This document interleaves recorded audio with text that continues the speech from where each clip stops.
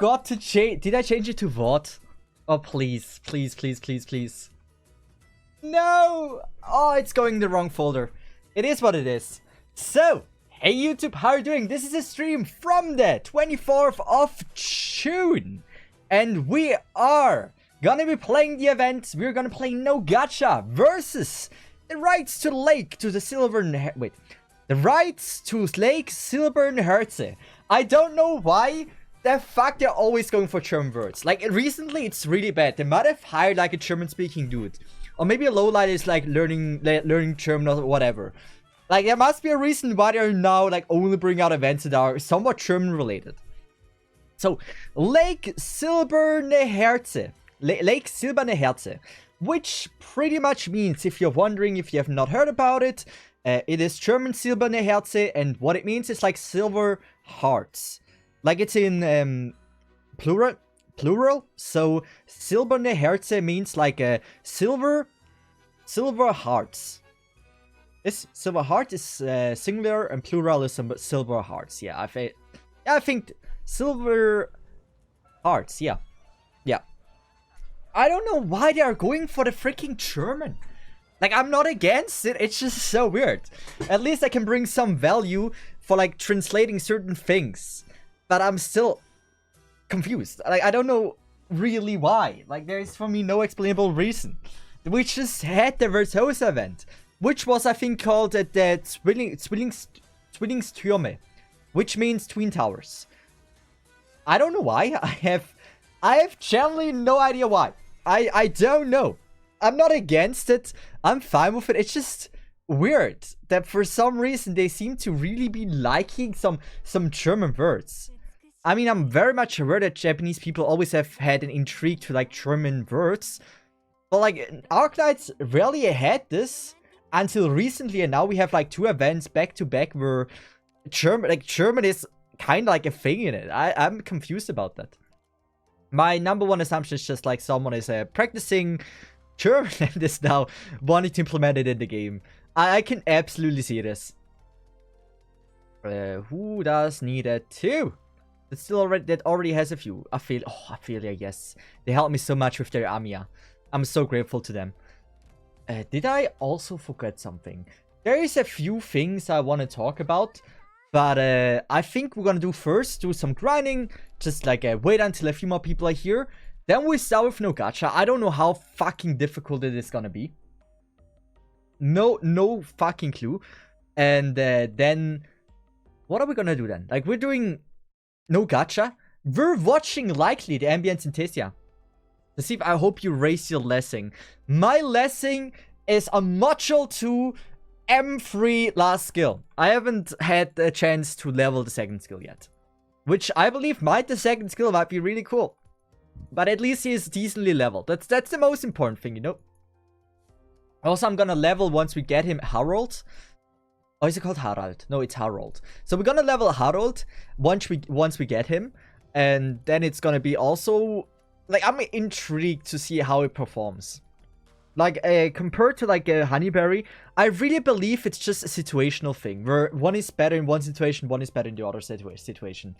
Also, Marcy Mouse! Thanks so much for the bits. I really appreciate that. Thank you always for your continuous support and always being so generous with gifting, with subbing, with everything. I appreciate that a lot. I really do. Thank you so much. So, what I want to talk about. Like, first, the plan of the day. We do No Gacha, like, oh no. Really precise plan. We're stalling for 20 minutes. We're gonna do No Gacha. We are likely gonna watch the Ambience Synesthesia 2021. Which I'm gonna be honest. My goal is to just watch all the Ambience Synestesias before the Ambience Synesthesia or Synesthesia 2024 drops. Because I'm gonna be honest, as much as it hurts to say, I've never fully watched an Ambience Synesthesia. I always like just skip through the songs. And I never really watched the animations or anything. So I've never really experienced the beauty of the Ambience Synesthesia. I freaking love the event. It's so amazing. But I never really sat down and watched one with you guys. And I think that's going to be something we're going to do with like 2021. We might do them at Wednesday as well, where we're going to watch 2022, 2023 and stuff. Just to like see all of them. Because I don't know. It might be a cool thing to do. I don't know how many of you have watched Ambience Synesthesia. We can maybe do like a vote to see like how many of you have actually seen it. Other than that, you guys know there's a cosplay list you can use in the bottom, right? Exclamation mark list. And then you can decide on the next cosplay. What I really want to do is like select the top 4 cosplays in the voting. And then we're gonna be like, you know, let's do a marble race. We're gonna decide like which is gonna be the one. We can do that. Or we can just say like, you know, at the end of the day, whatever is the most voted one, we're gonna go for that one. But I believe the marble one is a bit more fun. Especially because like all the votes are pretty much so close. I mean, might as well. It's called most voted. We can go for most voted. I'm fine with that. I just felt like we have to define a winner. If you guys say you want the most voted one, because the vote is like right now, I just checked before, the vote is only by 1 ahead. And I felt like, you know, if it's just by 1, you know, I'm not against the marble race. We can just do most voted. I'm so fine with that. Like, I don't really care about it. I just felt like might as well give or make it a bit more content out of it than it will already be. We can do this because I'm not planning to buy anything here right now. I still have to grind so many red certs, dude. There's gonna be so many I have to farm. Also, Vincent, how are you doing? Yeah, I think... As for no gacha, or should we first do the freaking stalling? Should we do stalling? Like, I'm currently just thinking if we should or if we shouldn't. Like, I don't need to do stalling because we are not having that much sanity in the first place. So I might not even need to do stalling. How are you? I'm doing absolutely fine. I'm soon gonna start my school in a few months, and then I will be, I don't know, like my streaming times will be a lot different. I will be streaming a lot later in the evening. I will be trying to stream at the weekends then, so that is gonna be a big thing that I think that's gonna change. But yeah, how did your own Dagenbrecher pulls go? Didn't catch that part of the stream. They did actually go pretty well. Dagenbrecher, we haven't looked at her I think we haven't looked at her yet. So we got Dagenbrecher. We haven't gotten Leto. I think it was about 60 pulls, I believe. Did we get an... Oh, we might have gotten like an off banner. Did we got an off banner? I haven't given away the pots. I'm not sure anymore. I think the pulls went mostly well. I think it took us about like 60 pulls or whatever. I'm not sure. It went well. That's all that matters. I didn't got disappointed, and that's the most important thing. How about yours? Oh, school for PhD. Yeah, close.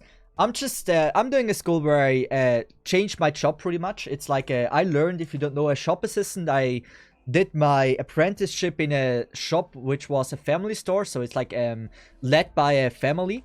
And so it's like it was a really small store. And so what I mostly did is like, the booking. All I did was doing like the bills and stuff. I rarely had any customers. And so I ended up doing an apprenticeship for a job. That is like shop assistant, which I mostly didn't do, and I did booking, which is amazing. I really love booking more than I did shop assistant. But in the end, I'm missing the practice for being a shop assistant, but also miss the certificate in Switzerland to be a booker. And so I'm fucked. Like, I'm fucked. That's why I need to do a job change to eventually be, or that I can work in IT. Because now I did mostly 4 years IT. Like, we have a name for what I'm doing here, Mediamatiker in German. And so, like, I did logos, right? Like, the thumbnails and everything. I did design and stuff. That is what a Mediamatiker is doing in, like, Switzerland. And so, I'm doing now a job change, not on that job, but just in general IT, PC, and everything. But your OnlyFans, like, I'm promising you, if you're giving me, like, if I have an OnlyFans that generates $20 a month, I will promise you to get at least every week 2 uploads. If I can make that much money, yes. What is it? $20? Yeah, $20 for like 2 pictures in a week. I think I can get behind that. We can even talk about that if we reach $50. I don't know. Like, this is dumb stuff. We're just talking about random shit right now. We can do, if we get to $50 for my OnlyFans income. I mean, I don't want to have an OnlyFans income for some reason. Because otherwise I would have to write down in my text that I have an OnlyFans, which would be absolutely insane. And I don't want to have this. But if we like have like $50 a month, right? I can see myself just say like, you know what? a weekly cosplay picture. I try my best to make like good picture, and we're gonna, yeah. Like, I can see that as well, but like, that's dumb stuff we're talking about. It doesn't matter. It's not gonna happen. We're not gonna make money with OnlyFans. It's absolutely free. I don't know how the fuck we will be getting to 50 bucks if the service is free for you guys to subscribe there. So, yeah, it's just not, it's not gonna happen, you know? But like, in theory, if we could like make it happen in the future to like say, you know what, if we get like that certain income, I provide certain things. Like that I would not be against. Even if it would be cringe. Wait, should we do that? I don't want to waste, you know? I think we have only so little freaking stamina. Now go and waste more stamina, so I have to use potions and everything for the event. Doesn't seem like a great idea. We're gonna start. But yeah, I'm curious if that would be actually a feasible idea with the OnlyFans, you know, just to say like, you know, let's give it a price and we're gonna like say if we reach that mark and just use it as my Patreon. We tried that before, it didn't work. I don't think it's gonna work. Like, why would people, like, no one has an OnlyFans account from my audience, I believe. That's why there's no point. There's no fucking point for me to try making OnlyFans as my Patreon, because you have not, most of you don't have an OnlyFans account, and those that have done one because of that they can follow my OnlyFans is inactive for like 2 years at this point. So yeah, you know, it's not a feasible idea.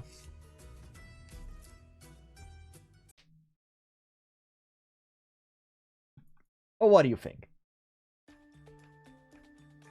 Ooh, the soundtrack seems nice. I like the theme design also a lot. Ooh, I like this a lot. Theme design is great. Music already is fine. So we're learning that we can get rid of cold. I like this. We have to use this. They have like a range. When activated, operate tiles surrounding a merchant have become immune to frigid around. Okay. But then how do we activate this? That's just... Okay, how do we activate this one? Do we need to hit it? I mean, it says we have to... Damn. They're really hand-holding me in this tutorial. You can make a Patreon account and still call it OnlyFeed, so... You know, I can. Like, making a Patreon account would be not the worst idea, you know? I have honestly never thought about this. Wait, give me a second. I gotta show you something.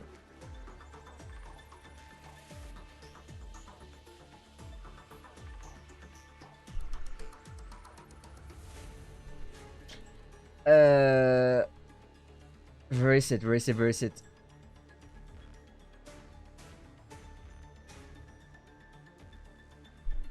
I have to admit, I haven't really used, I mean, haven't really used it, you know. You can see, you know, I posted last 15th of June. That is like 9 days ago. So, 31 of May here. Then I think I had a longer break with 25th. Oh, no, never mind. Yeah, I had like half a year break. But like, I've been doing it again. But, like, there's only one person here that really subscribes to my Patreon. I'm not saying, like, really, you shouldn't. But whoever does, I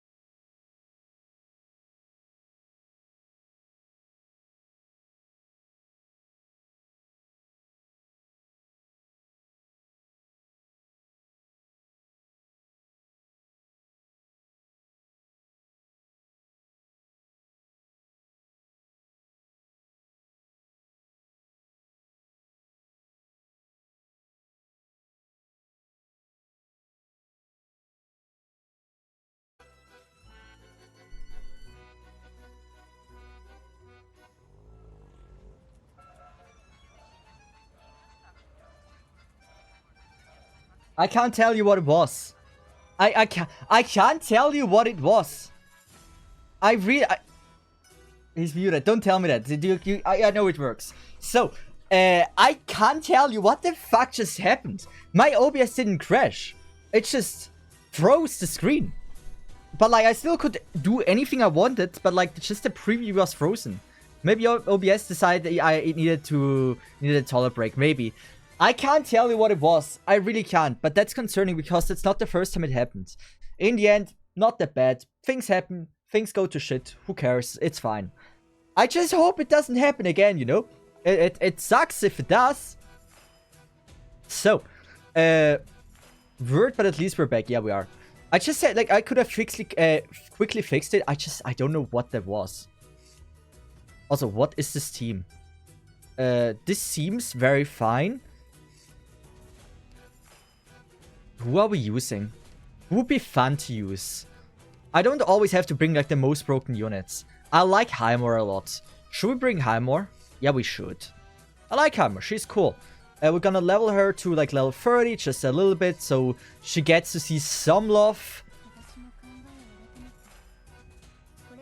There we go. Oh, wait, did I not select her? I should have also farmed for a module of hers. So, I am sorry for a little break. We're back. We're live. And I want to ask you a question. Something I want to debate. Oh, like, not debate, but I'm just curious. Guys, I have, like, the 26 subs to 60, like, 26 subs. And we need 60 to get, like, the next cosplay. We said here, most of the cosplay in the list is going to be this victorious one. I will give you now the option, you know? We can go for, at the end of the stream, what is the most voted cosplay. We can go for that and say, like, you know what? Whatever the most voted one is, we're gonna use. We can say, Jolly Molly, thanks for the sub. Thanks so much. I see you are a I really, really appreciate that, man. Thanks for the continuous support. Hope you have been doing fine. So, what I want to say is, we can decide that we're just gonna say, you know what? Most voted cosplay, it's what we said, we're gonna use that one. Or, we can say, you know what? To make it a bit more interesting, I would be fine with saying, you know, might as well go with, like, a marbles or something. Like, let's choose the 4 most voted cosplays and go with marble. Whatever you want. I am just saying, Tsukinogi and Choir, choose wisely. If you want to have a chance to Tsukinogi is there, I just recommend you to choose wisely there. I'm not telling what is in the lead.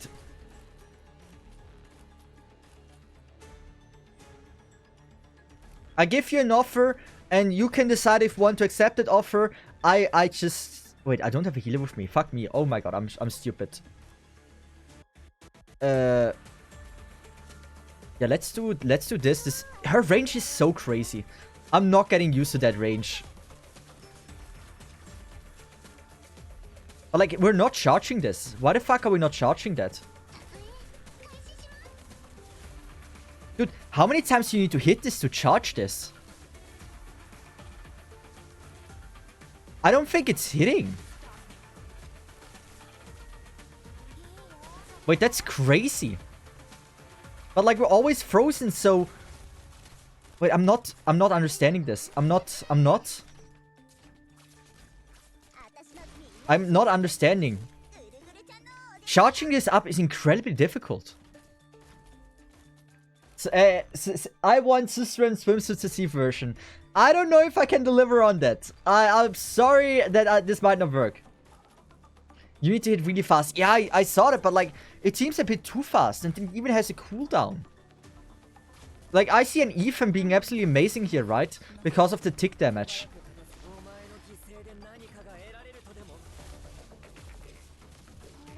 And I don't have the towel that we saw before. That, like, I can place it on there to charge faster. That's crazy. Also, we have clearly used way too many ups for this stage. There we go. So, this was weird. This was very weird. I don't think... Like, I understood it, I believe, the mechanic. It's just... I don't think it's... Like, we need an Ethan to charge them up fast. Who can I use? Wait, if that's the goal to charge up fast, like a cruise is amazing, like Ethan is just outstanding for this. We're gonna go for the tick damage then. But like, who the fuck is great for fast attacking? Who do I have? Like a Bybig maybe. Like a Lessing that can't be frozen, right? I can see that as well. Ethan Bind. Yeah, Ethan Bind, you mean second skill, Ethan skill 1. Like, we will see. I'm excited. We gotta go for Bybig here. I think she's also a great fast charger. So, I think we're just gonna go for that and cope that it's gonna be the right decision. Here we have the third skill. That's the one we need. We have Delphine in the team. I should try to use her. Like, she might even, like, charge her thing when she's frozen, right? So when she's unfrozen, she's gonna be really fine, likely. Lumen! Why did I not bring Lumen? Why did I not bring Lumen? Wait, you know, certain things you just don't need to understand, you know.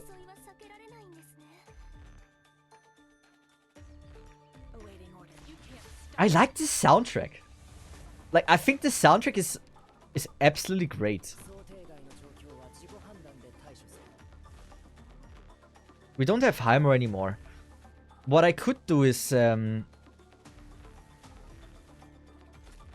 the end, I think I liked it even here. Okay, it's not charging. Ethan alone can't charge it. That is interesting. Okay, that is super interesting. Let's go with Vigil. I need to bring a healer as well. Like, maybe if I deploy, like, a Cruise here, you know? That means Cruise can always charge this. Because we only need to charge one. But why is this one not going into cooldown now? Oh, there's a tile where Ethan is standing on. Oh, I get it. Ooh, that makes somewhat sense. I want to use her. I like Delphine. I do. I think Delphine is hot. Like, she's... I honestly think 5 stars recently have been, like, really getting, like, amazing designs. What I'm thinking, though, is, like, I think 6 stars designs are a bit less good. Like, I'm saying still the 6 stars are better than the 5 star, but, like, the average for a 5 star is insanely high. Like, most of the 5 stars just have an amazing design. Cold Shot, I think Delphine has a cool, outstanding design. Like, not just Welfare, Ponycruise. Or Ponficurus, whatever her name is, the green hair girl. She was the best looking character on the banner. Fuck Spy Alter, fuck Aya Alter. Ponficurus had just a better design. I just liked her more. I might not be having the majority opinion here, but I just liked her design. I think she looked fucking great.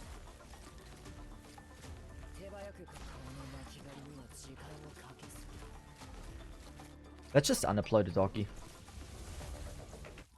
There we go. Like, there's so many cool 5-star designs out there. And I think the 6-stars, right? I'm gonna be honest. Degenbrecher, I can see why people love her design. It's not for me. But, like, mostly what comes after is what I'm not too excited about. Just if you want to see what I'm talking about.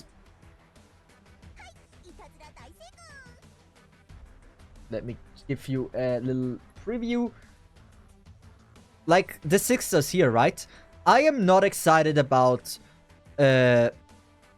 like, Shu Li, right? I am not excited about him. I am not excited about Shu. I think Shu is just a bit average. I don't know. For me, Shu doesn't do it for me. I think, like, mostly, like, the upcoming ones are getting better now, right? Like, for example, Ascavalion, amazing design. Like, I haven't watched these. Like, also good design. But, like, especially, like, for the beginning of the year, it was really tough. Yeah, stream something to clear me up with how shit stream something to cheer me up with how shit the last week was. Things in life can always be terrible. I know how it is. I also, like, a not so good week last week. one of my relatives that is a bit older got like a lung you can't say lung disease, but like a lung, yeah, something with the lungs, and it's a bit older, you know, and things like that happen, you know. You gotta get through this. Life can be sometimes rough. It's how it is. You just have to pull through. It's gonna get better eventually. But what I want to talk about, right, is like for this year, like Silence Ultra didn't excite me with the design. Mall Size didn't excite me with the design. Ines was fine. Like Kirin Yato, Kyubei, like all of these up here, amazing designed. But like Mall Size wasn't too amazing. Silence Ultra wasn't too amazing. Execute wasn't too amazing. Typhoon was okay. Nothing too crazy for me, but she was okay. A Ultra, nothing I was interested in. Spy Ultra, nothing I was interested in. Jessica just was the same character, just a bit taller with bigger tits. Horror, nothing I'm interested in. Vertosa design was okay. I think Viviana design was also okay. But then, like, Lessing again, nothing for me. Degenbrecher is okay. Ray, Shu, like, they're okay as well. But, like, I think they're not even close, like, level we had, like, with, like, Gabriel Ultra, Montes, Texas Ultra, Kirin Yato, Kyubei, Bagpipe, Nien, Schwartz. Like, I think it was still a weaker year. I'm not saying the designs were overall bad. I just think they're weaker than compared to the other years, in my opinion. Like, I get, like, Shu has a good design. I just don't like her outfit. Like, once she gets the skin, I might be really down bad for her. It might be really what it is.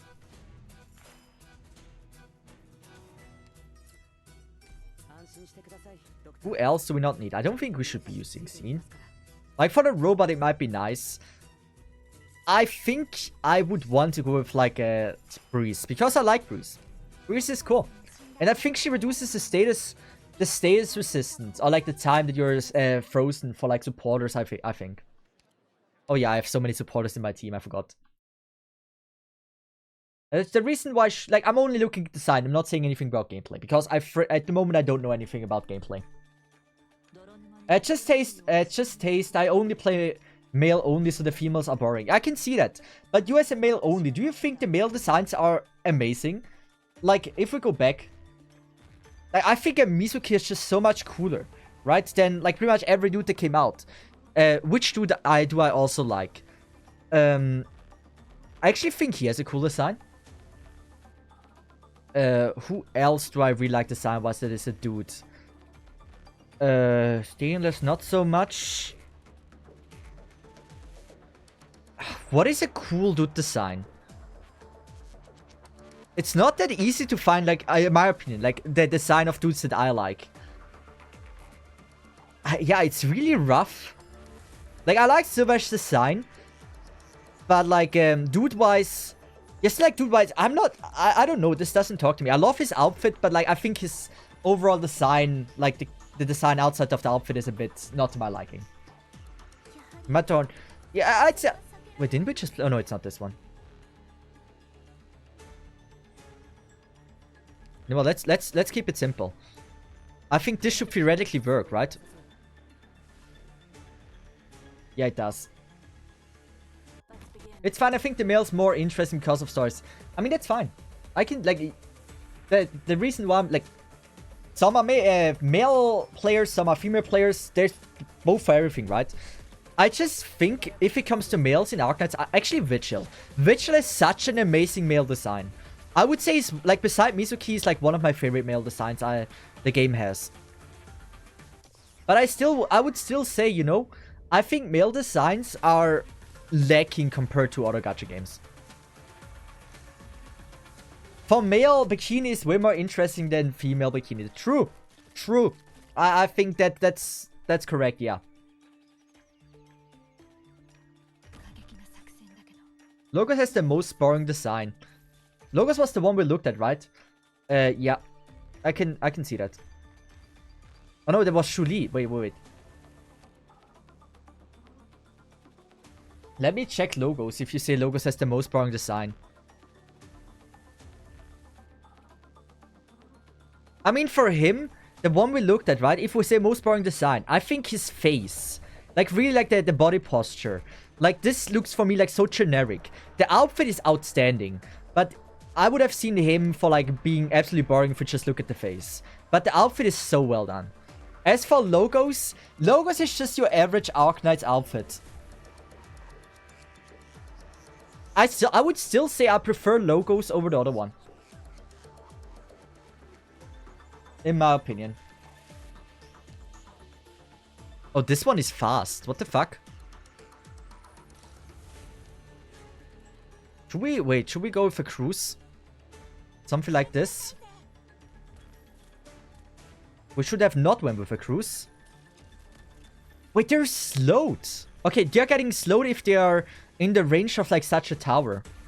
Gotcha. That makes sense. Right? It slows down again. Oh, it's not even getting a chance.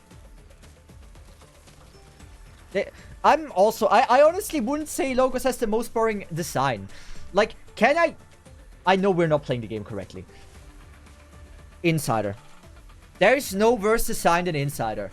You cannot say Logos has the most boring design if you have seen him. Like, dude, are you agreeing with me? Do you think Logos' design is worse than this one? This is peak worst design.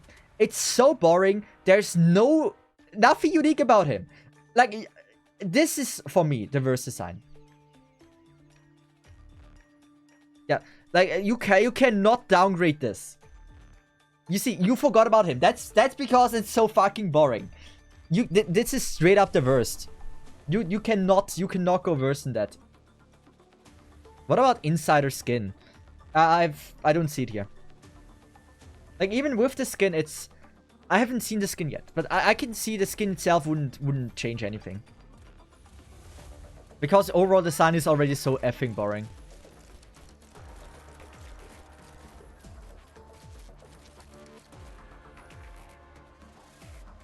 Average Webtoon Pro Tech. The skin is pink. I mean, I don't mind. Like, I think there's some, like, pink skins that are just, like... Oh, pink skins, I can't say that because I don't know of any. But I've seen some, like, pink art that just looks fine. You can make good design with pink. I didn't need to place Gladia. Okay. Should I go with Lumen? Like this? So now the freeze time... Oh, wait, only if she gets healed, right? It's gonna get reduced. There we go. Delphine only attacks if they have above 50% HP. I need to, like, pair this with, like, an Absinthe. I can really see this, like, Absinthe in the back, Delphine in front, and now you have, like, a super combo that just works very well.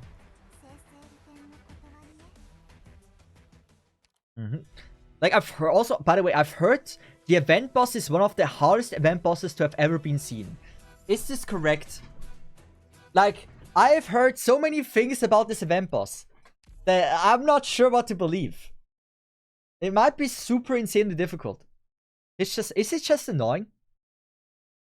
Like, I've saw so many pop-up spoilers on YouTube that, like, said, oh, hardest boss, or, like, it's just, like, they talked about him saying, like, it was a one of a kind.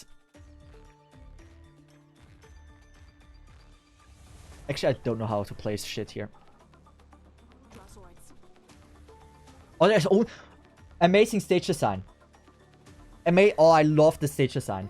Is Arknights worth playing now? Abso-fucking-lutely. First of all, hey, it's Tracer. Welcome to the stream. If you have not tried it yet and you have any questions in the game, like how pay to win it is or whatever, feel free to ask any questions. I've been playing the game for about 4 years. I'm very confident I can give you at least somewhat decent answers to some of your questions that you might have about the game. See, forgot about me. Dude, I have seen Tracer the name before. The thing is, if you... Like, I don't know if you have played before. Like, Tracer, just to let you know. Every time a first-time chatter is here, I see it in chat. It says for me, big first-time chatter. The thing is, I don't know if, like... You had, like, if you played it before or not. Or yeah, if you're a streamer, right? You see if someone raids you, right? You see if the person is coming from a raid. It says, like, from raid and then the name of the raider. Or, like, if someone is, like, a returning chatter. It's marked if you chatted one time and you come back to the next stream. I can see it's a returning chatter. I used to be just Razor, yeah.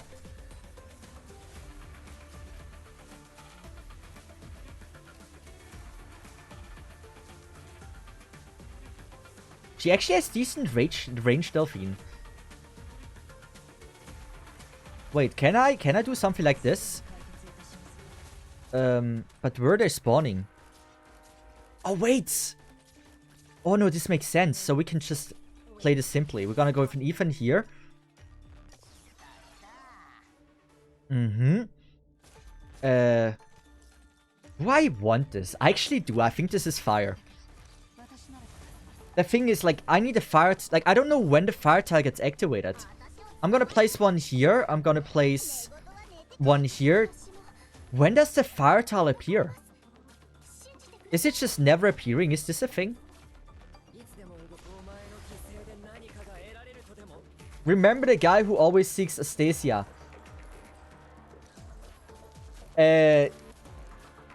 Tracer. I am not sure if it's... Is this your number one? Like how how I should remember you? I remember your name pretty well. I remember your name that I read it before. What the fuck is this? But like this is not something I remember. Maybe I actively ignored that you would sim for Astasia, but this is... There's 100% something else that is more... That I know more of you than that. Also, the fireball dude is insane. Oh, not fireball dude, the ice ball dude. 1,200, that's true damage that they're dealing. 1,200. I am not living this... Wait, with Ami I do. But Ami is pretty tanky, what the fuck? Tomorrow will be Troll Mole 24 and I will be a new character to see. Dude, I'm just saying, I am really fucking bad with names. Fireball in eyes, yeah. You gotta know. I am horrible with names. It is what it is. I have short-term memory. I know, like, I can eat something and I already forget it in the next 2 hours what I ate. It's really bad. It's like you're watching a senile grandpa streaming. I'm just Cena. It's already appeared. Like, it's just because I stayed in my room for way too long that, like, I'm getting dementia just very early on. Like, I grinded dementia just a bit earlier than the average person. Remember, yes, sir, I absolutely do, yes. Yes, sir, it was a streamer. I actually organized with him a chess tournament. Wait.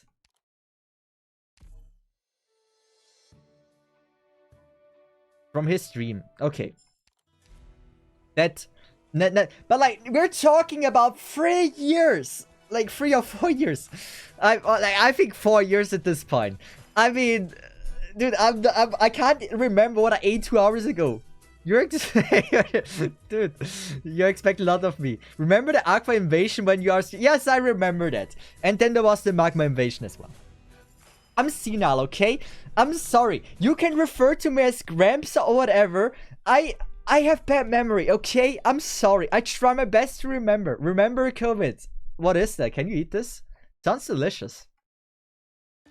Pretty positive about this. Wait, enemies can be thrown. Oh. Well, none of these emergency heaters are operating and we need to use them. Are all these mountain burden breeze frozen salt? Wait. I think we don't need to read. We don't need to read. We don't need to read. I will understand. I will understand. Also, is this now a tutorial or not? Oh, wait. Can I enlighten? Ooh. Ooh. Ooh. Ooh. Ooh. Ooh. That makes sense. COVID is alcohol. Yeah, I'm not much of an alcohol guy, sadly. That. Oh, is our SP regeneration slowed? Or am I just because it's one-time speed? Man, I gotta do this. It is a bit scuffed, but we get through it. It's a bit scuffed, but we get through this. Now that we know how to play with the lighter, it's gonna be mostly fine.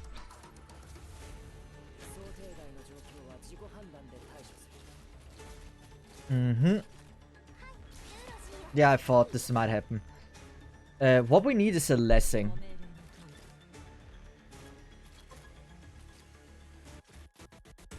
I don't think this is a 2-block, yes.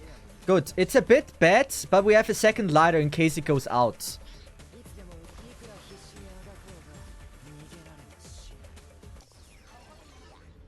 Good. I mean, we're living. It's scuffed, but we're living. I played this very, very fucking poorly.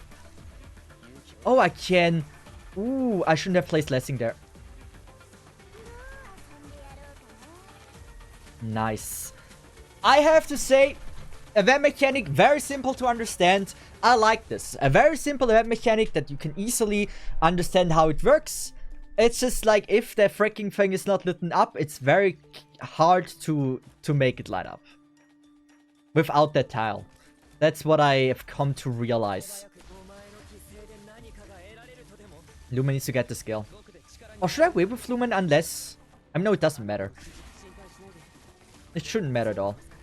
We can do this with Belle Delphine.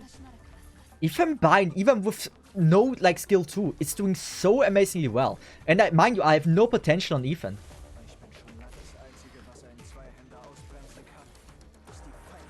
Lessing is great. Let's do this. Carper skill, Delphine skill. I don't think she hits anymore. Yeah, fine. Good. I understand the event mechanic and I believe it's very, very simple to play it.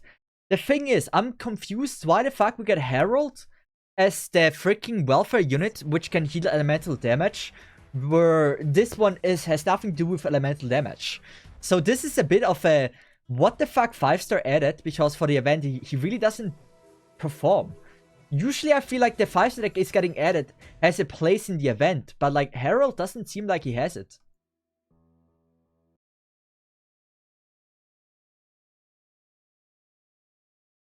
This is a Harold. Harold, yes. As I said, I'm bad with names. You guys know it.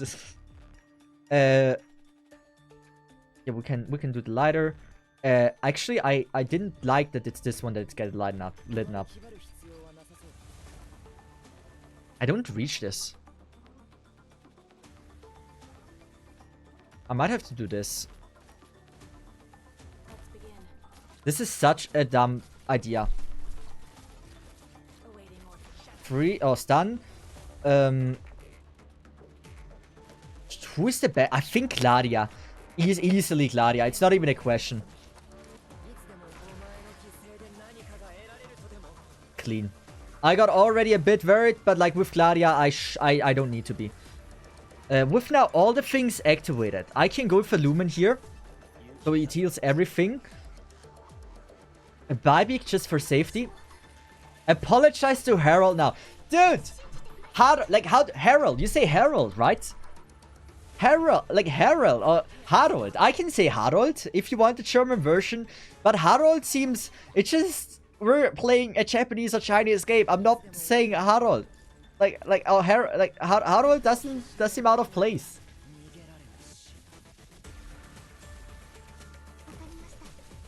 What is this one? Let's do this. I'm a bit confused. Ethan is banning like a freaking legend and we know this. Also, we're going with skill 2. I think skill 2 is actually pretty fine on this one.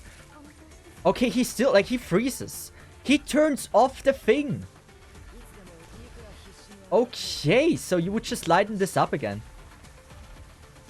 And then you would not use it when the freaking thing is there. Okay, gotcha. That makes somewhat sense. Amiya goated. Amiya is doing well. Amiya has always been goated, especially with like the module. She's regenerating so much. And by the way, this skill is on on skill rank level 7. It's not even M3. No, don't turn it off. The turn off can be pretty annoying. I have to agree that the turn off can be freaking annoying. Return your team. Yeah, it's... Should I just get rid of Texas? So like everyone else can hit on them? Yeah, might as well. Amiya, like Amiya is great. Amiya is great. She will be absolutely carrying me. I could always just wait, but like it's always nice to try to make it a bit faster. But so far the event seems like, I'm gonna be honest, the event seems much easier than most other events I've played. At least for the first 6 stages, like I've whiffed so many times and yet I didn't fail at all. I know I've overpowered units for what I need to do, but like, what was the recommended level? E1 level, okay. Then that's gonna be a huge jump here.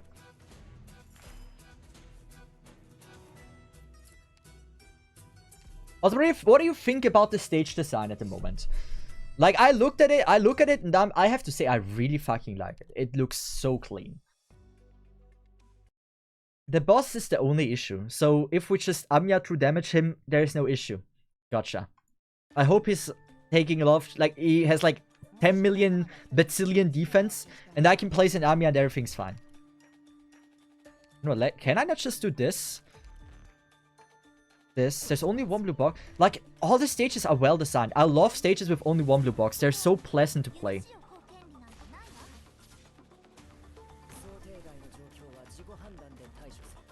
You know what? I feel like that is one even placement. And I feel like I whiffed.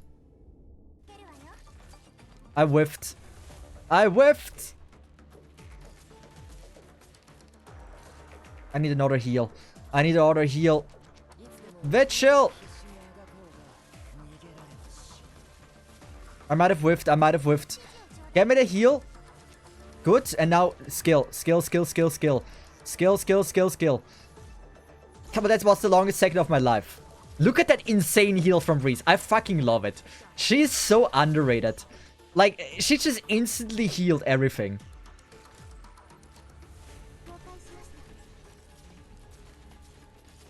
Also, I realized I shouldn't have placed Amiya. Yeah, I agree. That Amiya placement was a bit of a whiff, to be honest. Absolutely, yeah. That Amiya placement was a fucking whiff.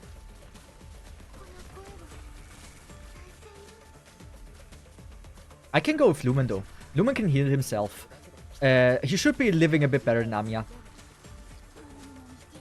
Poor Texas. Dude, Texas lived and she tried her best. I cannot be mad at her. Wait, can I? There we go. The freeze thing can be so annoying. Also, the 1202 damage is very, very dealable. I expected it to be a bit worse, but it really is totally fine. Maybe lit the one thing. I lit those. I had to wait until I have this one. But I think I'm better off just not lighting it at all. Mainly because I need to save this one last lighter in case there's gonna be another freeze dude. I hope that I would not be late with this, but I really was. It should be fine, come on. Like, look at the damage. We're dealing so much, we have all the skills.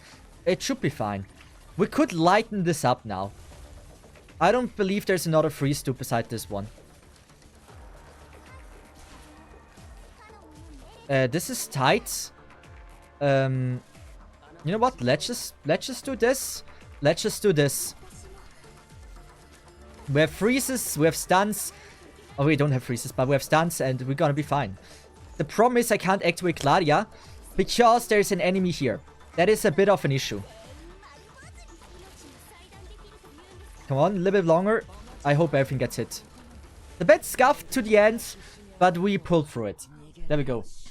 How do you get Texas without the gacha? Because you don't need to do gacha for Texas. You Ripper, you just have been playing the game for too long. You forgot that you get Texas in the task list or whatever it's called for the missions. You can just get the Texas there.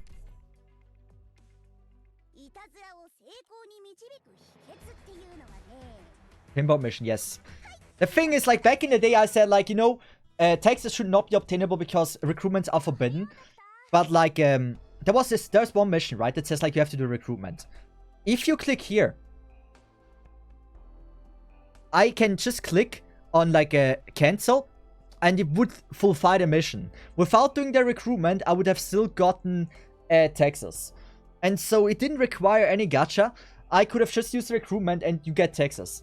It's something back in the day I said like, no, I don't want to do this. Nowadays it's here like, you know, it's why not? It's about to have fun on the account. It's not about making it the most hardcore. If people want to be hardcore, they can be. I'm not gonna be that hardcore about it. If you like, I can see why some say I was like this before, that like starting a recruitment and interrupting it is gacha. Technically, it requires no luck. Everyone can get it without any luck. Anyone that doesn't do any pulls can get her this way. For me, it's still no gacha. Also, like, theoretically, I would be fine. I said it before, I would be fine with saying Indra and Vulcan would be also no gacha. Because you can just interrupt those 1,000 times and you can also have Indra and Vulcan. So I personally, I'm fine. Like, I'm using them.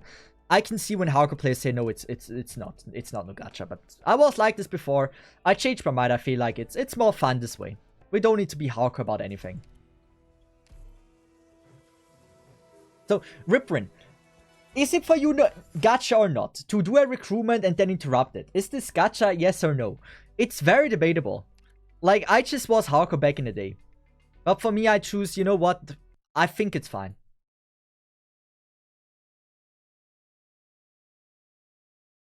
You really don't have to agree with him, by the way. Ooh, a new soundtrack for the boss as well. That actually looks like a stage I don't like playing.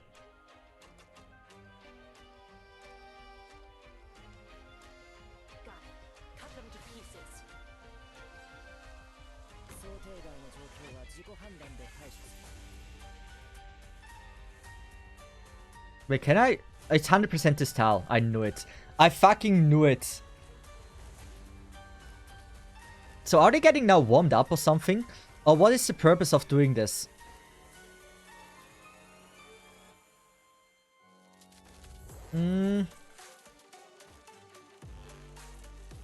What if... Why are we dubstepping here? What the fuck?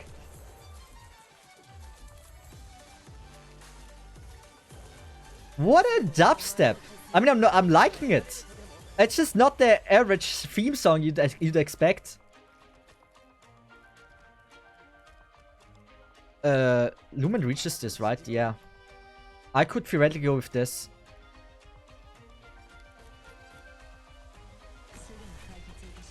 The slow can be a bit painful, but I believe it's totally fine. Also, that is interesting. So if the dog dies, it doesn't count as anything on it. That I didn't know. That is honestly new information to me.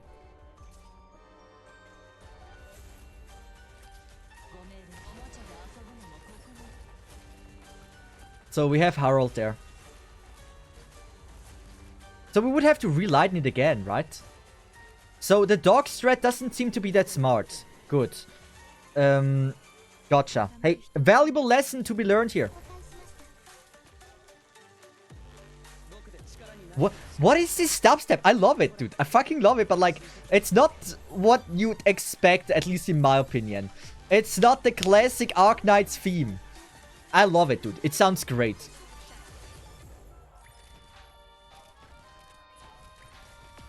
Oh, wow.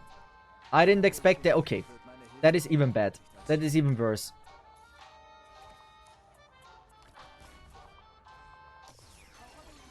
I hope Lumen can do this.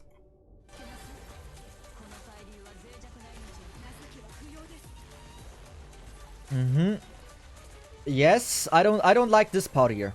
That part is very tight and it's absolutely not to my liking. The thing is, I'm currently like, there's a boss in the stage, I haven't really paid attention to him at all. Oh, there's no skill anymore. Lumen doesn't have the skill. That is bad. That is super effing bad. Yeah. Come on. That is bad. In many different ways, to be honest. Oh, that thing is not doing anything. Good, we got the skill. Oh, this is tight. Oh, this is tight. I don't know what the boss does. Probably it can turn off the things, right? That would be like such an average boss mechanic. I mean, we haven't died.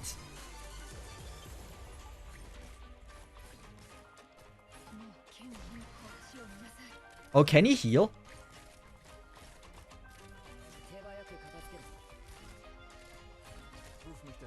I feel like he can heal. And I feel like I'm gonna go with Amiya here. Good.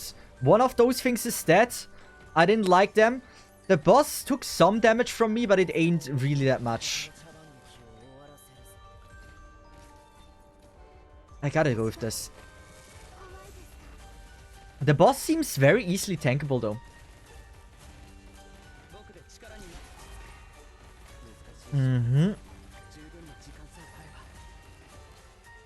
Does the boss only have one life? I'm missing, by the way, bosses that only have one life. I feel like what? I almost slipped out of the chair. I almost... Like, every boss has a second life, and so a second life became standard. I wish that he has more life. Like, bosses have, like, just one life, or either 3 lives, or just, like, not always 2 lives, because it's such the standard at this point. Usually a second life is something that, oh my god, no, there's a second phase. With Arknights, it's like, and there's guaranteed a second phase. When was the last time we had a boss with 1 life? I don't know. That's the problem. I literally do not know. The thing is, like, the boss doesn't do anything.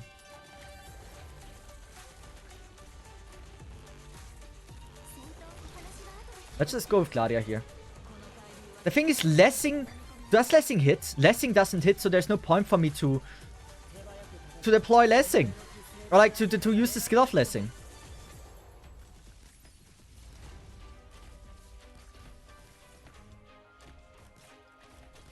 Interesting. He has a second life, right? IS4 boss. Yeah, IS4 boss is... Wait, IS4... You say IS4 boss. So the normal boss... The big one, yeah. The big one only has 1 life. But, like, it's only those big ones. We've never seen a big... Wait, we did, actually. Still, it's like, I just want a normal boss with 1 life. And so that, like, the second phase is something exciting. And, like, not just the standard. But now, like, every boss is, like, many lives. Also, I should have brought Amiya with skill 3. Yeah, well, the huge dragon had multiple lives. That's why I stopped mid-sentence. I think he had multiple lives.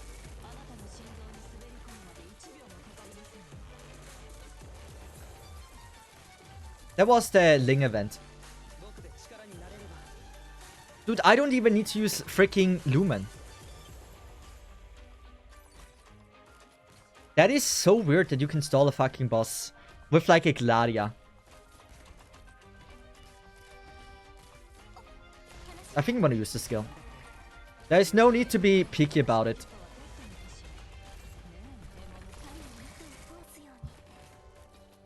We are gonna be fine. Amiya is hopefully gonna kill it in this cycle. Please. Yeah, it should be.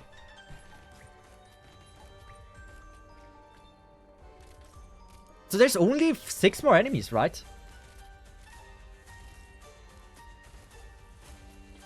Dude, can you please stop?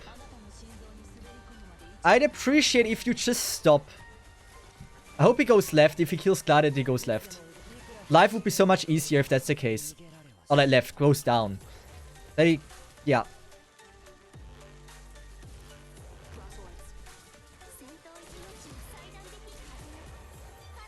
Can he kill both of these?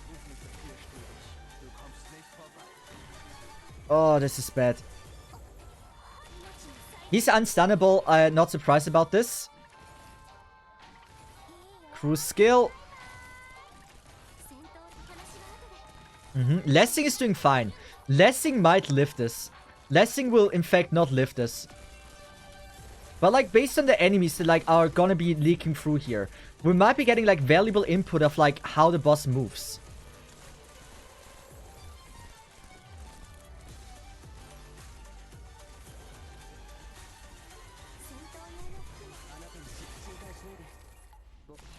Are we getting... You know what? I'm gonna undeploy this.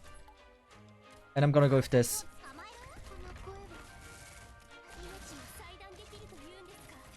Good. There's only one more and this is the boss. Very... I don't know about... Like, we're not one-shotting this. What I would need is a tank or something. Why is he invincible?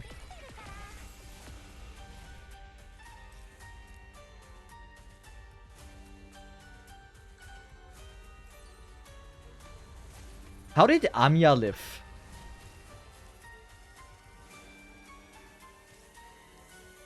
I mean, that is quite an impressive nuke, not gonna lie. Is he going straight into it? There is no way. Dude, no shot. He's going straight into it. That is insane. Oh, I was too late with that. I can't. I need to interrupt it. See if there is it's just a nuke, right? He might have multiple nukes. Let's just read the nuke ability and based on how it works. And if we know this, I think it's easy. Breakthrough from attack is greatly increased in breakthrough from immediately extinguish emergency heaters in a large area. When entering whip deals damage to all targets after losing a percentage of HP. Performs additional attacks for each okay. But this is still insane. Wait, we need to check what kind of damage he deals. He deals ranged arts damage. Ranged arts damage, so we wouldn't need a cruise. A cruise is great for lighting the things. Let's just see if we can light multiple things from here. No, a copper doesn't light anything.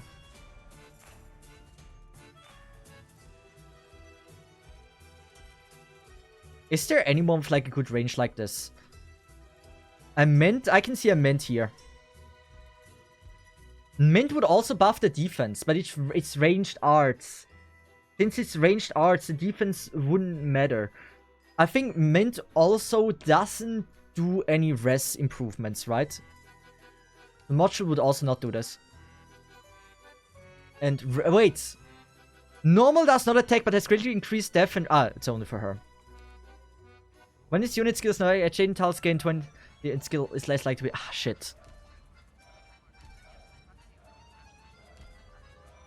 Who would be great for tanking someone with... I mean, I can see him. We just need to tank him, right? And Nightingale is so broken. We don't have a Matterhorn, sadly. Shalem might be, but like, he's not leveled, sadly. I think a Cerny it is. Durch meine Kreationen werden sowohl Schmerz als auch Freude unsterblich. Mhm. The boss is literally bootleg Steam Knights. I mean, I can easily do it. I'm not gonna be struggling. I just have to play this a bit smarter. So let's just think about the placement. I can bring a Lumen. Like Lumen here was absolutely fire, not gonna lie. What I would need is a Breeze here as well. It's like this one with an Ethan here. Oh yeah, Ethan here. So like those two are always I placed Ethan here, right? Ethan didn't hit this one. If I were to place Ethan here, it depends, right? I don't think we need Copper either. I think a Pudding would actually be absolutely fire. We also haven't checked the stats of the boss. We need true damage, right? Resistance A. He's way too physical. Interesting.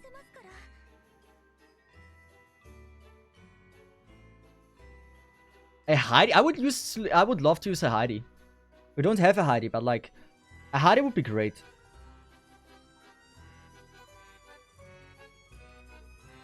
Yeah, I think I'm gonna keep cruising. I think I'm gonna get rid of Vigil. And I think we're just gonna go for... Are we going for a Gavial? I think Gavial is like the best heal I can think of. Yeah.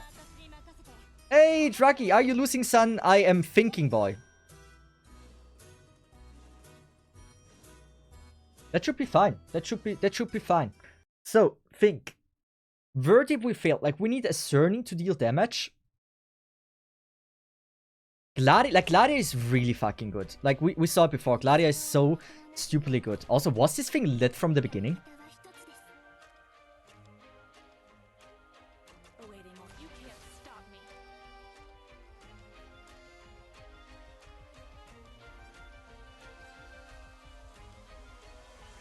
Let's do this. Go with an early Lumen. I don't like that we don't really have anything amazing for the bottom side here.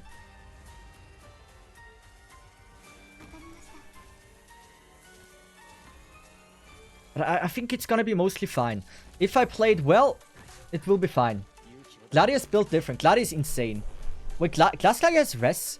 It's insane to me that Gladia has no res.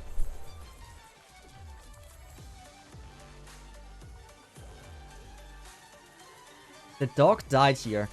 I think we're not changing anything about this part of the strat.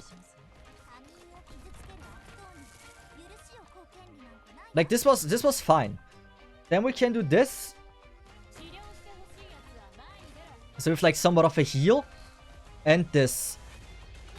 This way we should have like the heals. Okay, she's getting attacked. I don't know with what. That's fine. Let's use this.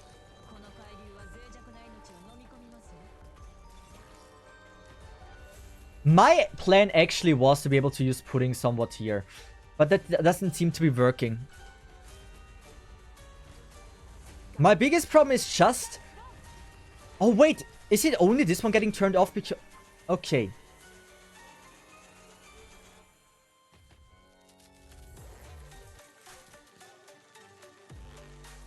I get how the turning off kind of works.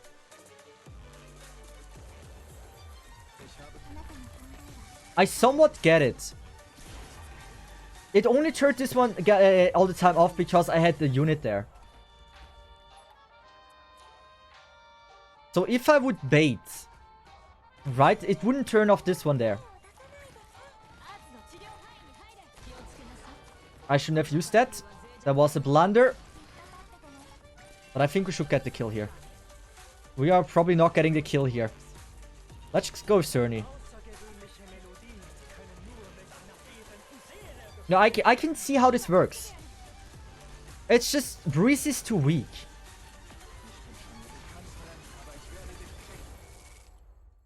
Could you light the furnace? It's kind of cold here. I can use the lighter, but I need to figure out how we don't have to use the lighter. I think I need to have Gladia last.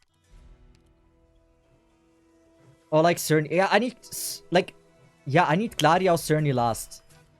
Can we see what the boss says, like who he prioritizes? Neko Hype! Thank you so much for the follow. I really appreciate that. Thanks so much for the support. Prioritize targets to the right of... Wait. Prioritizes targets to the right of the emergency heater.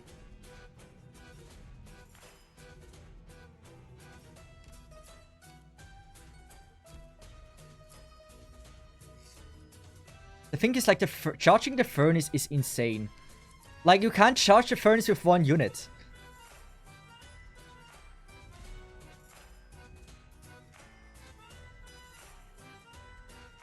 Is there a way for me to charge this furnace? This one? Also, did I mean, I didn't change on true damage before. I need this. Oh, it was actually M1.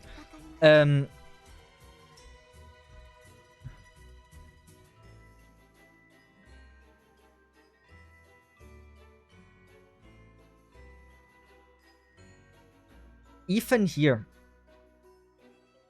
Even here. You know, this is...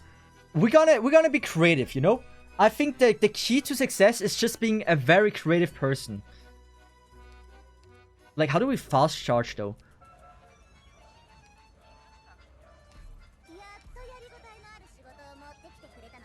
Yeah, you just have to be creative. You have to use Keishira. She will teach him a lesson. It's fine. From right to left. Like, it's good. It's good. I think I figured it out. It's not the classic play that I'm used to. But if I do this, right?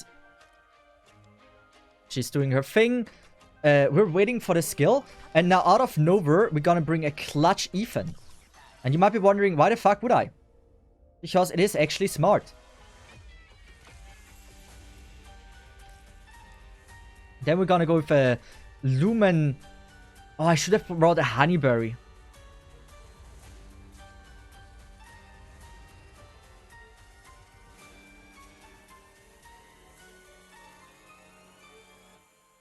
You know what? Ethan, I wonder if Ethan just lives. You know, this is for science. Does Ethan just live? He might be just... You know, he might be. That's the thing. I'm waiting with lighting the things. Okay, Ethan doesn't just live. Yeah, no. I need Honeyberry instead of Breeze. Oh, I could level... You know what? We could level Harold as well.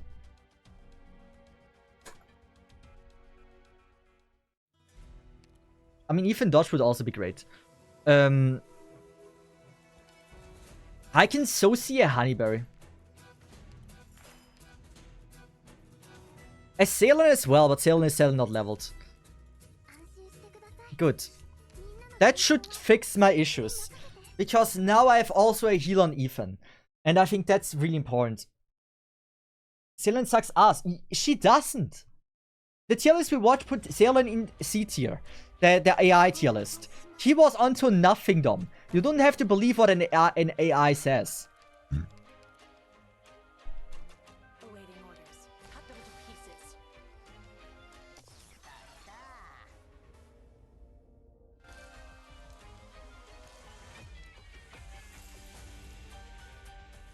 Let's just go with this one already.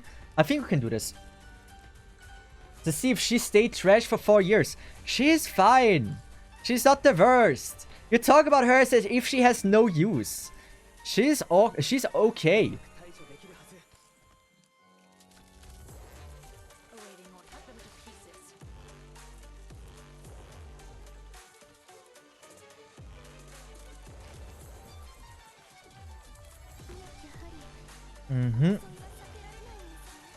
The thing is, like, I could theoretically go with true damage Amiya. If I would want, I could go with true damage Amiya. And I think I will.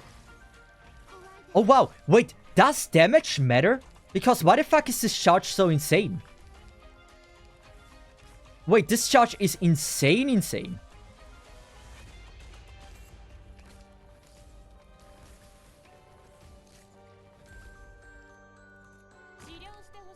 Also, why is this furnace now not lit anymore? I paid so close attention.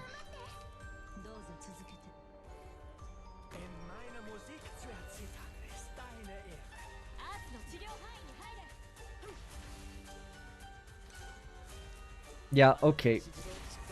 I'm confused why the lit thing didn't work.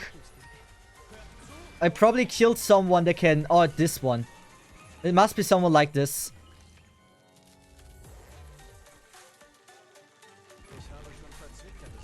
Good. I hope this works. Heal yourself, Lumen!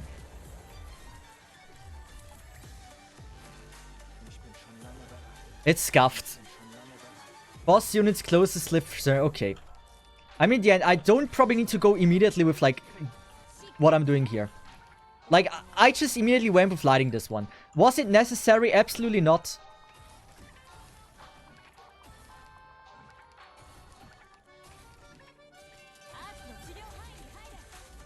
Let's just go with Honeyberry. Might as well use that skill. Use that skill.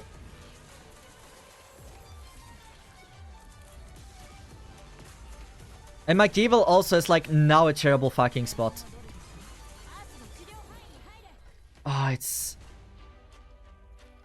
But, like, none of my furnaces are lit now. That is a big fucking problem. My furnaces need to be really fucking lit.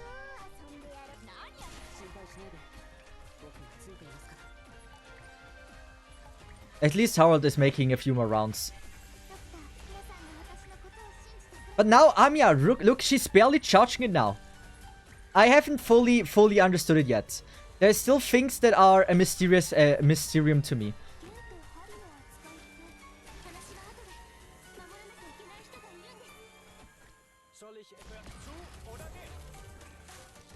I try to make it work, but I don't know if I can.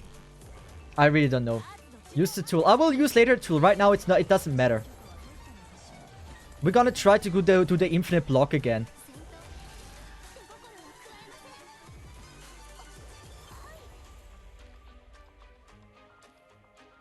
I mean, it deals arts damage. I shouldn't use or waste the lessing on that.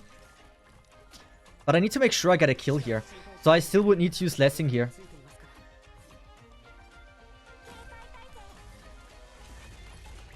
Man. This is interesting.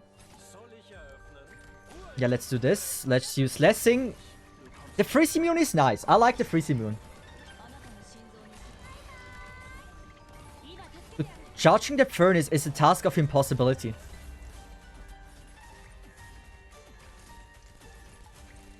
Is lessing gonna lift this one though?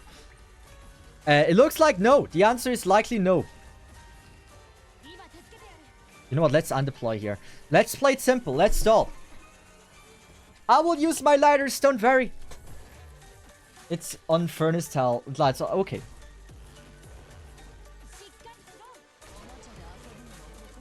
I will figure things out. It's gonna be fine. Do I get defense? I don't, right? Only HP. Yeah.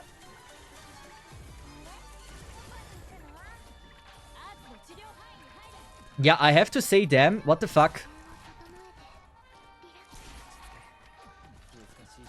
Come on, I just need to charge this one up. I just need... Once he is like invincible, right? I need to use the lighters then. To reduce his damage. But the dubstep still slaps hard.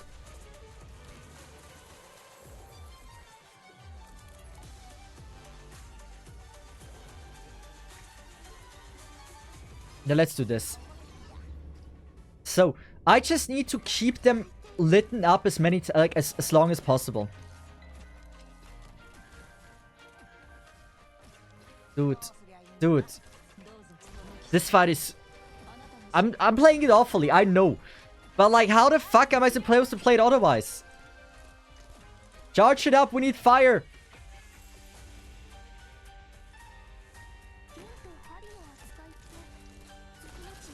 Good, it should stall it now. It should like freeze it again.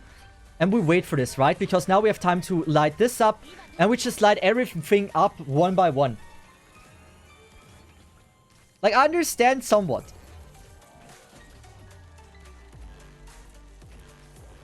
We just wanted everything is lit up.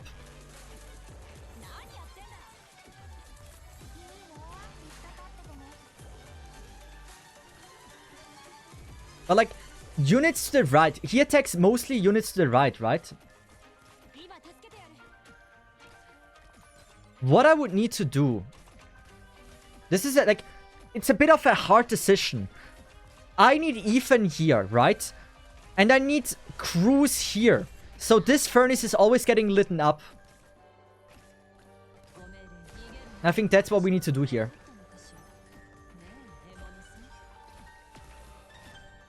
That is actually not a bad death.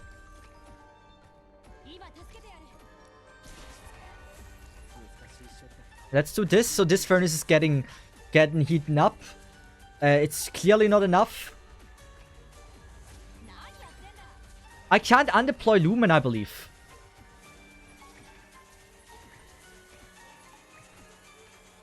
But like, if I would want to have a chance, I would need to be able to do this. Okay, we're not charging this up.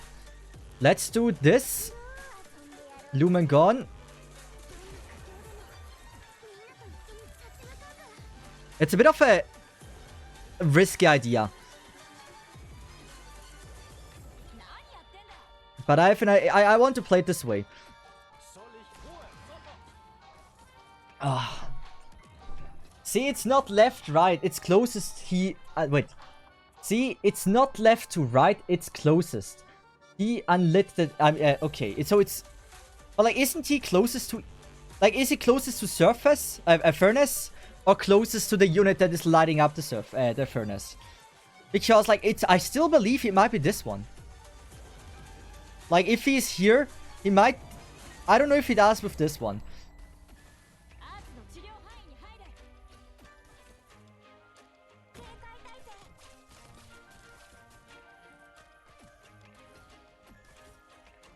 Yeah. That's the plan. We're just... This is for science. Which one does he attack? There's now free... Yes. Yes. Yes. Awaiting order. You can't stop me. That is exactly what we want. And that should work now, right? Carper doesn't do anything anymore. We can go Lumen, Lumen, Lumen. I think I like that Lumen here. And I know my Texas is placed wrong. That I'm aware about. Now I can do this.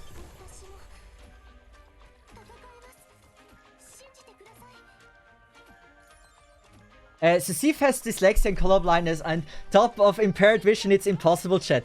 Dude, I'm also I've short-term memory as well. Dude, I'm like 80. I'm 80 years old in a body of like 30 of age. But like this works great. Please light up Gabriel. I will do that, yeah. The thing is, I still have to also figure out how the fuck I'm like. I could also. Oh no, I can't.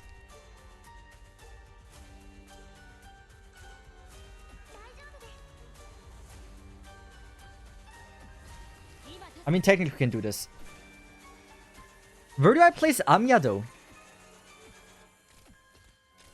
Oh wait, which one does he now unlighten? Is it the Gabriel one? It is the Gabriel one. So that means Gabriel can be undeployed.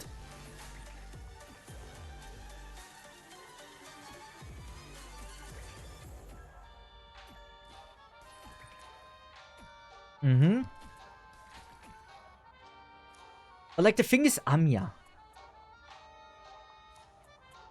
Like Anya, this is not bad. And there's only so more many units. If Cerny can tank the boss, we should be good. Right? It's just a matter of like if Cerny can tank the boss or not. Also, I believe we don't need to have crews to help charge this.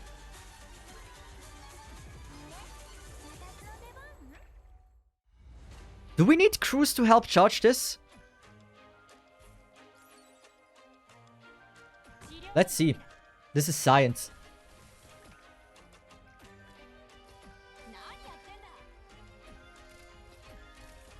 Okay, we do. Yes, we do. This is all a big learning experience, you know? Chat to see if yes, undeploy. Chat yes, to see if undeploy. We're learning. I need to learn, you know? I cannot always rely on the backseating. The thing is Cruise better than this one?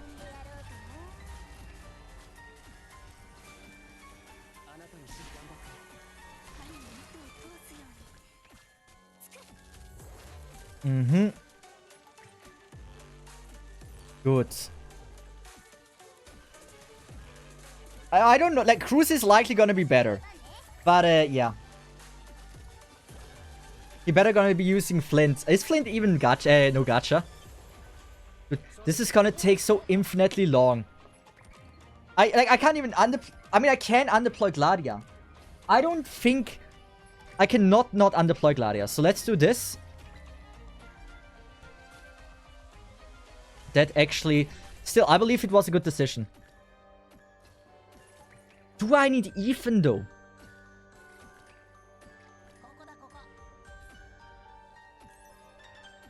I believe in it. I believe in it. I'm trying to, like, learn the setup. It's not the fastest run, but this is science. Like, if I have Ethan instead of Bybik here, I think I'm off so much better. Also, I'm dealing some damage to the boss. Ethan is your last fucking chance. If you fuck up, it's fine.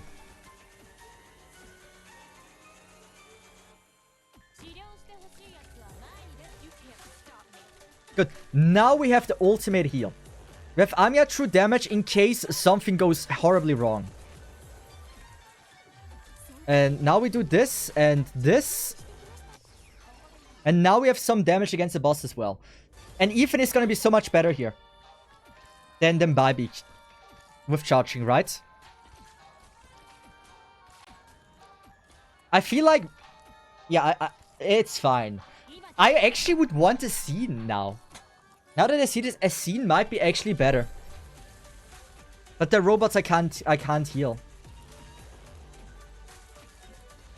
Yeah, it's mainly Copper. Ethan doesn't do anything. The thing is, Ethan does at least some hits. Barbie would have been nice because I would have had her skill pretty much infinitely for all the enemies that are coming here. In the end, it's a stalling stage. We're learning how it works. I think I learned a lot from this run. And yeah. This one, as soon as we see him being invincible, we're just gonna light this up manually.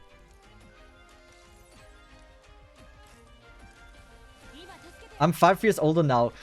Yeah, it's fine. I hope you, like, what are the names of your kids? It's gonna be fine. They're gonna grow up and gonna be good adults. That hopefully are not playing, or are not addicted to gachas. He unlit everything, what the fuck. You can't stop me.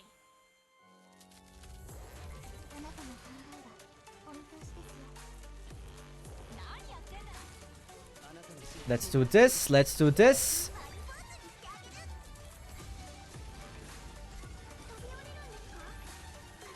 Come on, charge the thing.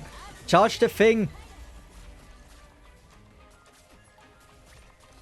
Good. We need to kill only a few more. And then we're good. Okay. He can unlight everything. That is an ability I wasn't made aware of. What a what a 5-year was that? Dude, I fumbled so hard. Dude, he can unlit everything? I didn't know that. That's wild. Yeah, like, I thought, like, Ethan would have been a good... Yeah, but, like, yeah. Do I have anyone else I can place there? I don't need Bybee, honestly.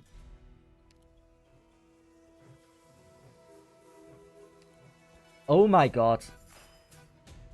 Okay, that's a bit broken. But I love me some broken shit. There's one unit that is better than everyone.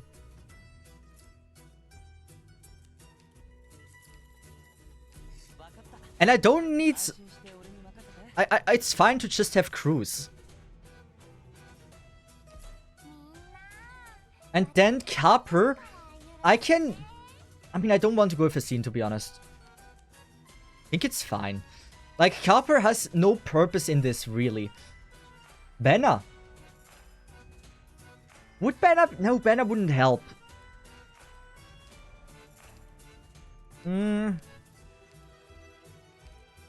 Wait a second.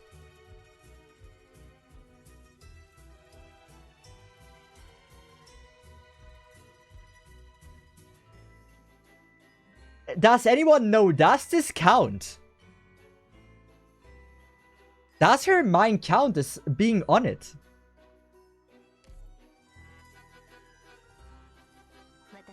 I mean, we just have to... This is like... I am learning for the challenge mode. It doesn't. Lie to him, chat. It should count. Okay, we have two different ones. One that's like 3 actually. One they say they should lie. One says it counts. One say that it doesn't count.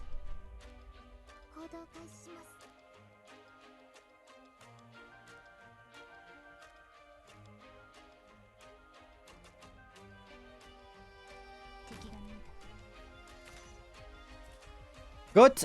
No, like, it was a good idea. It was a good idea. Robin, okay. That would have been broken. That would have been insanely broken. Okay. What else is there? I mean, it was fine, the strategy I had. I'm gonna go with the Tequila strat. Is Tequila in the team now? Yeah. Anyone else? Do we have like somewhat a support that is unique? I don't know. Like a banner, the invincible banner is also not bad.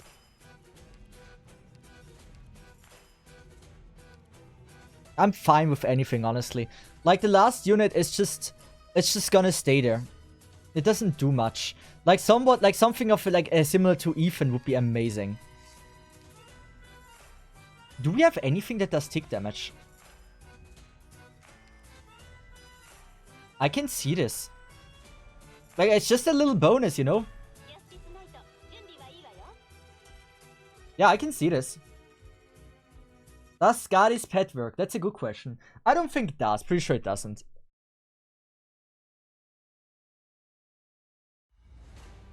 Good. Texas here should be fine. I'm pretty sure we can't lit this.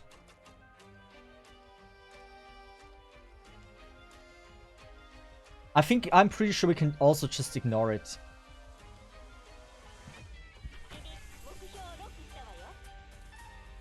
We also shouldn't be taking any, like, damage. For the most part. Even. We said even here is fine.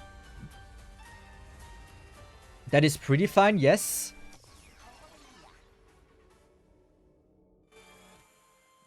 I think Justice Knight might have been a bit early, not gonna lie.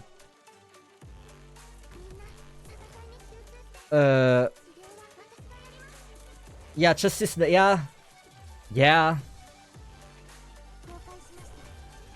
I think we're gonna see a bit of a fumble there.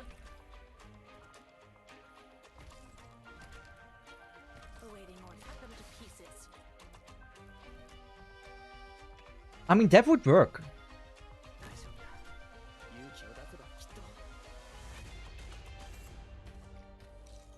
Oh, no. Amiya needs to tank this.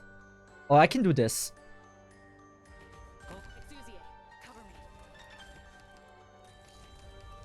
Good. We need lighter. What we need, right? The boss is appearing.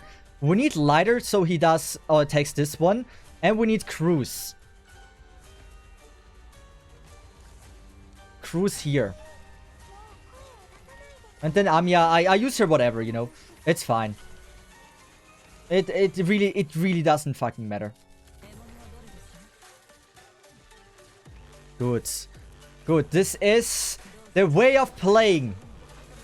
We have sounds auto leveled not correctly. Like a little bit leveled, but not much. I did take out a bit early. And someone died. No one died. Good. No one that matters died. Oh my god! Rude. I know, I'm sorry. The thing is, I theoretically wouldn't need Amiya. I would not need Amiya. Like, it's fine, whatever I use here. I think mint would be fire. For some reason, I just like my mint. It's gonna take a little bit needlessly long. But, I mean, past 5 years run, they haven't been much better. So, is my mint even leveled? She is. Oh, wow. Surprised about that. Like, she's tanking it much better, right? She's not gonna disappear if I use the skill. She's gonna charge the towers. I mean, that's a bonus.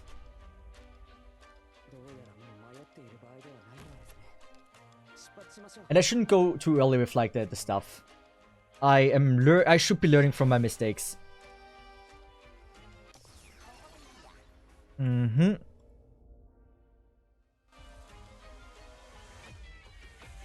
How do I mean, this should be fine.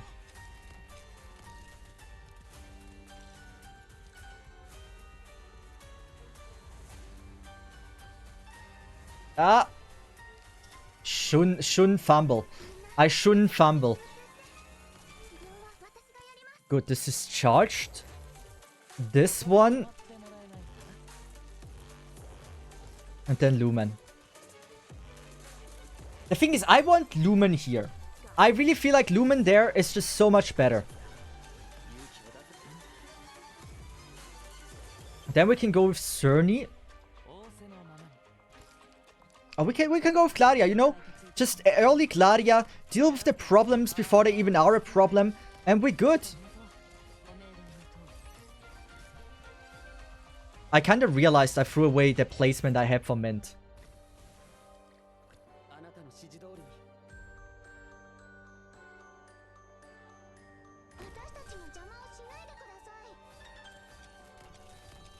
I don't know if this was that good and smart. It is rather questionable. 50 seconds survival. I think I can do this. Let's heal here. Shouldn't matter. Justice Knight for sacrifice. meant. Look, we're dealing somewhat damage. That's the most important thing. It's admittedly somewhat less than I expected, but she should kill 1 here.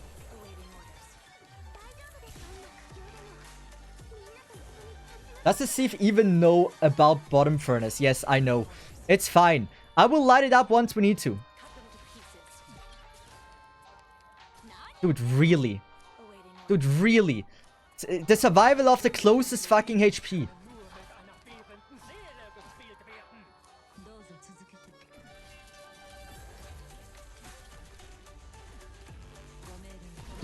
Dude. Cerny, please. Mint. I don't think Mint reaches. Come on. I'm fumbling! I'm fumbling so hard. I fucked up the Lumen placement. Lumen bottom powering. Like, the thing is, we don't really plan to power the furnace. The plan is to pretty much ignore it. Just watch his tier list. Why Dingbreaker is superior while Ling still has S.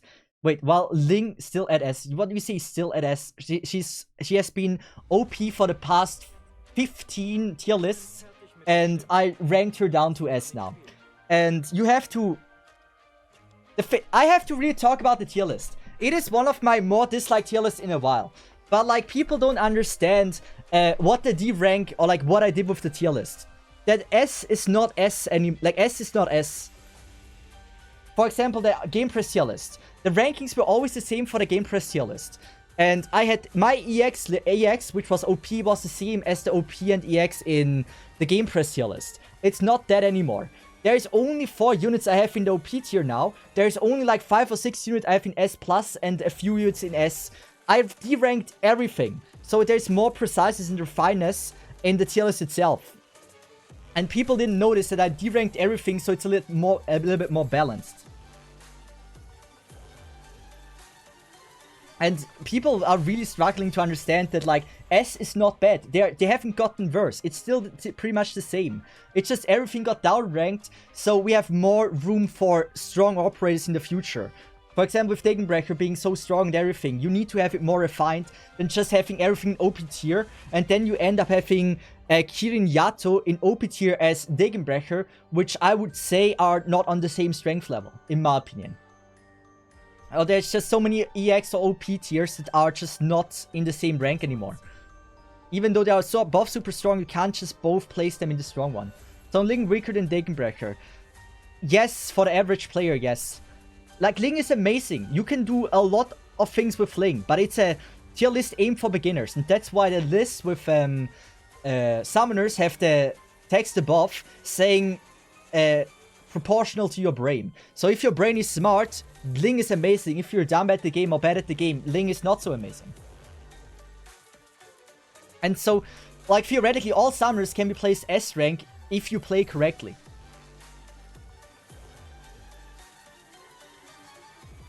And so it's something I just had to change.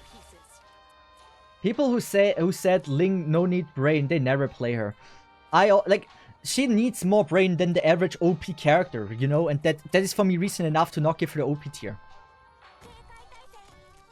Because OP tier pretty much means you don't have to use brain at all, or like most of them don't require any brain.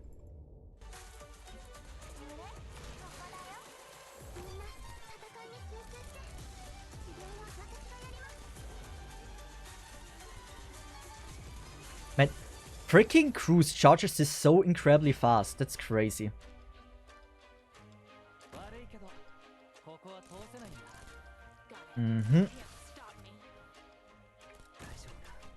Good. The thing is, should I already go with Cerny? I don't think I can. I think I have to go with this first. Don't spoil the no brain part. Ling souls require brain, yeah. Like, Ling is a great unit, an amazing unit, and deserves to be OP for pretty much anyone that knows how to play her. But for the average new player, a tier list that is aimed for people that have never seen characters and don't know how good they are. they see a Ling OP tier, they see they have a Ling, which is unlikely, but if they have, they're gonna build Ling and they'll be like, oh wait, how the fuck do I play her? She's so confusing. And then they have built a unit that was so expensive and she's not giving them the value that they wanted from her.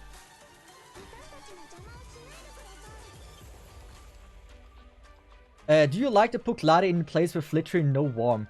It's fine. She needs to live. That's what she's here for. I will undeploy her anyway.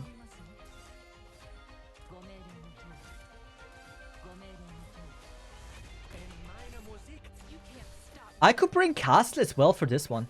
Not gonna lie.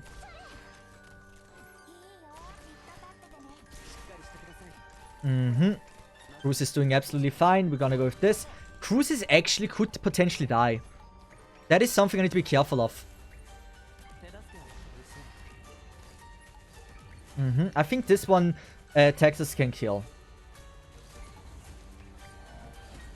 Nice. Awesome. Yeah, I don't want, like, Lessing in the team is so fucking useless. I have no purpose for him. I'm surprised that you did listen to me and put at less units in the highest tier. It's not just you, Draghi. I got like 3 or 4 comments. Like, Kiaru always said the tier list needs to have a rework and everything. And it just needed to be placed lower things that... Wait, can I show you something?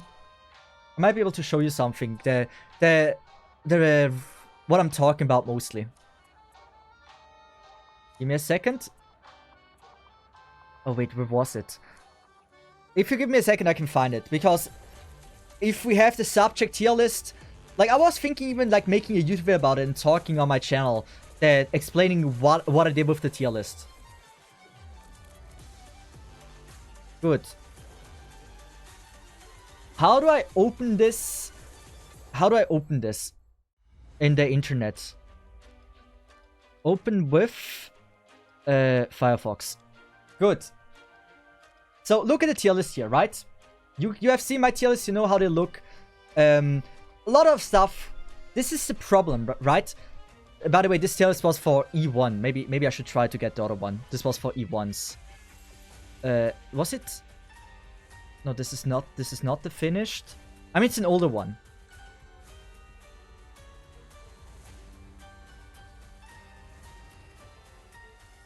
Good. It should be this one. It's an older version. It has still like flaws, but give me a second. The downloading takes always so long when I'm live. Dude, why the fuck does it open it in Photoshop? Oh, I can see why. Oh, I'm dumb. My PC is dying. my PC is dying, dude. Let me click on things. Wait. What is wrong? Fuck Photoshop, honestly. It breaks my PC. Dude, let me click on things. I just need to open it in the internet. Here, finally. Good. Now, this is what I wanted to show you. Right, we have now, even though this is outdated, right? We have a lot of units in the OP list, back in the day, how it looks.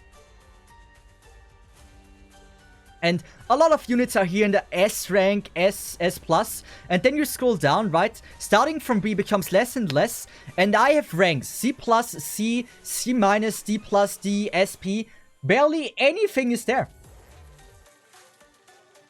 Like, pretty anything. The thing is, all your tier lists have flaws. Any tier list has flaws. There is no tier list that is absolutely to your liking, unless you do it yourself. I don't think my tier list has that many flaws. It's impossible to make a tier list which everyone agrees with. It's not working. But now if like everyone here, right, is now one ranked lower. And then it just makes so much more sense to use more of the tier list. So it's not like all units are here and then they go all down and there's like only a few there. Now it's like, it starts from low, then there's gonna be more in the middle and then it has like the curve that it needs to have. Polymon, I appreciate you. Shen not OP anymore. I would still say she is in the EX list. By the way, this is outdated. This is an old tier list. This is like three versions ago. So most of the stuff you see here is not accurate. It just needs a curve. There's no way that in an accurate tier list that like most of units are top and then it goes only down, down, and barely any unit is there as well.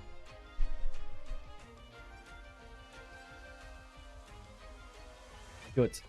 Let's just go back to the gameplay. We have been distracted just a tiny bit. The modding Ling is completely reasonable. No way she should be the same tier as ops like Millionaire in Texas. Yes. And I just needed that diversity, that there's more refiners in the S ranks. Otherwise, like, it's just not accurate. Because you look at the tier list and say, like, wait, is Chen as good, Chen Alter as good as a Millionaire? Is Yato Alter as good as a freaking Degenbrecher? And because you have like an OP tier, you stuff every good unit in there, it just becomes less accurate. Because you have no room for up. Because you already have an OP tier. You can't make OP tier. SSR OP tier. It's just, that doesn't work. That wouldn't make any sense. And so it needed to have like this.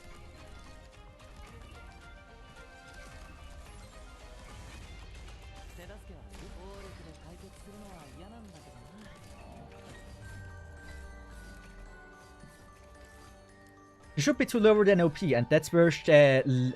wait, Chen or Ling? Ling is there, yeah. OP tier is regular anime logic, maybe. But I think you can understand now my reasoning, right?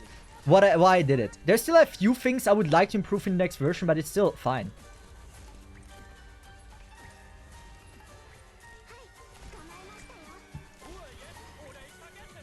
Dude, they're insanely... like, dude, they're not dying.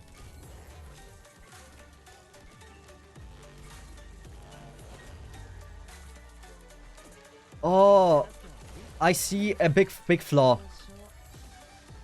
My furnaces are not charged. Big problem.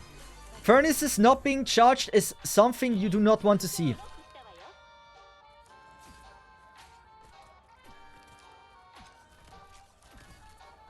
I think Cerny still should be pretty much fine.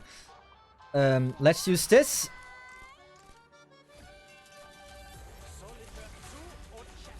It's... like, it's so hard to charge them as well. It's so incredibly hard to charge them. Mint.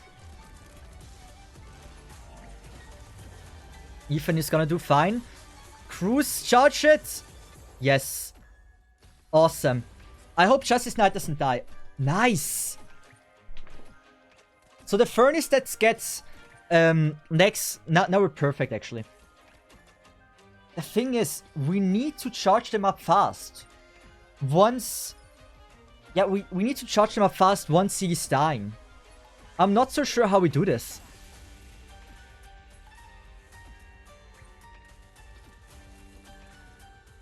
Like, I need a second Ethan. Justice Knight belief. Are you telling me a non-Justice Knight believer? Dude, everything will be frozen. That is gonna be so bad.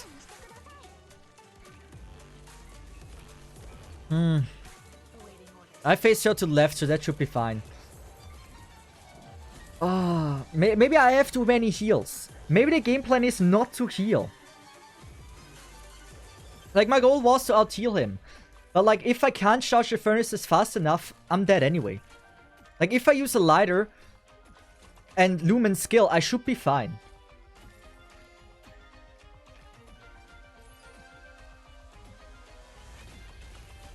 Save mid-furnace and mint. Yes, do one operator relay, please. I don't know if this is gonna work. I don't know if I can do that, man.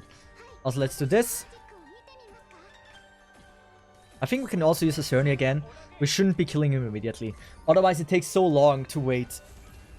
And with every hit, he will deal less or more damage, Cerny, with the final hit.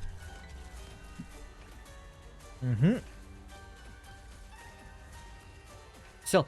it's so... Let's just use Tequila. Tequila damage is pretty damn nice. Good. And now we will wait. I don't know if having Honeyberry there is actually the right call. Why Mint there? Mint is there for love, you know? You gotta appreciate some Mint.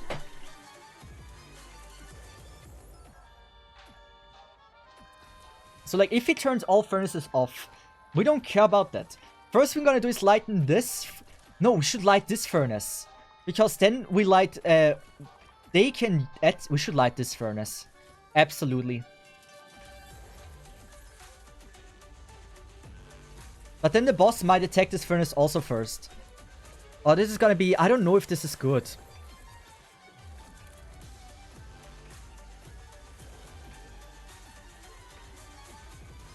I hope we can lift the shower. The freaking nuke attack. Because that shit is insane. With a Nightingale, I think things wouldn't be a problem. Unless it's true damage. We should do this, actually. Because if it turns everything off, this has like an AoE range.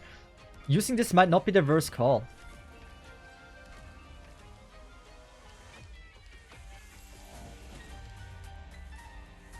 Good, let's just see when he turns things off. Right now, they're still all going. How is Arknights? It's a great game.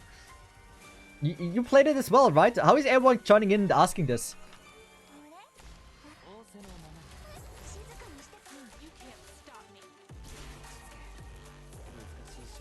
Come on. Gross! Oh, it has this cooldown. It has the cooldown. I got scammed. Nice. Good.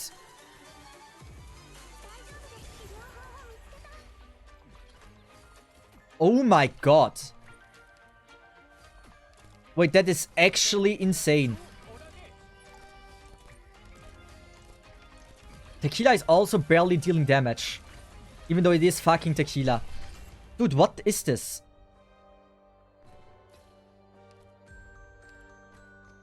Dude, I'm not living the second phase. It turns just everything off.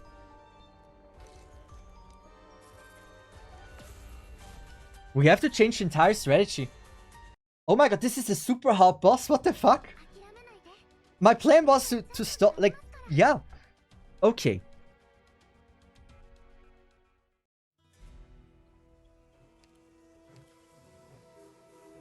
That is crazy. That is insane. We're gonna go with Amiya. We're just gonna true damage him out of the way. Dude, I'm impressed. I'm actually afraid. Afraid is probably the right word. Because that's crazy. What kind of physical DPS do I have that is outstanding for him? The chunk I don't.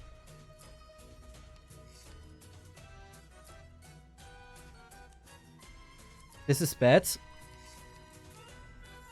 I think banner. Dude, this is crazy. We don't need Honeyberry. But how I don't know how to play this. So we need true damage as well. Or excessive guy. I can't wait to use Kyostin guides for the EX stage. It's fine, we don't do that. We're not doing this, we're going with true damage, Amiya. We're just gonna power creep him. It's not something I usually go for no gacha, but damn, I'm impressed on like how insanely difficult he is. The thing is, I don't need pudding. What? I think I'm gonna go with copper.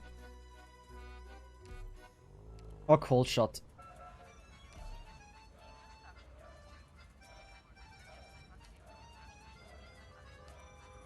I don't know. I don't know what I should use. I think this one. Because she also attacks in the back with the tower charging. I don't know how to play this. So you just put your tank here and get a coffee, take a shower, come back when phase 2 starts. No, we're doing true damage now. We're doing true damage. We're dealing damage. I realize the tanking strat ain't working. Not gonna lie, I thought it would. I honestly thought it would work flawlessly. It really didn't.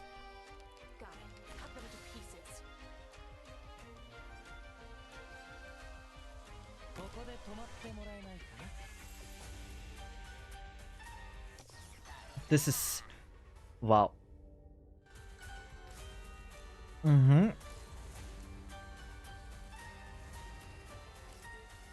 So it's like...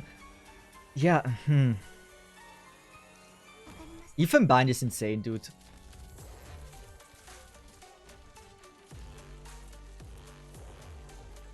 Do I even need something there? I could do this. I don't know if I like this though. I don't know, man, if I like this. Like, this here feels natural, but it doesn't help me with anything.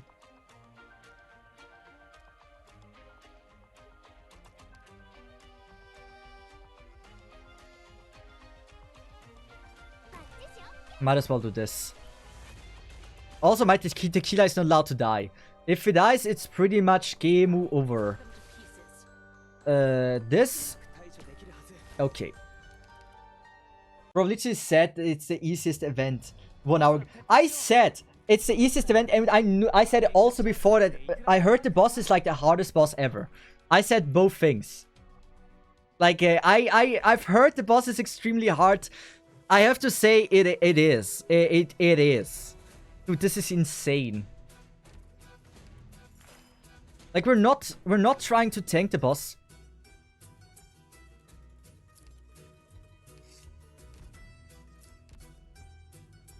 What I just... Wait, does Mint... Mint doesn't have a range increase, does she? I'm pretty sure I asked that thing before. She does. Wait, no. Range expands, yeah. I might go for this.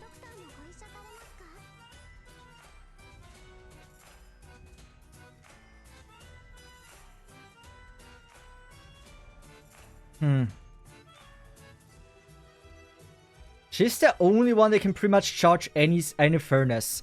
So I think Mint there is gonna be fine. Let's just see. Let's just see how this goes. Also, Banner probably doesn't need a heal. I'm gonna be... Now, I show courage. I believe Banner doesn't need a heal. But like, theoretically, Mint is insane. Because she can charge all the furnaces. Beside one, obviously.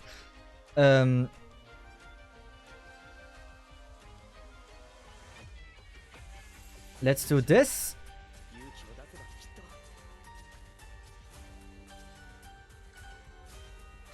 How does it charge? Like, I really think this is gonna be great. Like, this charge here, that might honestly save. That might save lives.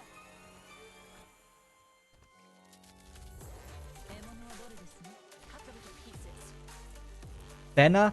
Like, I don't think Banner dies. It's called Banner the Invincible for a reason.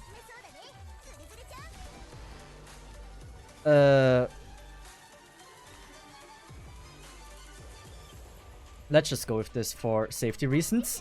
I do not want to throw. I'm very against throwing.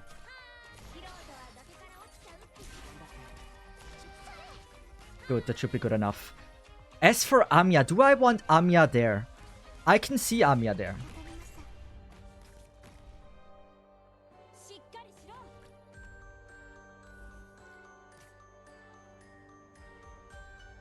The thing is Tequila, like thing is he. He does not have... Wait. Oh. I see the problem with my Amiya. We're not charging this furnace ever.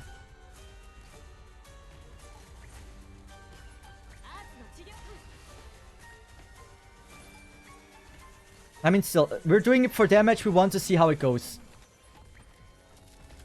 Mint. Dude, this is crazy. How are they so insanely strong? Texas, we need you. Good damage. You hopefully kill one. And I can just get rid of Banner because she doesn't do shit here.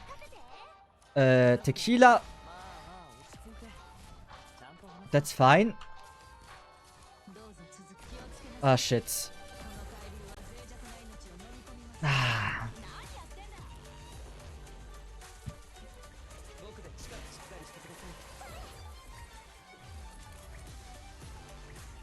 What I need is this one charged. Amiya can't be placed here. I can try Amiya here facing up where Gabriel is. The question is, does Gabriel take damage from anywhere? You can also use the flint to light the heater on the right when the boss is about to nuke. Yes. Good. I mean, I was planning to use when the nuke is coming to use the emergency heater. Or like a lighter or whatever you call it. But I haven't really gotten the chance to use that strat. So Amiya will be placed where Devial is. And... The thing is, Cerny doesn't tank. The Cerny... Like, I have no way to... I need to tank it here, right? So it doesn't do its circles. Let's begin. That is a bit my problem. I don't know if Amiya immediately there was a good call. It might have been, I don't know. At least I understood how the furnaces work. That is also an important thing that we gotta appreciate.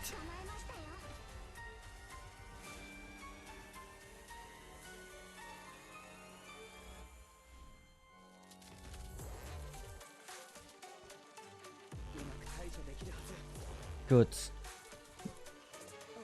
And here we need to go with Cruz. Banner. I think Banner... Oh, God. That should be fine. We should be going... We should be able to go with Clifford here. Like, true damage is always... Like, it helps so fucking much. The thing is this. Mint... I believe in Mint. Mint Supremacy. Mint Supremacy. So close. I mean, might as well go with Gladia here.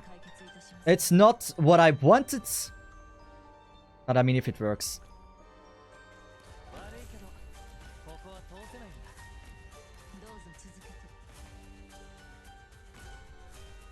No welfare beside Herald, so basically no. I have to say I'm surprised we got get another boss as a welfare again. But like, I swear he's not that strong as a welfare unit.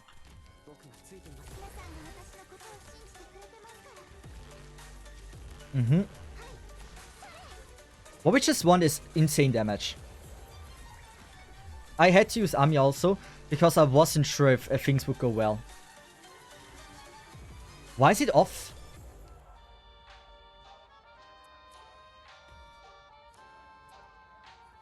Dude, why is it off? Hit it. Nice, Amiya.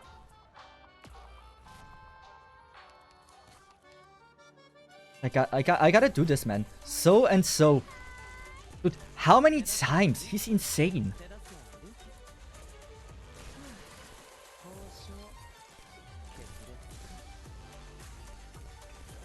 He's insane. At least, like the Killer, physical damage deals a lot. Like, it deals so much. If I would be able to bind him there, you know, it would be crazy.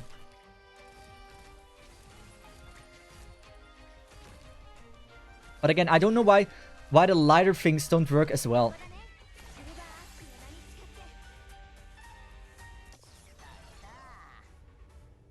Good.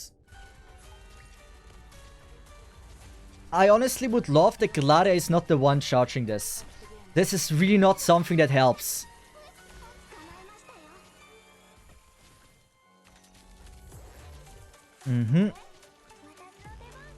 I don't know if we can charge the furnaces up in time.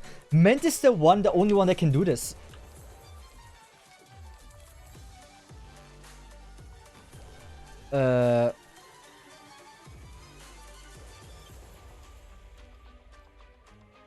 Dude, I can't go with Ethan.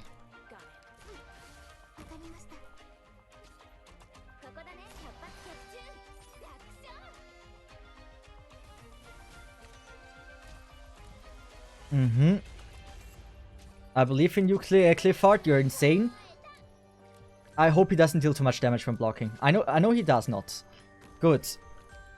Once he does turn off everything, we're gonna light up this tower and activate Mint. It must work. It must work.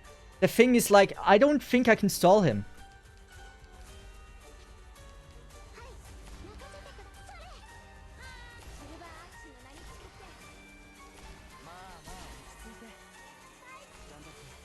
Come on.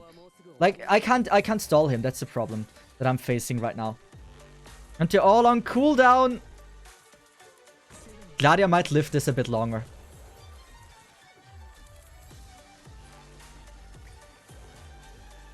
So I went with Mint a bit too early. Gotcha. 3 seconds. Only 3 seconds. Only 3 seconds. Only 3 seconds. Come on. Don't die. Don't... Oh, nice. Nice. How is the charging going? Closest to him should be this one. So if it turns off this one, I don't care.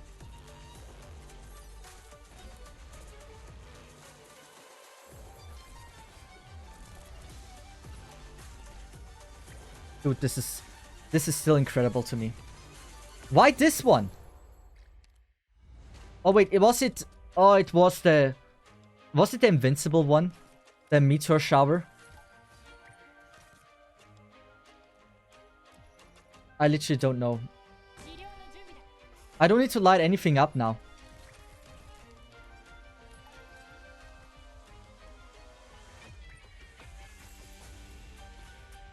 I still did it. Dude, this is crazy. Like the thing is, I can't even block him. I need to kill him early.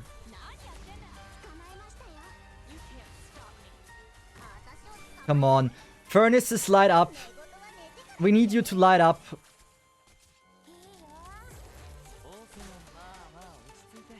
I still don't know.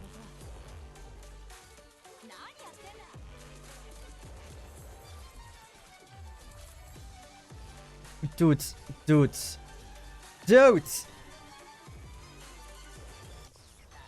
how? Why are they all on cooldown? Dude, why are they all on cooldown? I didn't expect that we take that long for this. I literally didn't expect this. Oh my god, what the fuck is this? That's insane. I love this boss. I hate it at the same time. We need a way to tank it. I have no way to tank it.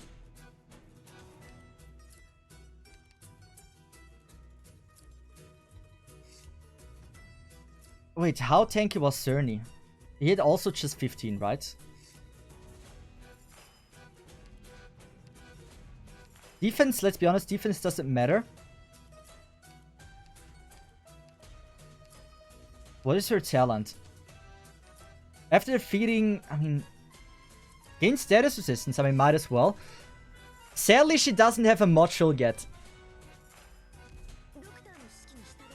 Just stack healer and tank with Korra. I don't know about that.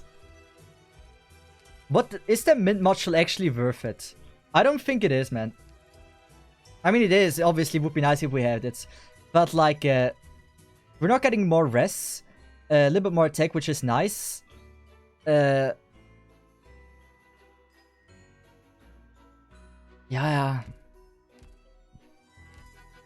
We should have mint skill 1 level, would be nice. Think. I don't know. I literally do not know. Like, Banner there wasn't bad, but we struggled so hard. At charging the tower. I think Carper is better than Cruz.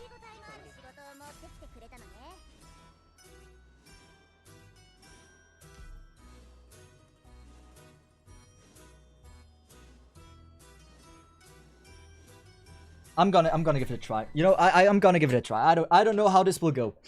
It's science. I hate science.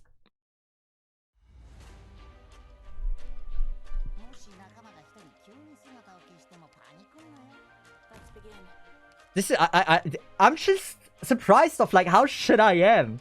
I'm embarrassed. So think, we would want this one here.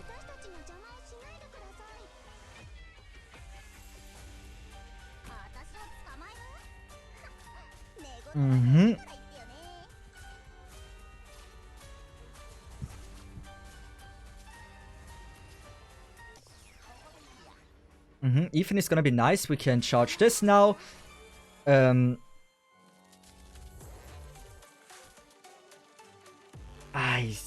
need Lumen now.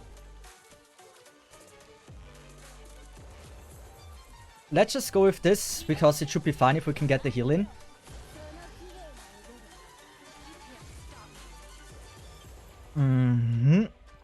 She's so dead. She's so not dead while she lived this. Is he reaching Lumen? He is. So Lumen here would not be bad.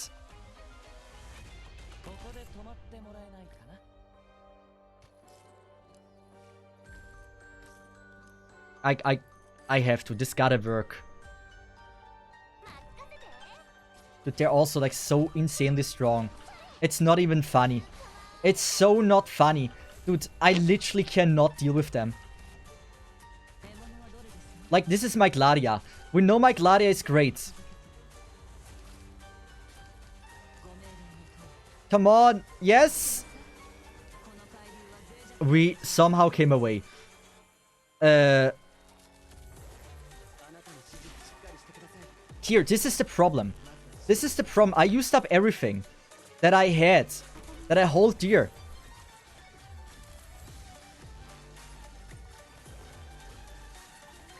Even Bind. You are insane. Mint, I believe in you.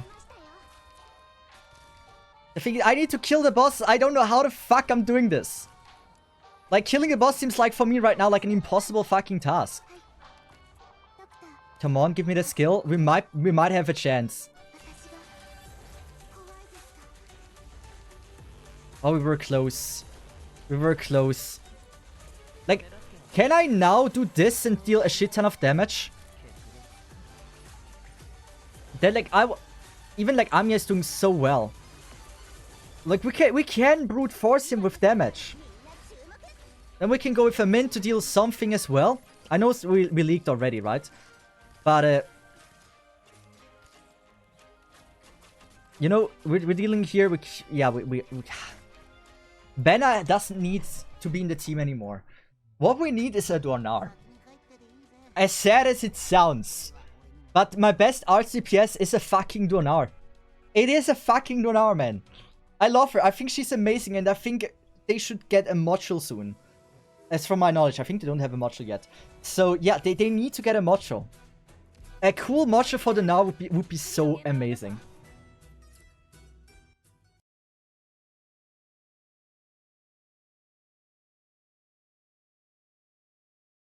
But, like, Mint also charges up the bottom one. Mint charges up all of these. That is what Mint is doing. You're clearly Dornar non-believers. I know, I was once a dude as well that was a Dornar non-believer. Then I saw her massive bonkers and I was like, well, maybe I should give her a shot. And she has been someone I hold dearly since then. She's amazing and fun to use.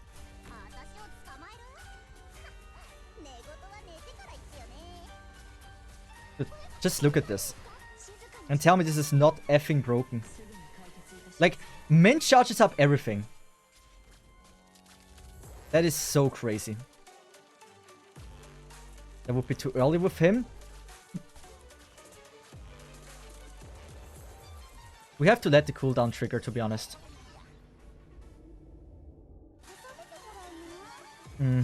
We do not have a healer yet. Which doesn't make things a lot easier.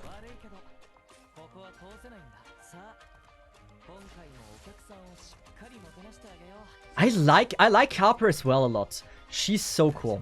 And strong as well. So, my idea is Gladia Bind into Tequila. Maybe even a Clifford, you know?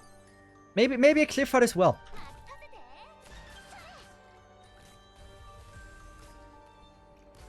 I could bring a Justice Knight. Why do I not bring a Justice Knight? Instead of a Gavial.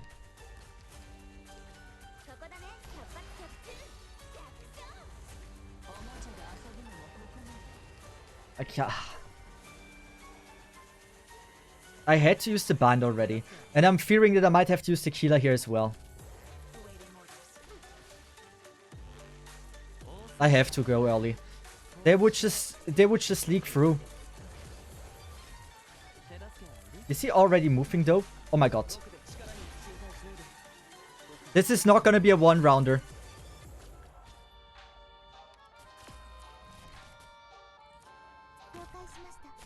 Okay. It is fine if it's not a one-rounder. We are good with that.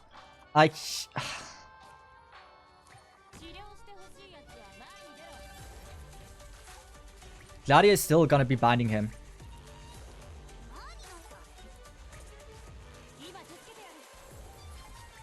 Mm-hmm. Dude, I hate when like there's pretty much nothing lit on. It's so difficult to play it this way. Good. My idea, very simple. Very, very, very fucking simple. I kind of want to get rid of Ethan, not gonna lie. But I think Gladia needs to be gone.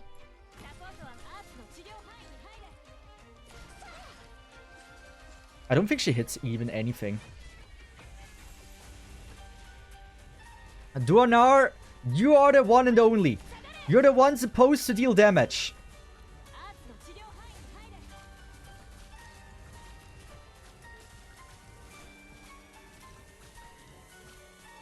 Mm-hmm. Hey, she's somehow living, you know? That's the most important thing. We have even Amiya.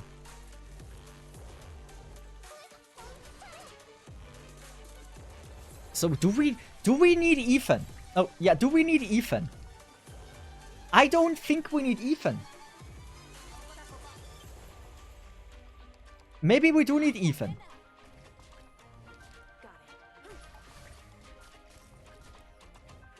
Come on. Ethan, you gotta charge this up. Good. Ethan is nice, and I can't deny it. I really can't deny how awesome Ethan is. But like, you see Donar, right? She does everything right here.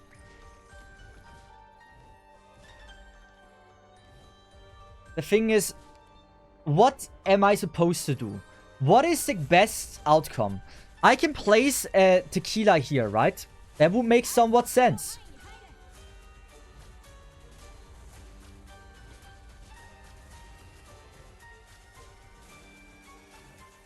I can do that.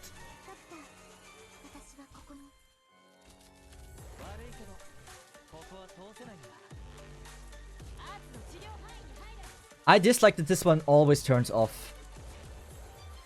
And there's really nothing I can do about it. I have to go with Scene. Scene here, robot here.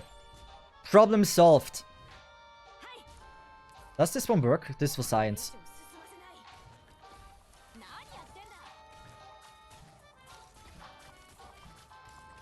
But then he turns everything off. That is gonna be so annoying. That is so annoying.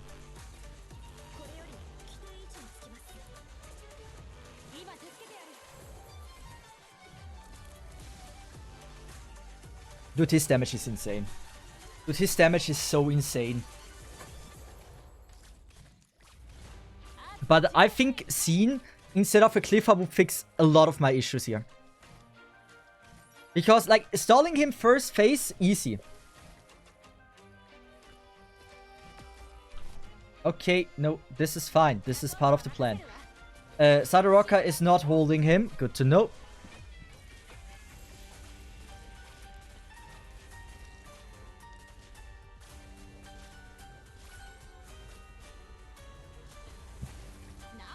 It's gonna take a little while.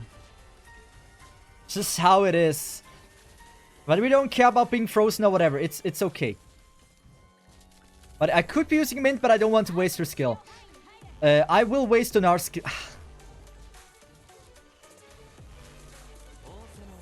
Let's go with 2 hits here. Dude, why am I not dealing damage against him? Dude, why is he having more HP than usual? Or was it because the furnace wasn't charged? That makes sense. He doesn't appreciate being attacked. Cringe.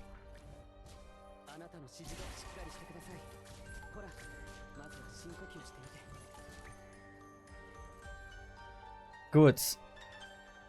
Good. I will be learning from my mistakes, by the way. We can do this. He does. Why is this one still lit up? I mean, still, it's fine, it's fine, it's fine, it's fine. We activated the skill. Min skill now to light up the furnaces. I was way too early with copper and I know it. We can do this. Donar is surviving somehow. Good, it turned 2 off that are now on the cooldown. I think that was his ult or whatever it is, right? So that should be still fine.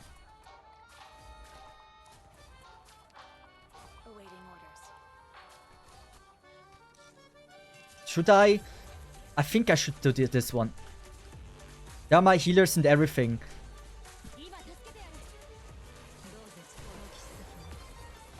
Who died? Don't die! Oh, don't die. That was not needed. That was so not needed that they would die. Rocker. Dude, no. Mint dies. Cliffheart. I hate this.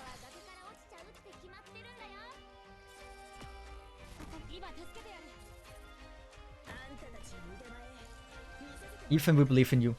Ethan, we believe in you. It's not game over yet. That's the thing. It's not game over.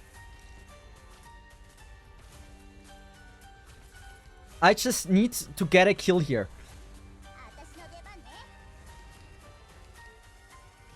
I need to kill this. I need to kill this somewhat. Amiya. Side rocker, please. Pretty please. Come on. Nice. I gotta use this skill as well. I don't know how low this one was. It was rather low. Come on. Nice. Amiya def, not the worst.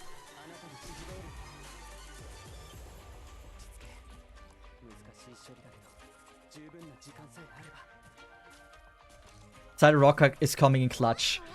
It's coming in so fucking clutch. Good. Nice. We're dealing damage. We're living somewhat. This is the furthest we've come. But I have to say there was a lot of luck involved.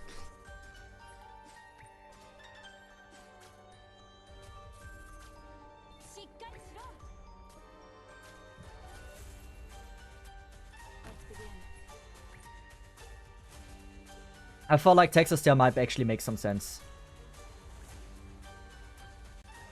Gladia. I think Gladia there... Like with Tequila coming, I see it. I see this. That's something that makes somewhat sense. Dude, why is it turning everything off?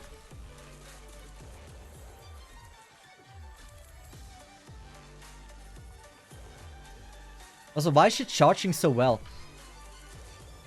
Now we gotta lighten this up already. Awaiting orders. You can't stop me. Never doubt the throw. I believe as well.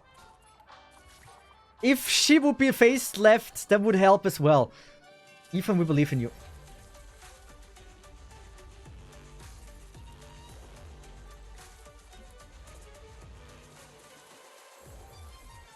I might throw this. The thing is, I might really throw this. If it turns off 2 furnaces now, we're effed.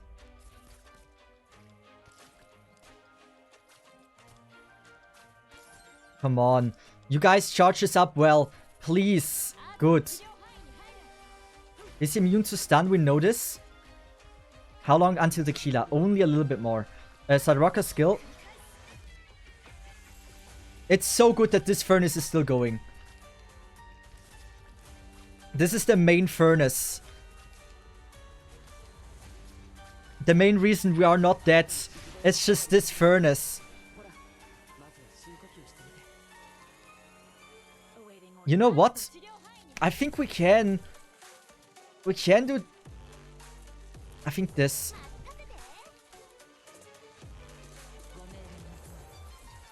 That stun, by the way, other freeze is really not helping. Come on. I don't know what he's doing. He's doing invincible thing. Here we go. I don't know if that was good. He did do something with Invincible. And we know that this is really bad for us.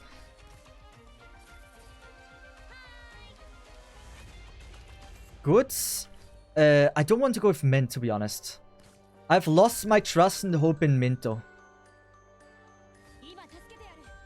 I don't want... Like, Side Rocket there is so wasted. Side Rocket there is so wasted.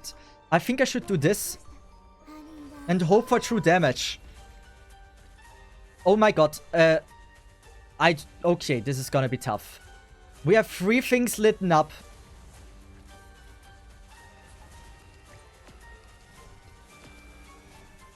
How many more?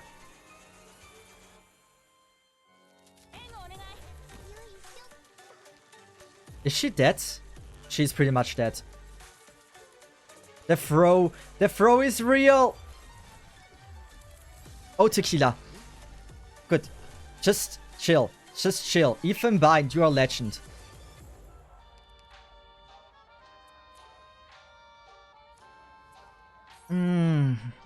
Being able to turn off 2 furnaces is just broken. It's just so broken.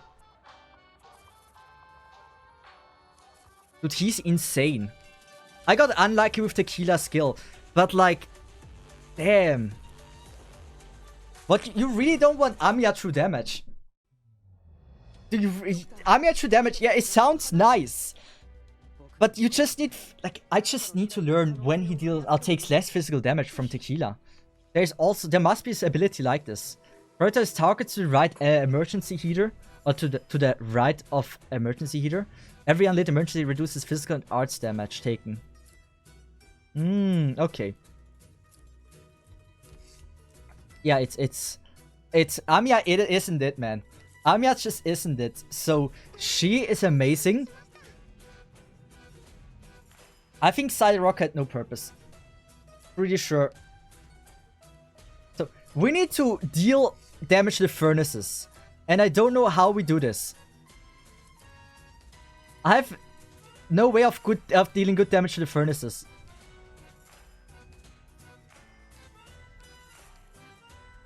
The Thief really has a special talent for being able to throw that. It wasn't that easy of a win, dude. What do you mean?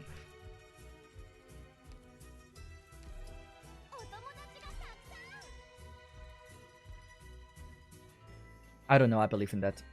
So, it's very simple, theoretically. I just need to have the furnaces always lit up. And I need to tank him in the first round. Like, that's the requirements for being successful in this. I'm telling you guys. Dude, Draki, you don't need to talk. We know what you're about to say.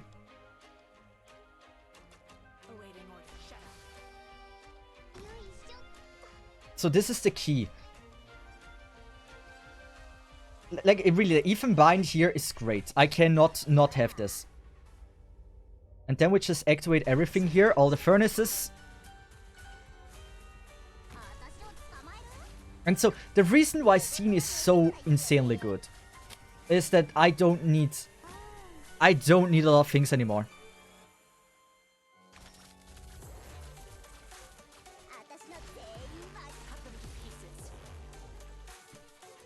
I think that was fine.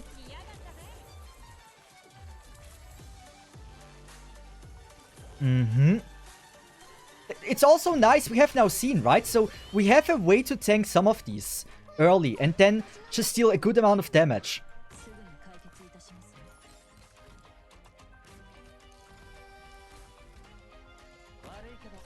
Ooh, was that the right one? I don't know if that was good tequila. That was a bit of premature with tequila, to be honest.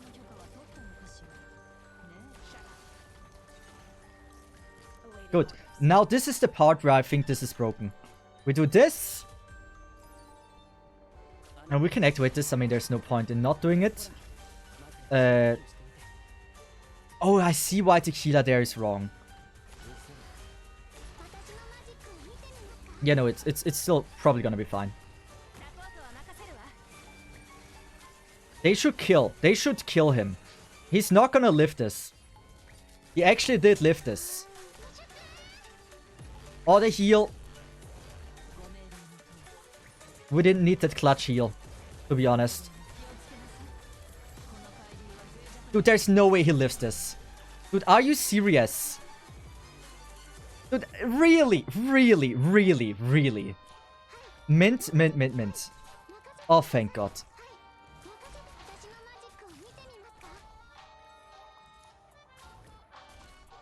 I was about to say scam. Let's use this. We need the damage.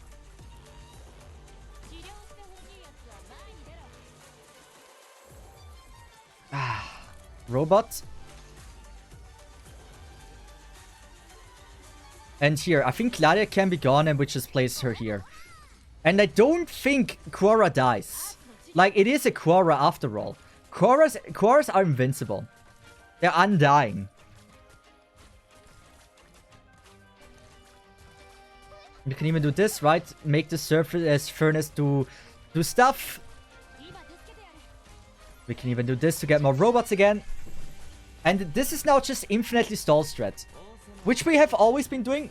Which also seemed to work pretty damn fine. That should be enough.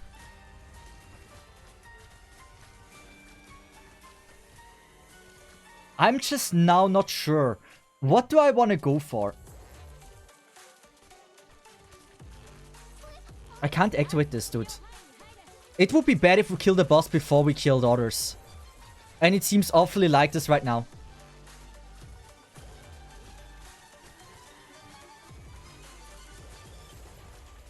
Yeah. I can see a Justice Knight here. Justice Knight there. Amazing. C needs to stay.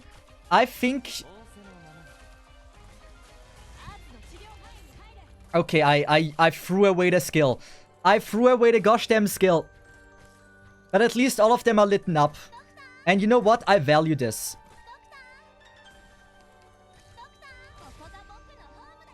And you know, this is not even the worst. This is absolutely not the worst. Mint already gets the skill very soon. I don't know if we should use Tequila though. We kinda do. And then Mint. It is so fucking scuffed. Dude, he's taking no damage. He's invincible, that fucker.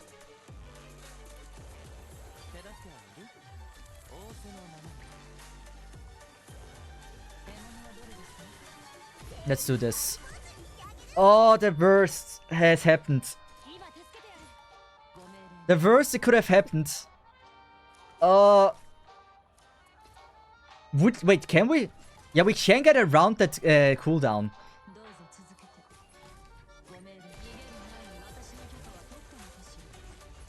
Good. We would need to endure another meteor shower. Good. This is fine. This is fine with me. We can even use the scene and block him a little bit. I think we get rest or some shit.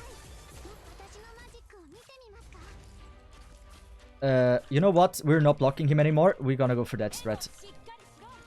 Dude, this is crazy. Mint, I believe in you. Mint! He's doing his meteor shower. This... Dude, his timing is impeccable. But we lived. Okay, we lived. We lived. But it's bad.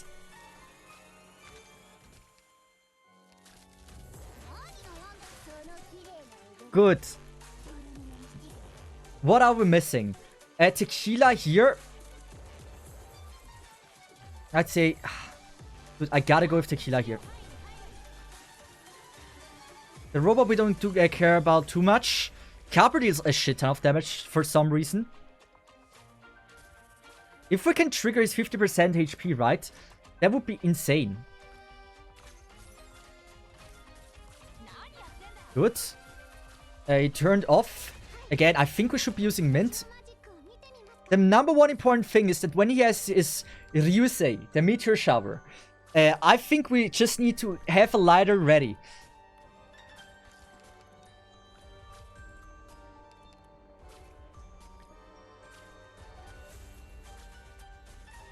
don't think we need you here.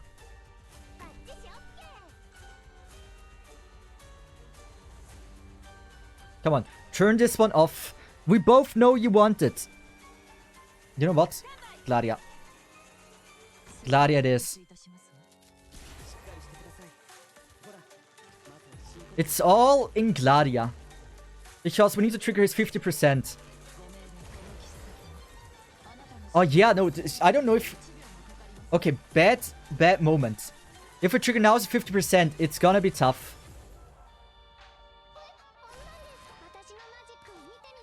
Oh, I used it way too early. Oh no. Way too early. Way too early. Way too early. Way too early. I hope we can still charge. Mint, come on. I can't sacrifice him at the moment. I can't. I need to wait with Tequila. When does he do the other one? Dude, please do the other one. Please, we need your meteor shower now. If you don't do it, it's game over. Please. Good. He's doing it. He's doing it. We have all ready. That should be how it goes. I figured it out. I'm ready.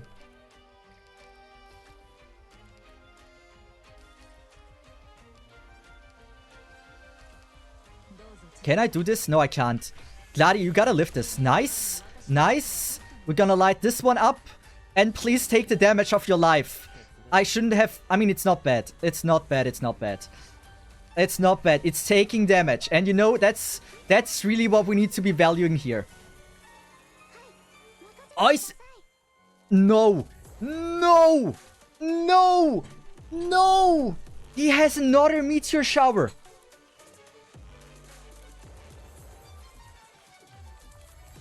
Oh. Dude. I didn't know about that one. I didn't know about that one. I didn't know about it. We're gonna stall you with a robot. I don't care. It's fine. Just a little bit of stalling. I knew you would die. Are there gonna be more? I don't know. Because I don't know I'm gonna do this. No, this is fine. This is fine. Mint damage. Mint damage. Mint damage. Even bind as well. Do you think Quora is the one and only? It could be.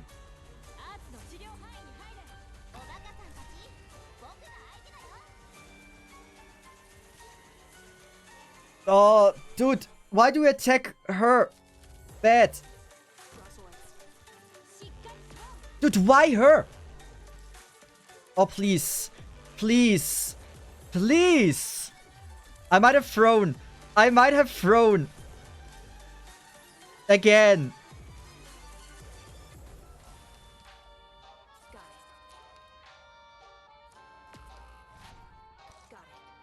I'm gonna use this skill. Oh, nice dodges. It's not game over. It's as sad as it sounds. It's not game over. I believe. If one can do it, it's Clifford. I don't know how the fuck I would be doing EX though. EX is an absolute mystery to me.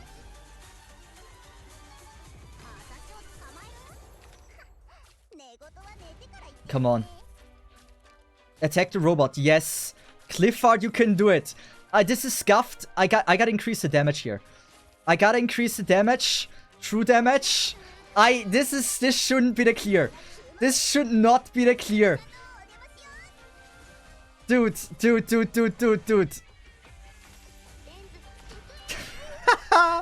I think we got it. Oh, I have no clue how to defeat this boss. Dude, I have no clue how to defeat this boss. If I have to do EX, I'm gonna be... I'm fucked. At least scuff clear. Dude, that was so scuffed. There is no knowledge or skill involved in this. Dude, I'm fucked. Wait, how do I play this? How do I play EX?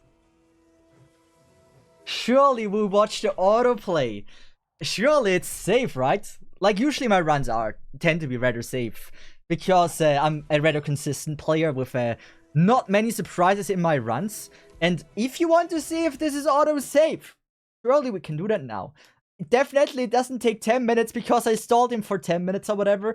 That is also not the thing. It's a very fast, frame-perfect auto-run. Draghi that used to speedrun, I believe, also knows how it looks when a run is perfect. And I would say he would say the same thing. Right, Draghi? You are like this.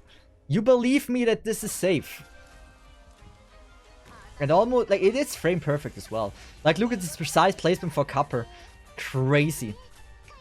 Also, by the way, guys, we have the cosplay list. If you haven't voted on the next cosplay I'm forced to wear on stream, you can vote now. I have thought about, I give you an offer.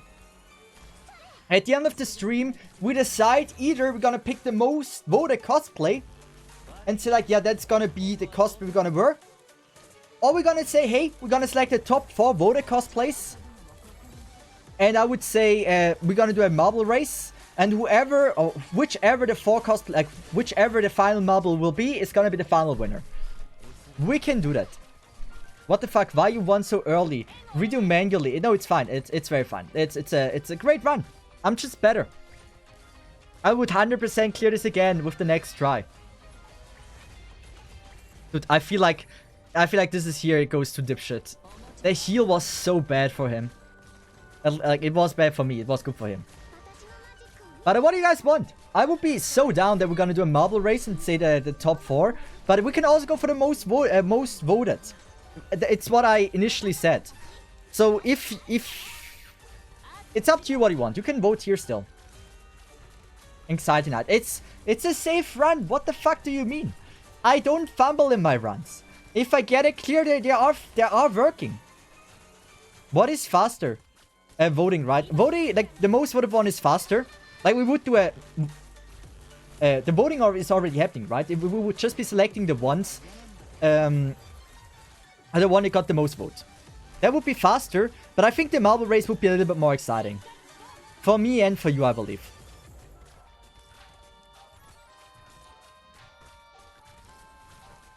I'm fine with either. Also, is there anything I wanted to say or do? What was it? It was Arknet's Red. Oh yeah, I want to ask a question. Guys, I asked today a question on YouTube with my community posts. And I got really surprised about the outcome.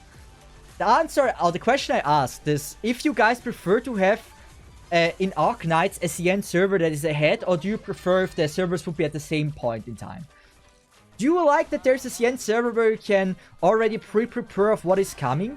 Or do you prefer the other way? There's like, when a character gets announced, you get the character is appearing in the banner in like 5 days, and you can pull for them immediately. What do you guys prefer? I got really surprised that the majority says, yeah, we would like to have it ahead. I got surprised by this. I have to read through the comments because we had like, or we have now 15 new comments. But like, I personally love when there's like, the character gets announced and I can be hyped for the character. Because I already know about Visadel.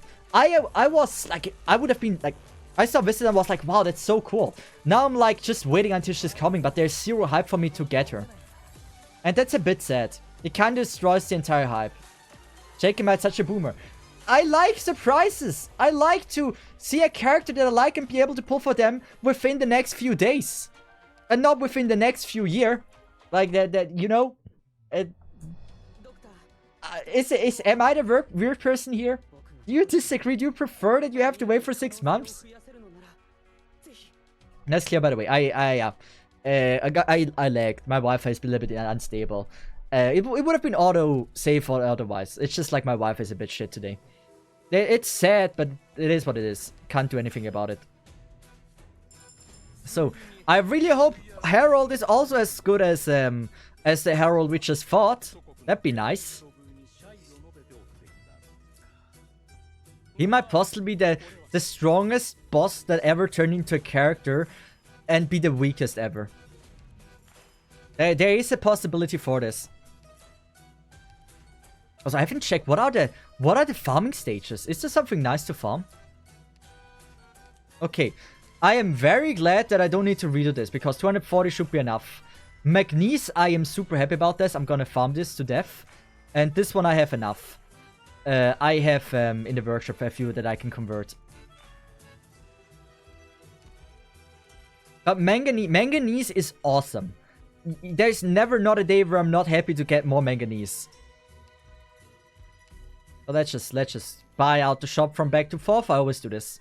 And then I'm gonna be farming a lot of manganese. Because manganese is just...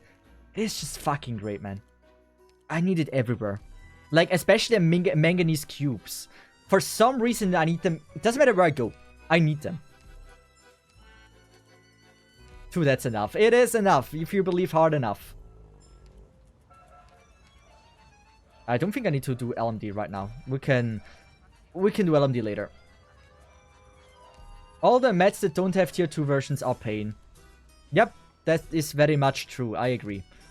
So, let's just see if at least RS7 is safe. And let's just do a vote. Cool.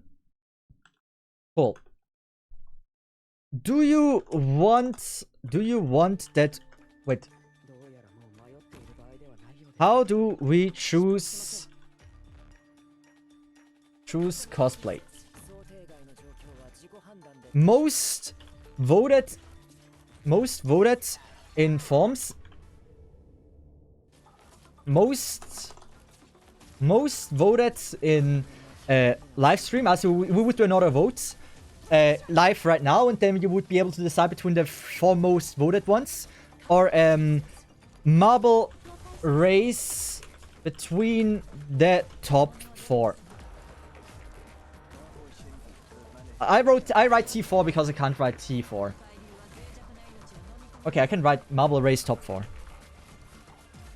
Which one do you guys want? I'm fine with either. Everything's good. Buying the Doctor's Guild. There's a reason to my idea why I buy the least important things first. It's very simple. Because it forces me to continue grinding the event.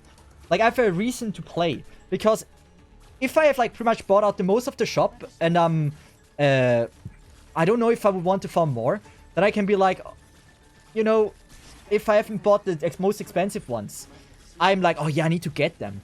But if it's the cheap ones, the trash ones, then I'll be like, yeah, maybe I don't need to farm, it's not that important.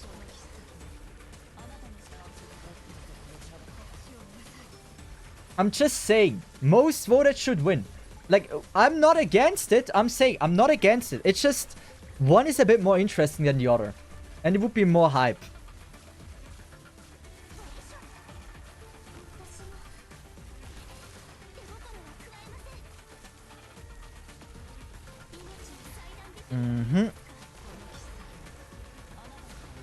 So, I give for anyone that hasn't voted yet. Ling, Waitress Chen, Tsukinogi, Frost Nova, and Sora are in the lead. There is no need to do any more voting on anyone else in this. Ling, Waitress Chen, Tsukinogi, Frost Nova, and Sora. Those are currently the highest rated ones. Or highest voted ones. If you want to do yourself a vote, you can sure do that. So, my question is, I was thinking about watching all the Ambience Synthesias on stream. Not today, just one today. Like Ambience Synesthesia 2021. Because we never looked at them together. I've never seen a full Ambience Synesthesia, only skip through it. And like watch or listen to the songs I liked. So my question is, are you down to listen to some Ambience Synesthesia or Synesthesia? So this is pretty much clear, the most voted one.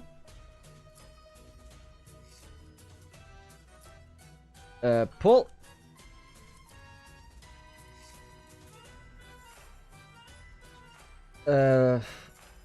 Question. Are you down for some Ambience Synesthesia? Yes or no? Sorry for the votes all the time, but I feel like it's nice to get like an idea what you want. I don't think the votes are on YouTube, dude. They are.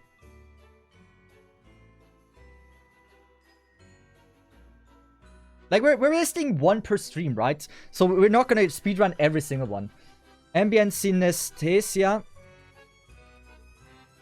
2021.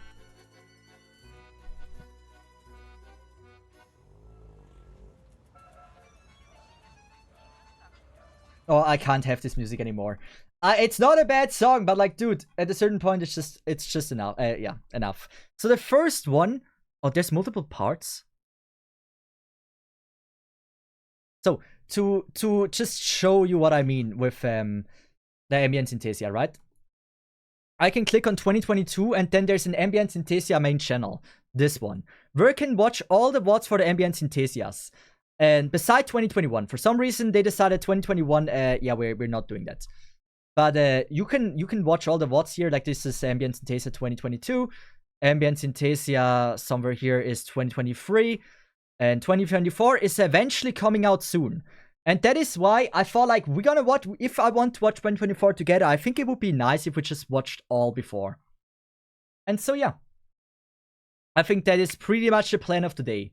And since this one is Ambience Synesthesia Part 1, I don't know if there's a Part 2. I don't know if there's a Part 2. Maybe. Here's full, wait. Hi guys, there's this year Ambience Recon will be uploaded or the first recently. Apparently, please follow the Synesthesia. Okay, I don't know. It's fine. Let's see if these are just trailers. Dude, what the fuck do you mean these are just trailers? They removed the VODs. But like, as I showed this, though, this is a 1 hour 40-minute Synesthesia video. This is the Synesthesia embed. You can watch this. It's a full 2-hour video. There's more. They have for every year. The only thing if it's 2021 is available, and it seems available.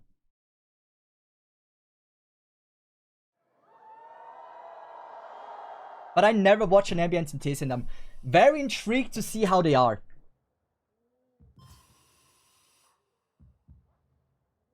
By the way, you have to tell me if I have to update music.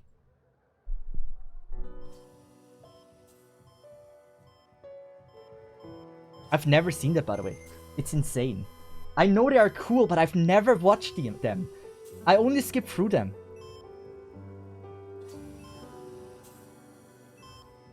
And they seem already so nice. Like, all the animation I've never seen. But I expect the 2021 to be the worst one. I mean, it must be. It was the first one, right?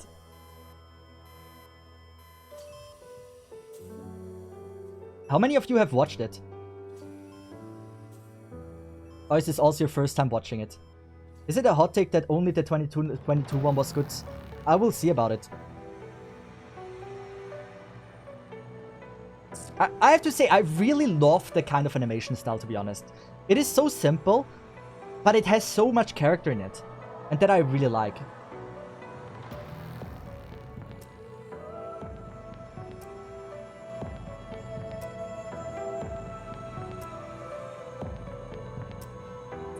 There is just something about this. Also, Tallulah. There's like, we're gonna listen to tracks we haven't heard in so long. Like, in so fucking long.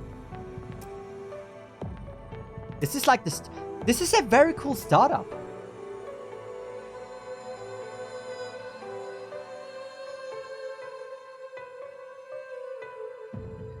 How many of you would actually want to go to Ambience Synesthesia? I feel like that would be so fire. I swear to God, I would go in a cosplay. Probably with the musical cosplay or something. That would be so cool. And it's just so hyped there. You gotta listen to, watch the crowd as well. Also, sorry. I'm like the teacher that is like keeping the mouse on this tile, on this thing. Starting with the same OST, or the same track.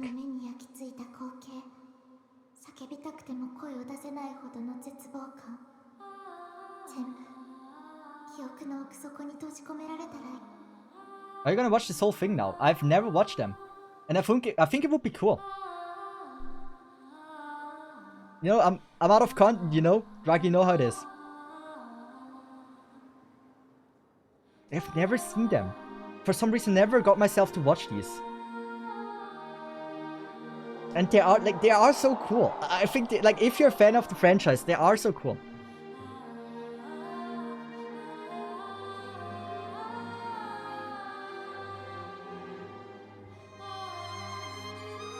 Yeah.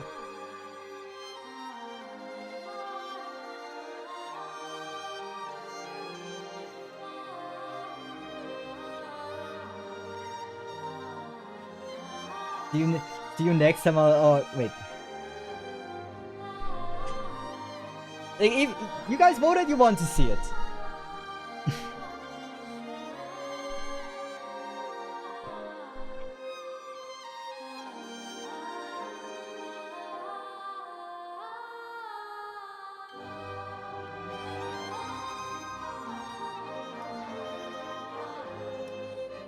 I would definitely go if I lived nearby. This kind of thing is a lot better live. I can see that, yeah.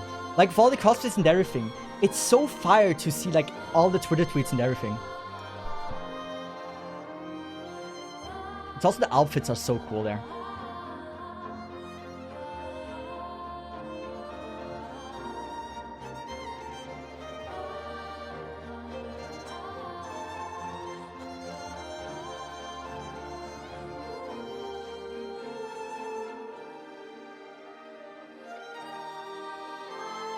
I don't know, I love this animation and the violin, it's just so nice.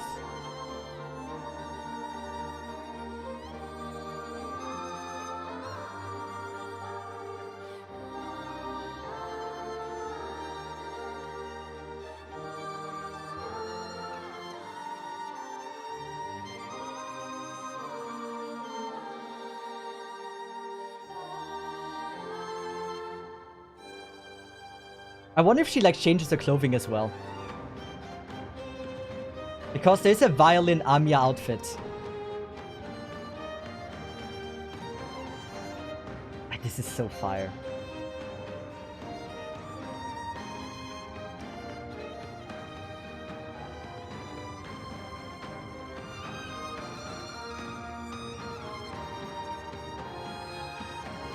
I've never been in a stadium that looked so amazing as this one. That's the thing. I've rarely been to a concert in my life.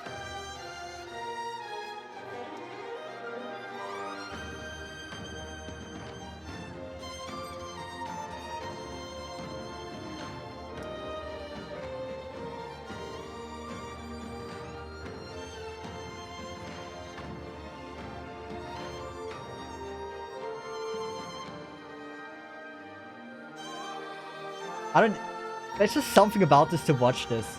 I don't know. There's just something so beautiful about this. I can't explain. Also, how the fuck is Frostleaf always there? It is so useless.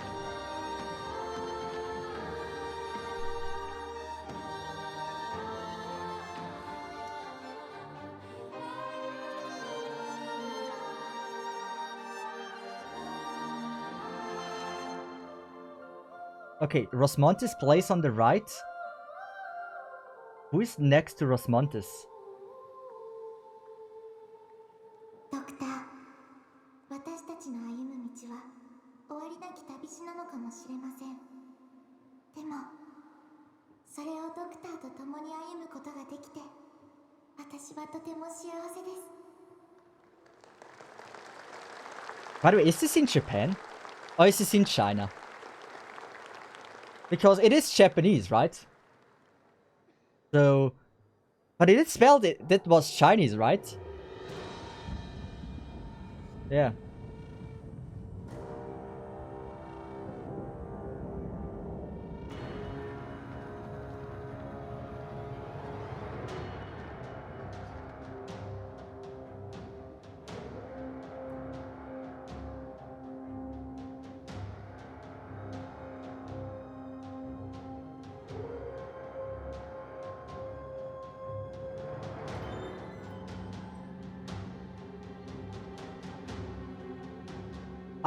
Could you imagine ever being like a dance like this? That's like the worst nightmare, right? You do something, you have to so precise and you fuck something up and everyone sees it. It's recorded forever. I couldn't handle it. I would never be able to do something like that.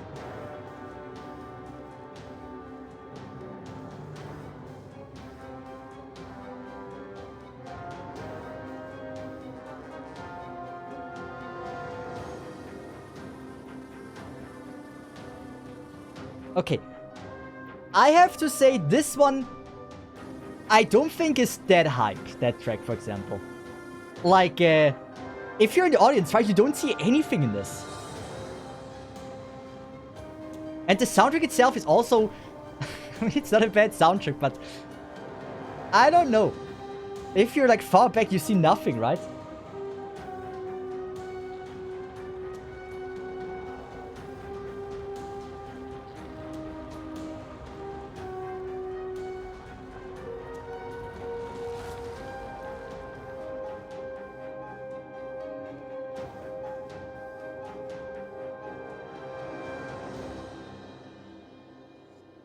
Yeah, this one was a little bit less impressive. I have to admit.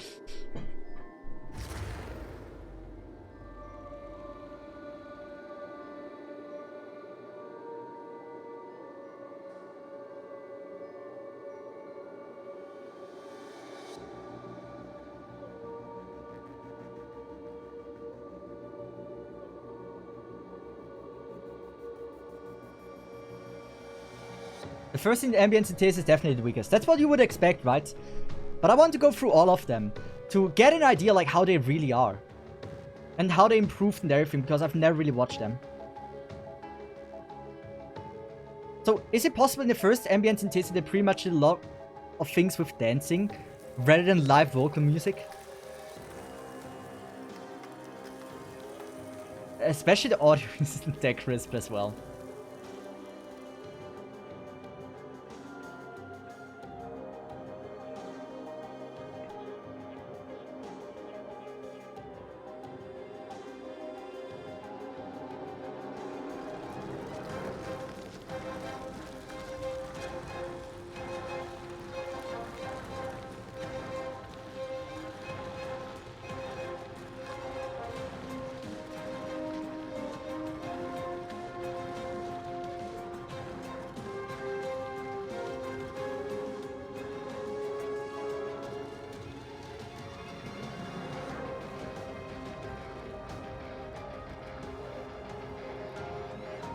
I don't know.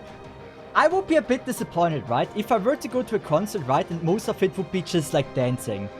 I don't know. I think I love vocals, right? I love a voice. And while, yes, dancing is cool, I'm just not too deep into dancing to appreciate like a good dance choreography. There is some really cool ones out there, but like for example, I'm too much of a peasant to understand the message that this dance, for example, had. The dancing in this kind of music feels very weird. Yes! Like, it doesn't really fit. At least, like, they have good boss music. They should have, like, a lot of dancers and doing some impressive, like, some really great stuff. This is good. I like this. This shot is great. Live music like this, seeing that is great.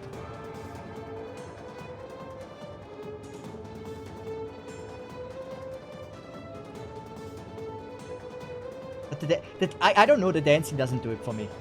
I'm gonna be honest.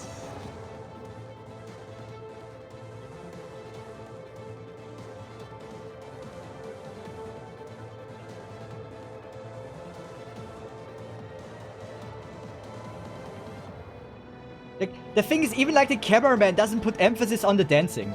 You barely see the dancers dancing. This is so weird.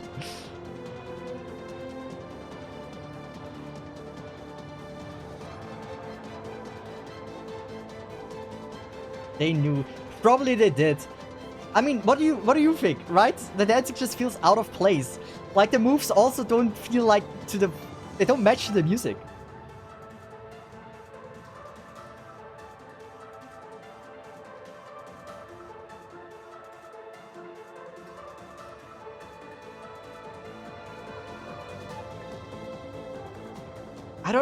I try to see it, but it's hard. I don't see anything.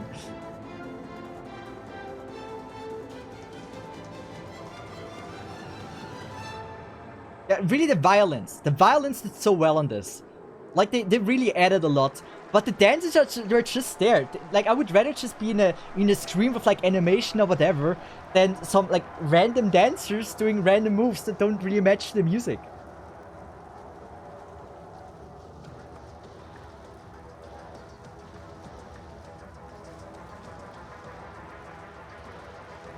Or at least, like, yeah, live orchestra or something. By the way, is the music played live? It is, right?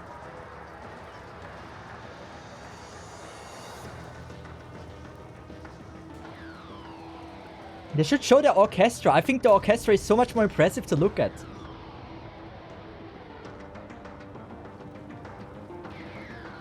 Because I try.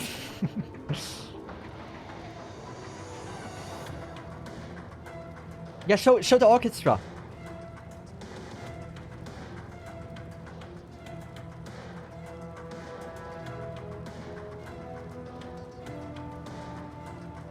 They did change it to the people playing music the year after this. Okay, I can see that. It's just like, you know, what are those moves? What is the purpose of it to the song?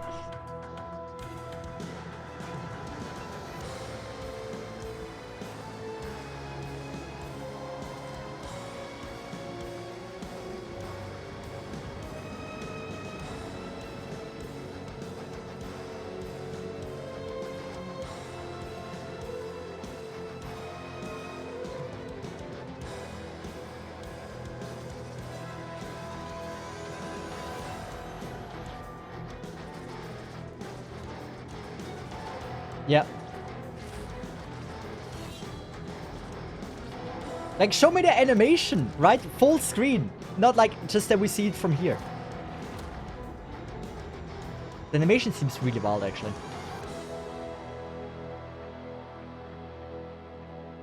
Also, Celerity, thanks so much for the sub. I see you are. 28 months is insane. I really appreciate that. How are you doing, man?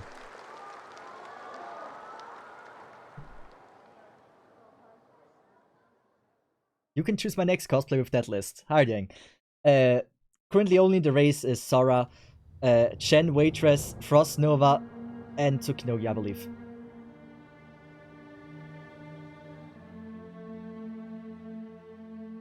There is a catch though, since next year, if it was 2023, one was, if I remember right, the one where the people playing music was on the stage that lifted up and started spinning, which made it hard to watch.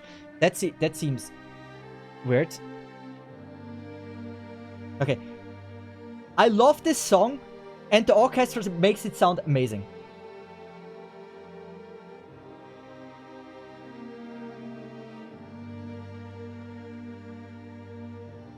How about Manicoke bodysuit? It's only cosplays I own that are in that list right now, Celerity.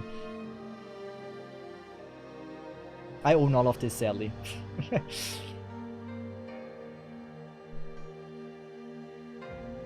Dude, this is good. This is good. This is good dancing. That is good so far.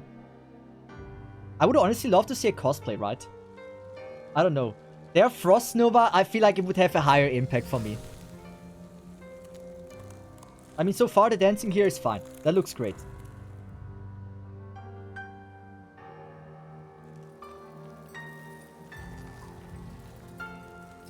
You know, what I miss is like that she like put the hand to the right side and then like ice shards going to the right side. It looks like she cast it or something. That would add so much. It would feel interactive with like the background and everything.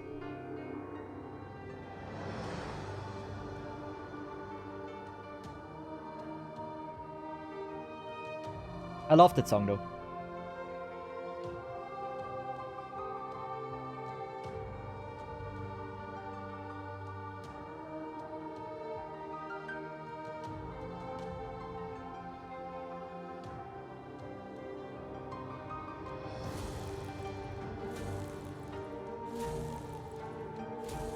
I feel like the music is not that well timed with the effects, but that's probably editing wise. Now it worked, yeah.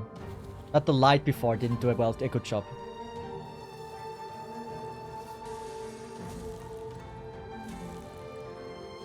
Now it does.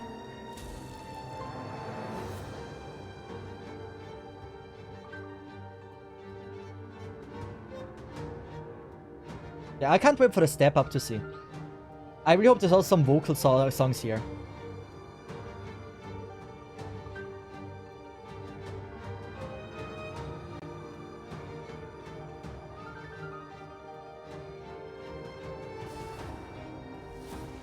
Yeah, like this is what I meant.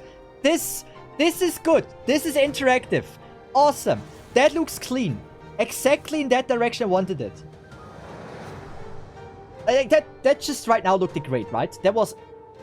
That's how it should be.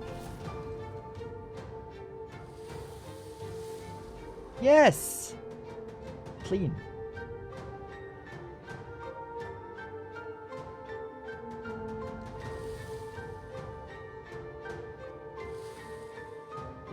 I'm just thinking, imagine there would have been a Frostnova cosplay, right? That effect would have been insane to me.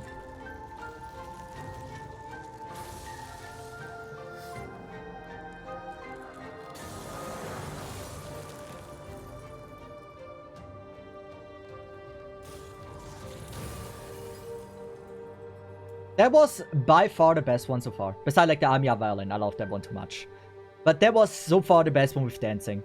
That was great. That's how it should be. Thank you.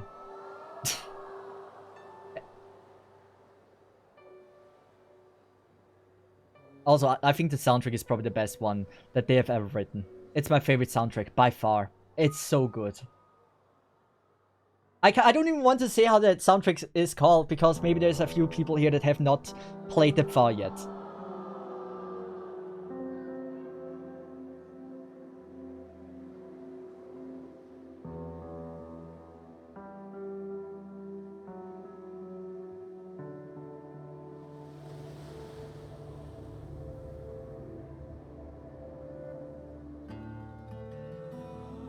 Oh, he might be singing. Requiem is a singing song. Wasn't it the soundtrack from Helagor or Silvash?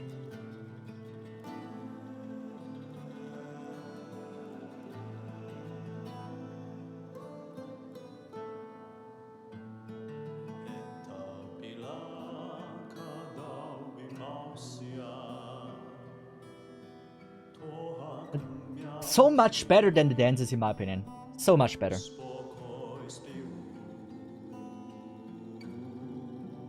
It just gives the concert feeling as well.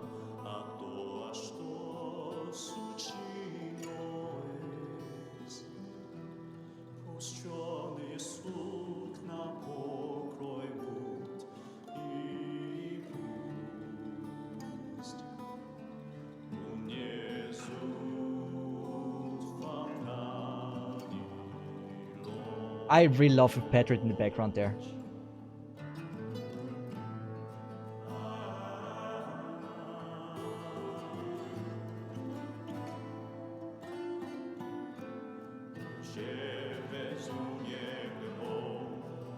That is a good feeling. I like that. That is cool.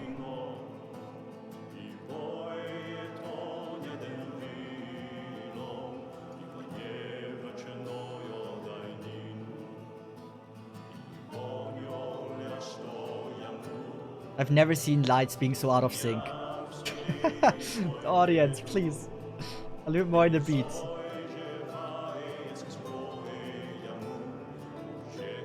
Watch the icons.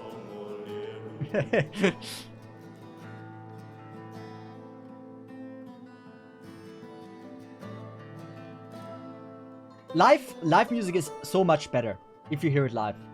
It's true.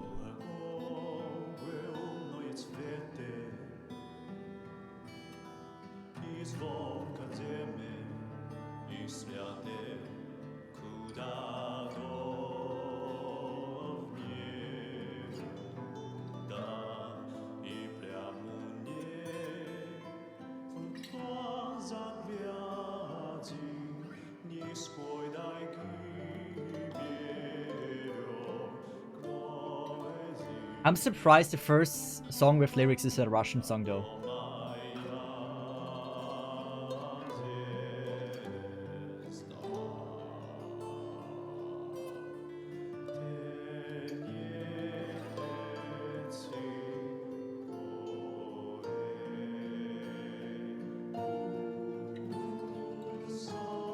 Ah, the still recording, okay.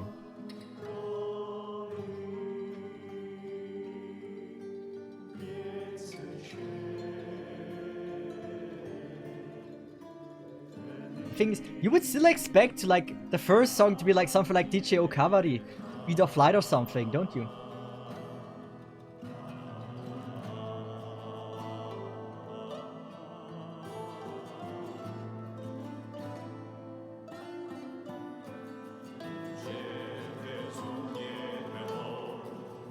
I love the Frostnova outfit there. That is so good. It's so good, man. I love her design, man.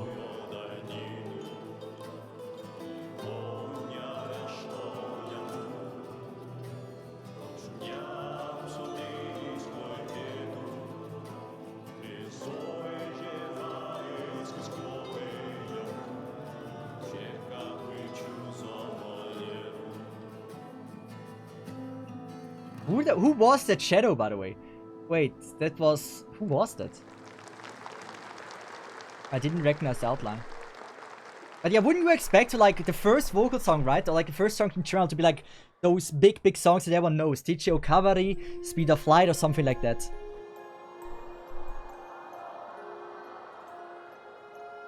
Oh, people loved this one when they came out. Or when that was in the game.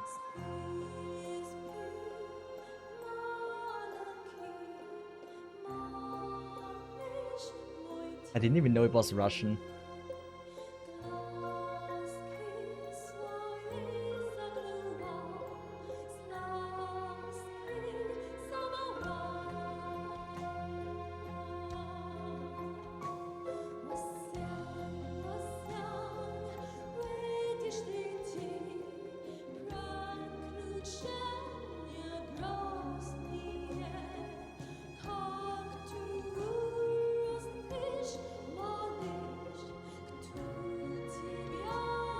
Also beautiful outfit from her.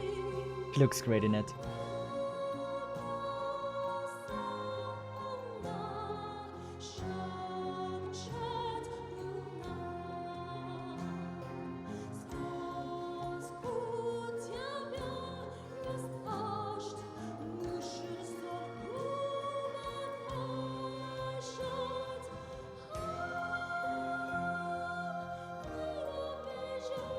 Such a lovely voice.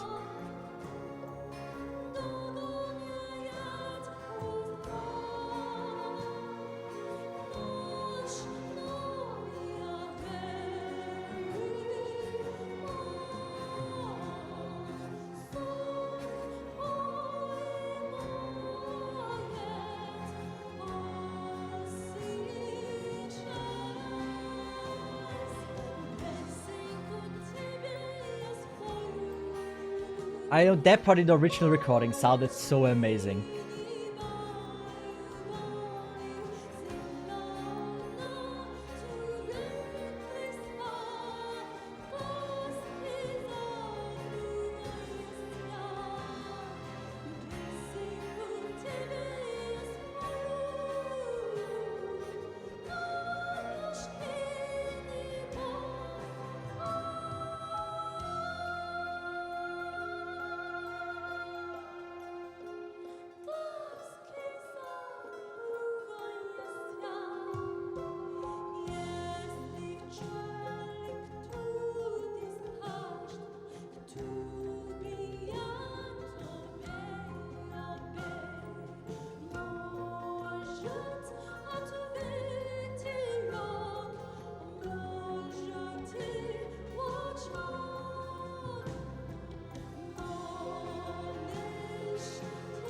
Everyone loved the track when it came out. It was insane. You couldn't dodge it.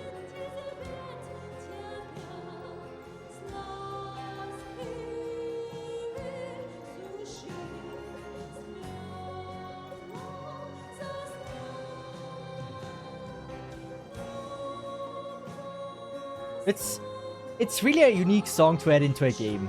I'm really glad they did it. I like that they really tried to be creative in that aspect. To add like songs that you would usually not hear in like your average gacha game. And that's what they're doing so damn well.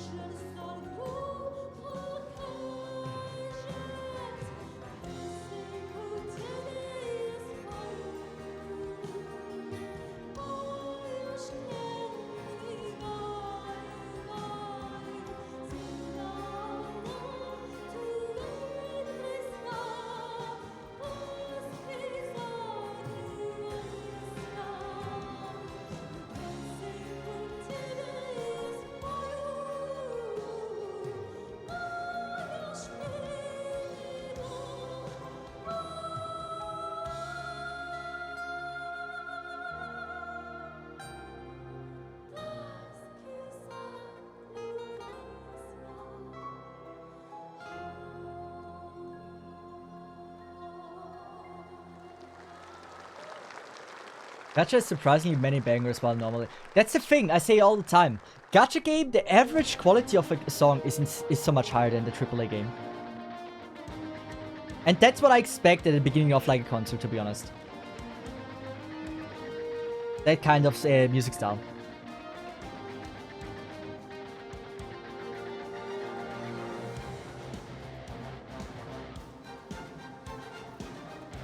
Without the dances and just seeing those clips, it sounds so good. It looks good.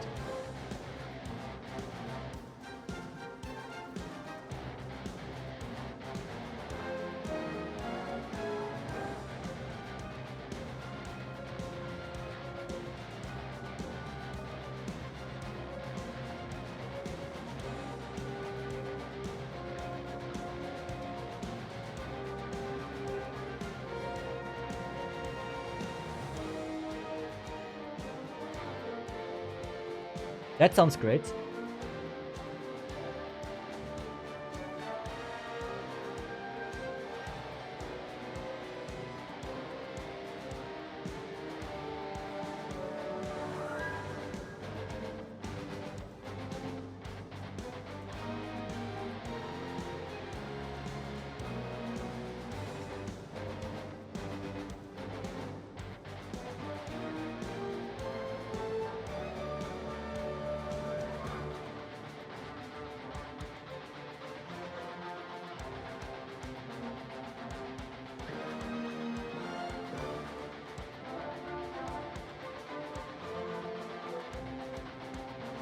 I don't know. I still have to say, like, without vocals, it's just a bit weird. I don't know.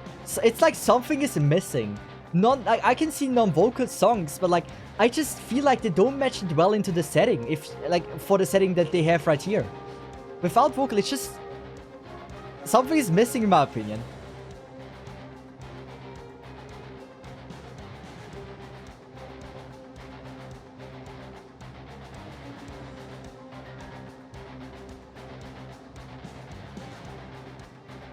I consider vocal yes, me too.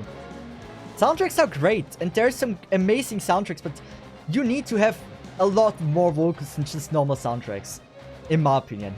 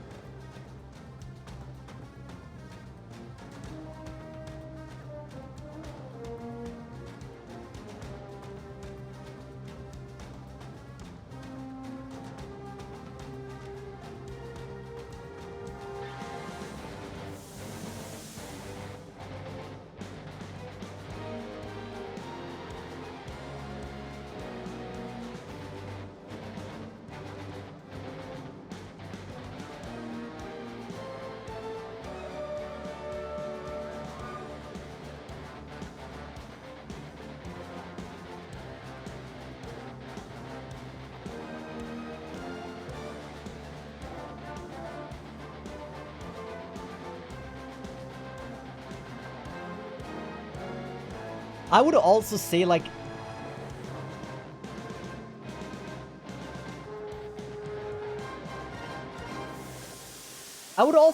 the music they're choosing, right? I feel like there's so many better OSTs that they can choose from. And I'd say that whoever choose the freaking OST list, I'd say there is a lot better picks they could have made, to be honest. Like the Frost Never Dies soundtrack, amazing. That was a good pick.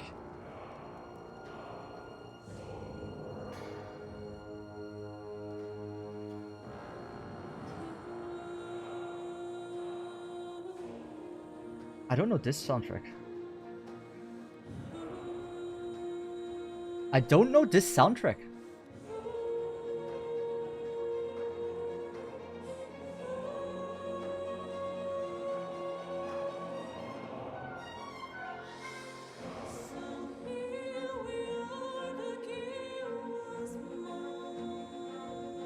I don't think I know that soundtrack.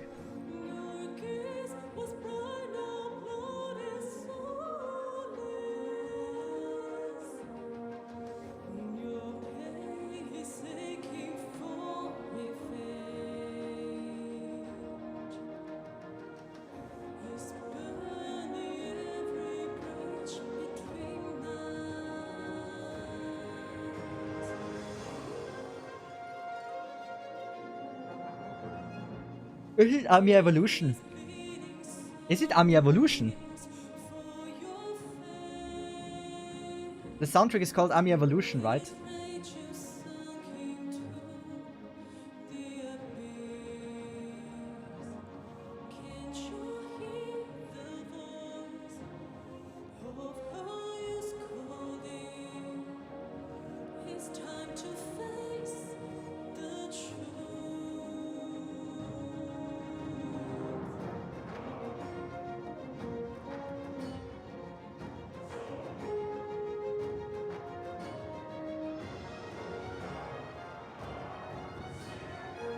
I don't know if I know Double Dragons.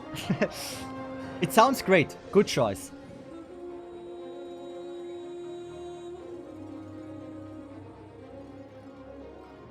I think I probably should know it. I should know it.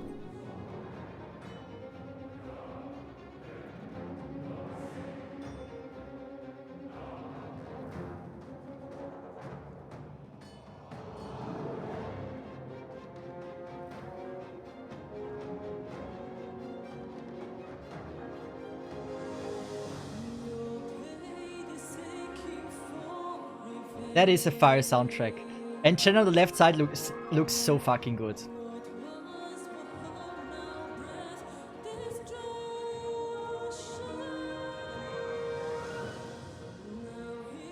Yeah, we're vibing.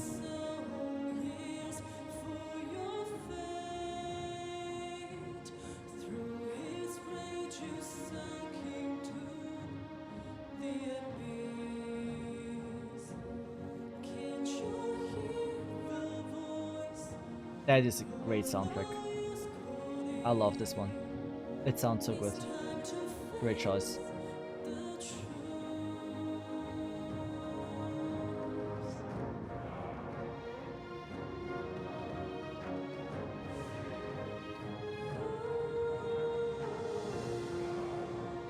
Is the ceiling going down?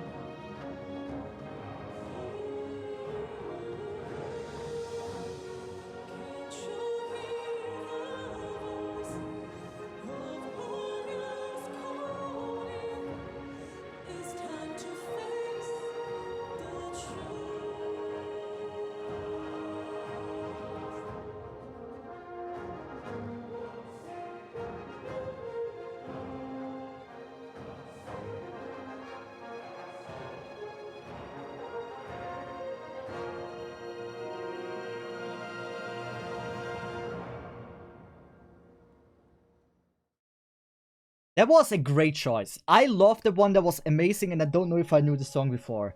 But that was how it should be. Yes! But is this autumn spring? What is it called? Spring feelings. I love this one. Oh, that's the best.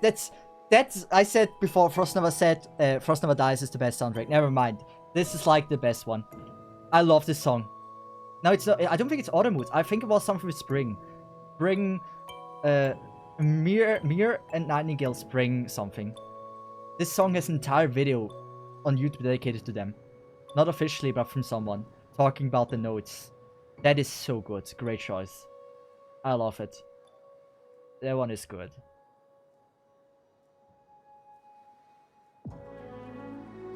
Oh, this sounds great. Imagine being in the freaking audience.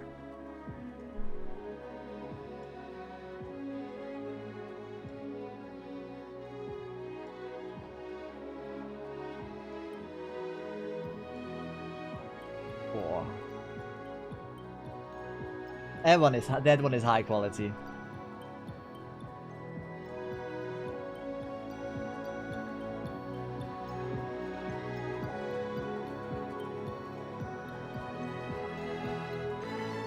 This soundtrack is so good.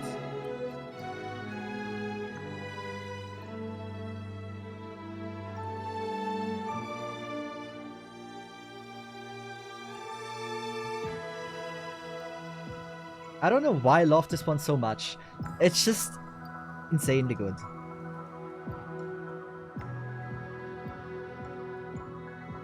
This one.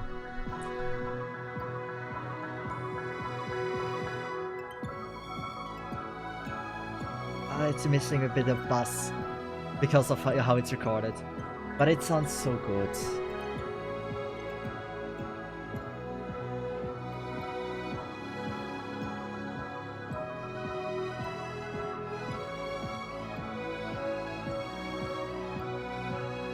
Missing, yeah, Mir's missing a chin. We don't care about that.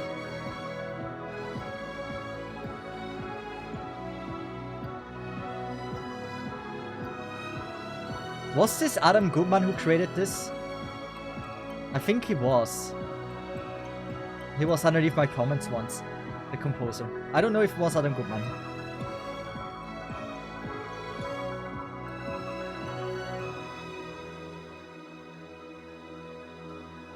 I love this soundtrack. Oh, I don't think it was Adam Goodman. I'm not sure.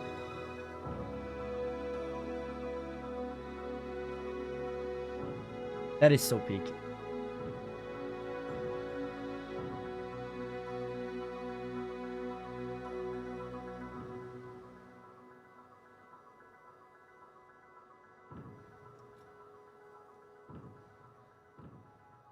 This soundtrack is so insanely good. And it's just like, I like it so much. This one. I can't read that shit.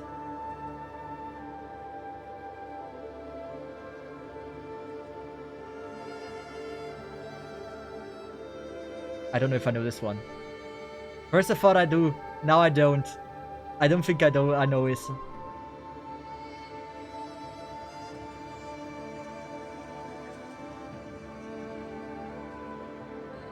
Not my favorite, but interesting claim about Ceci's music taste. The song have all far been calming, makes me sleepy. Yeah, the thing is, it's not the greatest picks to try to make your audience asleep. That I agree with. This is the outfit I meant for Famia Violin. It's so good.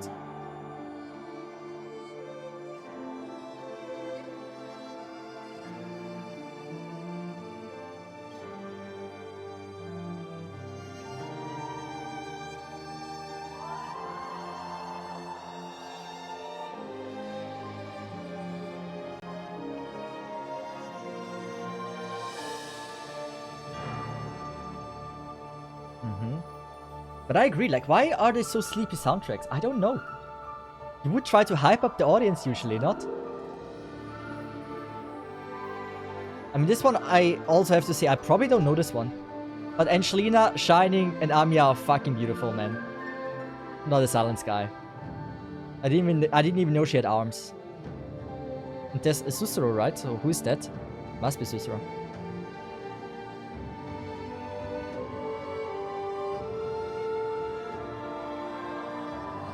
And Schwartz is always nice. It doesn't matter what you give her.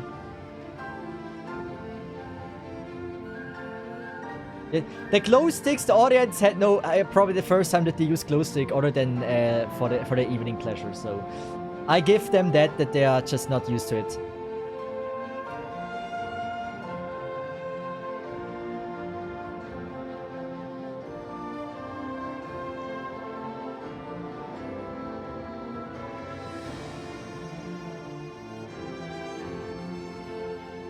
There's no rhythm in those glow sticks.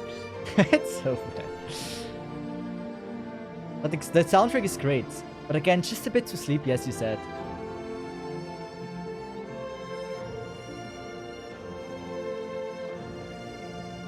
I'd say the editing for the video could also have been improved. Like, way too long shots on, like, the violin, or, like, the bass or whatever. I think it's not quick enough in switching scenes. That was quick enough.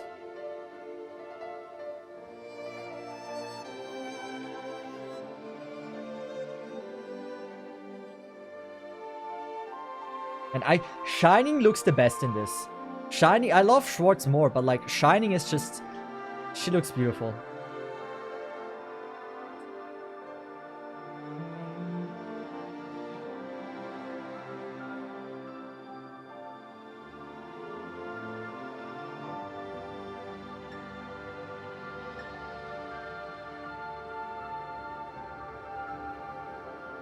I don't know, it doesn't, Schwartz, it doesn't work so amazingly well for Schwartz looking at it now.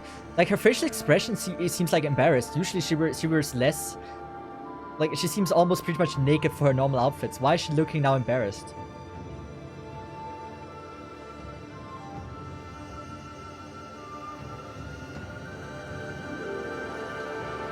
What year is this Ambience Synesthesia again? It's 2021, yeah.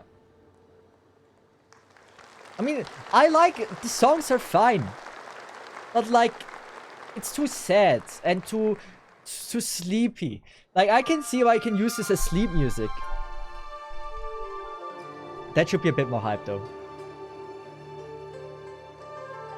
Yeah. That should be... I love this instrument. It's called erhu. Wait, is it the erhu? I think it's called erhu. Right?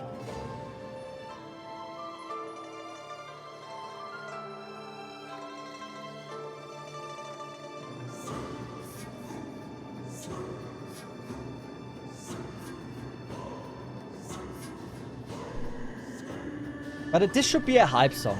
A bit more than the others. Wasn't this the Ark soundtrack? No, it wasn't the Ark soundtrack. It wasn't Nien either. Was it Dusk already? 2021. Was Dusk out in 2021? It could be. I think she was. Honestly, I think she was. I think it's a... Yeah, I think it's Dusk and Nien on the ceiling of a house. Sitting. I think it's that soundtrack.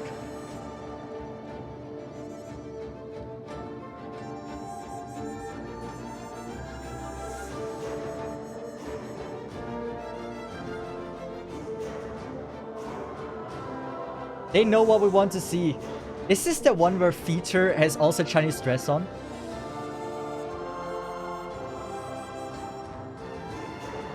Oh, they're teasing. I mean, you guys already know it. I don't know if I know the pick. I think I saw this one with Feature and Chinese dress, which she looks beautiful in. There we have a flat one. Sure, okay. I don't know if I know it. If I know that picture.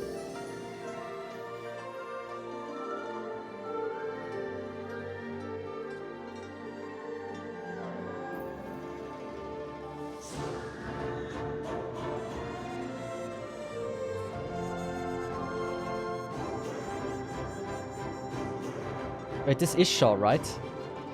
This is not Bubble, this is Shaw, right? Chen? Chen's outfit is so gorgeous there. And Ark as well. I know the outfits though. That I know well. But who is this? I've never seen the right one. Feature, this is the feature dress I was talking about, which looks beautiful. Who is the right one?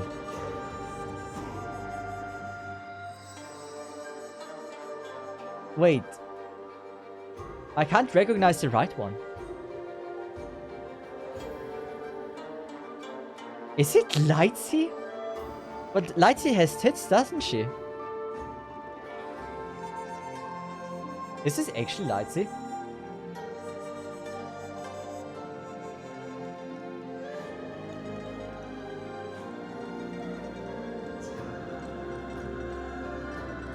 Peter looks great in it. How the fuck did Lightsy get a spot? I mean, she looks great in it. I'd say Feature though crushes it the most with Jen. Lightsy comes third.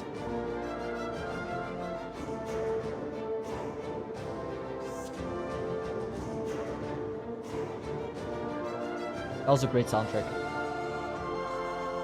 That's the kind of soundtrack you expect, right?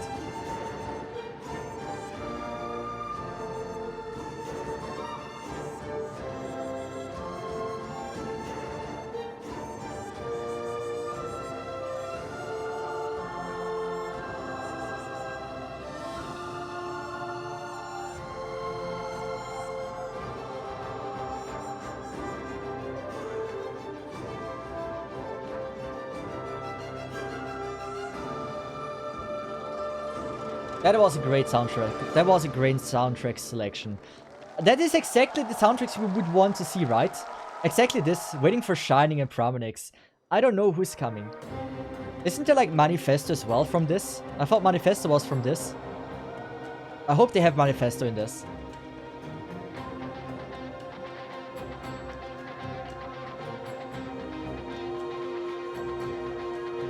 Oh, this one. Was that already in the game? Yes, I think it was. Pretty sure, yeah. It's much more net shape, but still a bit sleepy. After all the slow songs from before, unlike normal concert where the song would be used as transition phase to build up hype.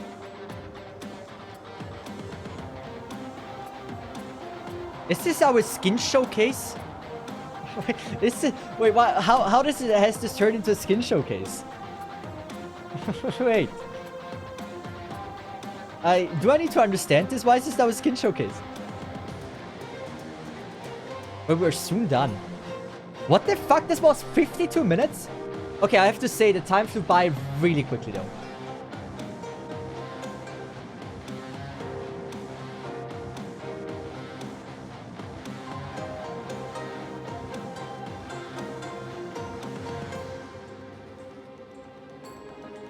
I like Swire's design in general.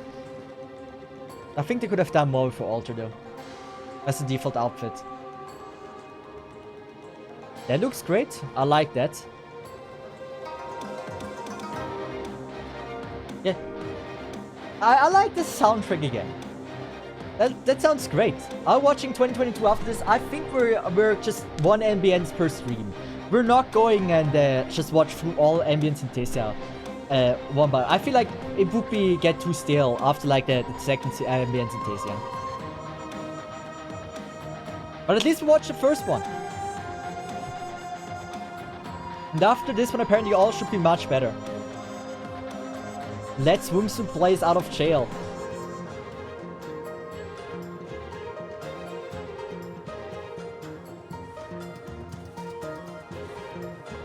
I know how good the later Ambience Synesthesias are getting.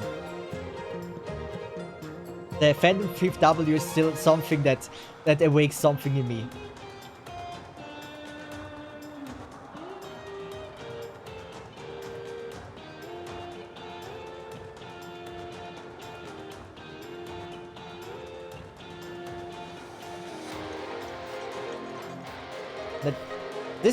I think this is a great outro though. Like compared to what we had before, this is a great outro. I still don't know why this says the video part 1. There's not gonna be a second part, right?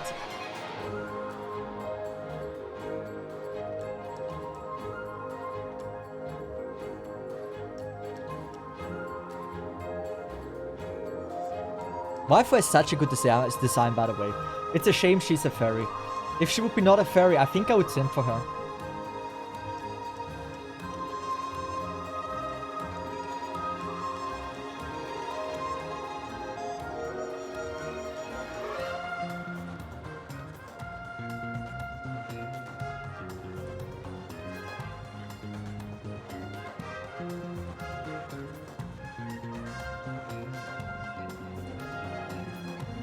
Even Shy getting some spotlight.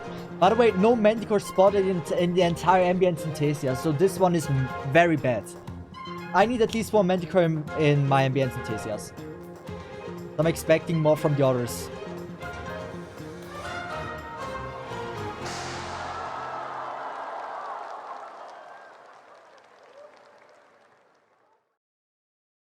That was, you know, how would you rank this? Let's just say you pay $100 to enter. Does anyone know the prices for like the first 2021 Ambience Synesthesia? I'd say for $100, I would be pleased. I think $100 would be a fair price to ask. I think everything above 200, I think is getting in a place where I would say I'm probably not as satisfied. Especially because like the cringe dancer in the beginning were really not doing it for me. Maybe it's just like I'm not that good with like expression dances, but like all the moves they did here just made no sense. It's just like a random moving, and I didn't feel this at all. Like this just didn't make any sense to me. Or for example, like this one again, random dances. You have no fucking clue why this is even here. Then there was like this one vocal song. This one was better for dancing, but like there was this one vocal song which I want to talk about something. Which I thought, yeah, you know, it's in theory would not be bad. This one. Like with her. You have those, right? And I don't know what their purpose is. Besides like walking really weirdly around her. Like they're just standing here around her. And they're like, don't you think being in like Arknight's cosplays would enhance the experience? Like, for example, if when there's like a reunion song, right? Why not put them in reunion clothings? Instead of like, I don't know. I feel like it would have had a better effect if like there were two characters, like if this were the song would have been a duet. And one was dressed as a Tallulah and one was dressed as Chen. And the rest was reunion or whatever. Or Langman, or some are Langman, some are... I don't know. I don't know the lore. But I feel like it would have had just a greater effect for me. And I think then it would have actually made sense with like what is happening on screen. Because I'm listening to this song and I have no clue what their purpose in this choreography is besides standing there really fucking weirdly.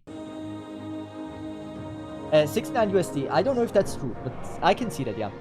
As 2025 gonna have Broken Sun, and that's gonna go insanely hard.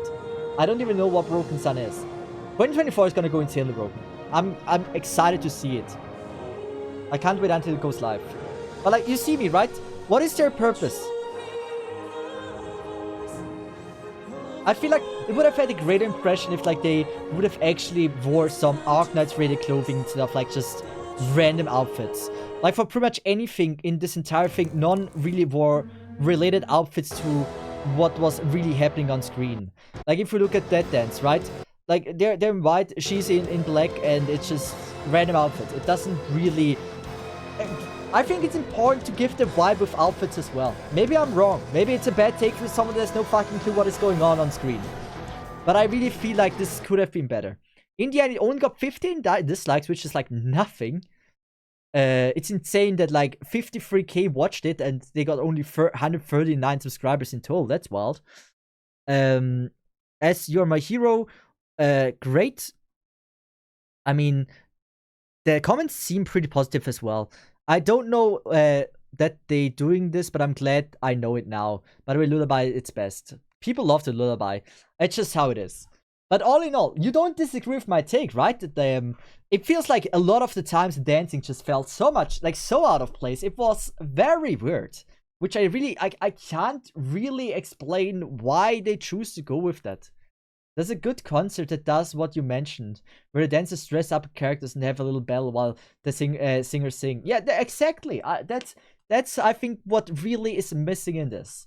It's like the relation to what is happening with the audio and visually.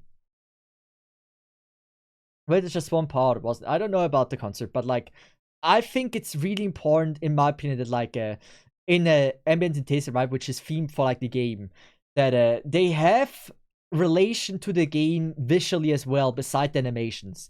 That you can only see the singers and the dancers, and you're like, oh, this song might be playing, or this song.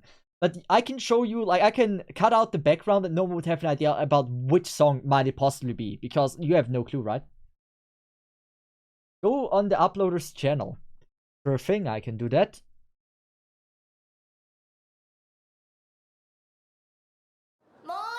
You said... Oh, there is actually a second one.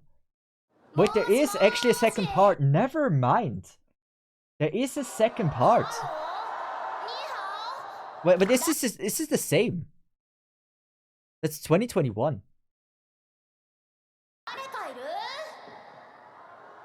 We game, okay, there's more.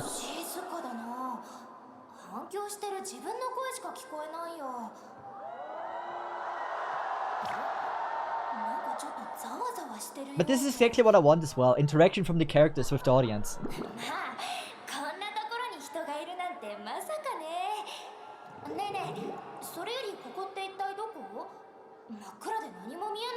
It's dark, she can't see anything.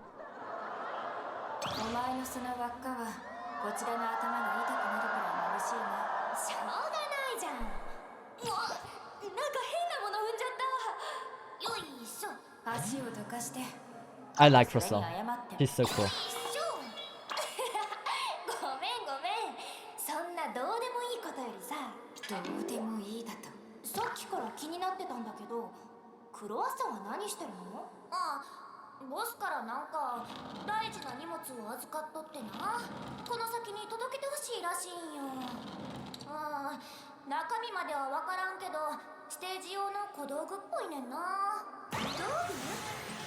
I love Sora.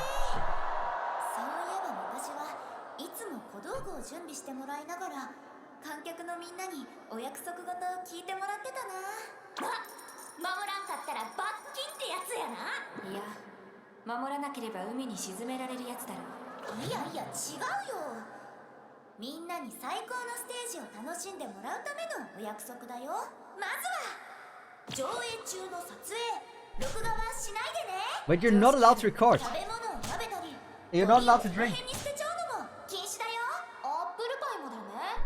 私にとってはもう食べ物以上の存在なんだけどな。また頭が痛くなってきた。あかんに決まっとるやろ。他にもあるんか。そして大声で騒いだり、上映中に立ち上がったり、後ろのお客さんの邪魔をするようなこともダメだよ。 Okay, so you're not allowed to bother the people behind you. 黙って。 Isn't this tutorial a bit late? Like, isn't this the first part that should be in front of the freaking thing and not after? Like, halfway?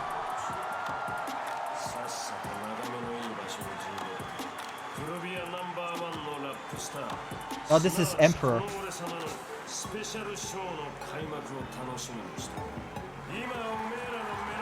Is this part? It says part 2.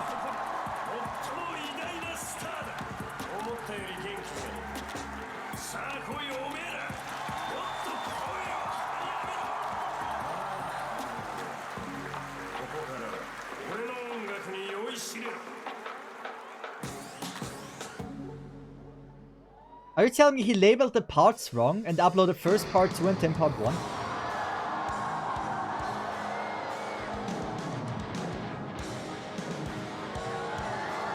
Oh yeah, this is the music I expected. So much more hype. The Life Until Sunset is great.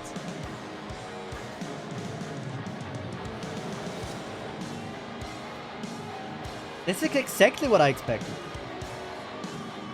But this is this a different stadium?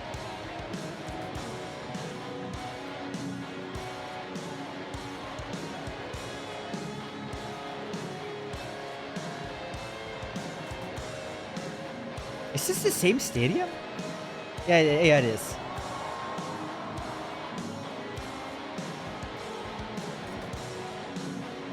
So they had like 2 main shows at different dates or different time at the day. Wait, they really got the version with no vocals. No! It's a good soundtrack, but like, give me the vocals. The vocals are so good of this song.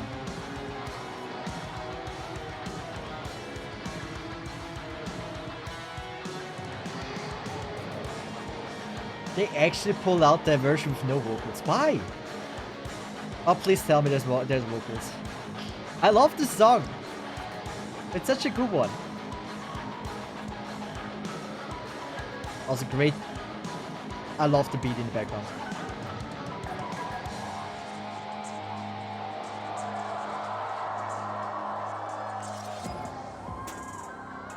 Isn't this the Emperor song?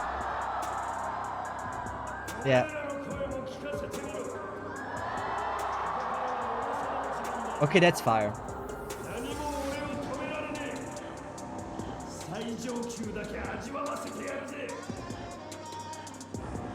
That sounds fire as well. That's hype! That's hype! That's what I expect.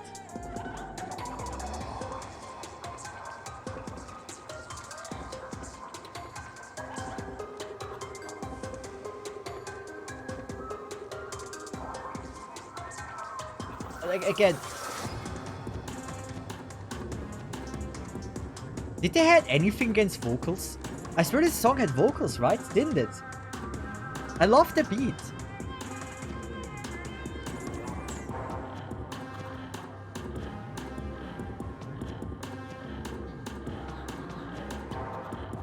But again, it feels a bit empty without vocals. It would be so fire set up. Just give me a vocal.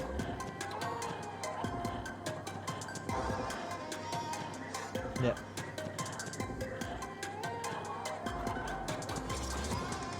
Like honestly, like the dudes dancing in front of it, I don't know. They're not doing it for me. They really don't. But it's a lot more hype than previous ones. Especially like Emperor in the back, it looks so great. Oh, is it DDD?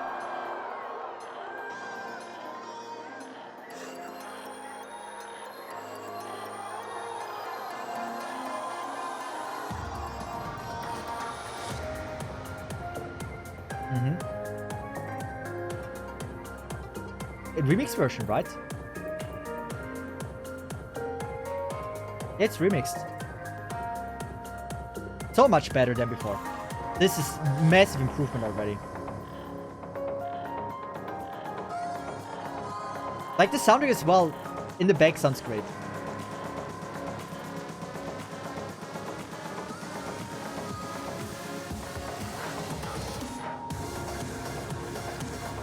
Yeah, that is hype.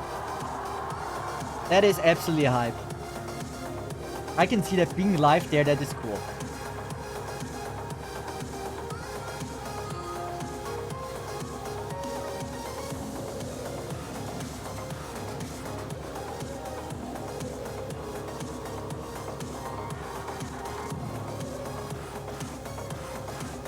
I also love the desk.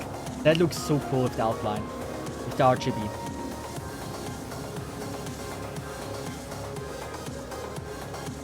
And the glow sticks are also now in a rhythm. They did it. They found a rhythm to throw their hands up.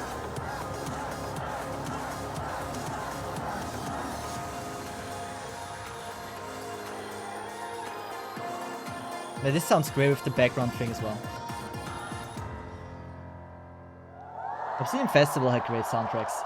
I really liked it. There was a third song in the Obsidian Festival, right?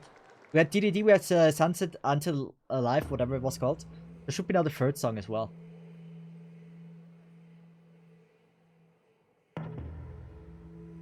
That sounds... That looks impressive already. That... I have my hopes up.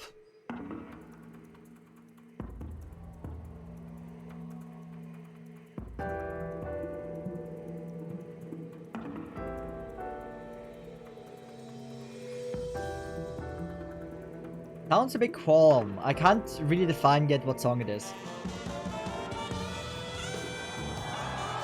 I love jazz.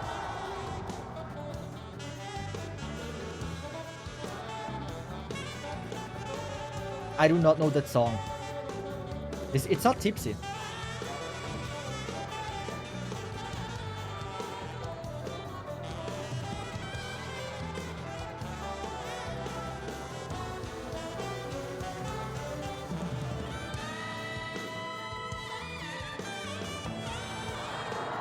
Wait, is it? I didn't know the Dark Lord had a soundtrack.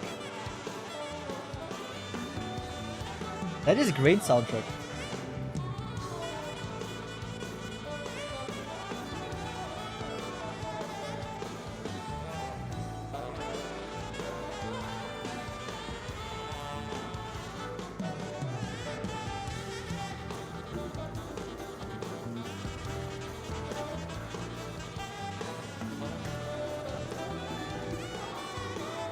I mean, I like the soundtrack a lot.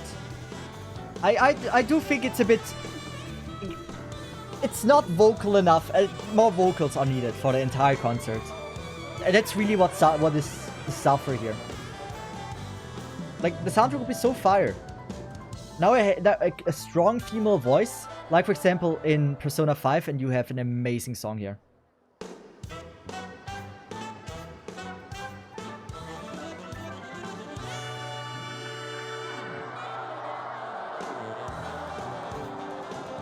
Oh, I know this song. Isn't this the shop song? Wait, I know this song. Isn't this the shop? Or was it something called with Amiya something? I think I've downloaded. Shop music. Okay, yeah, makes sense.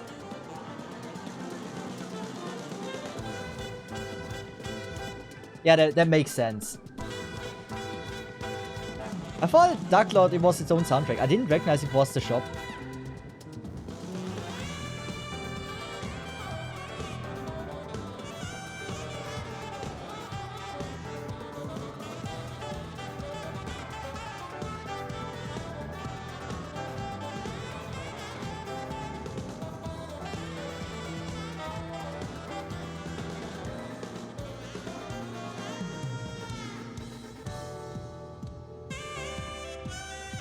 That's like, I like saxophone. It's like one of the coolest instruments for any song.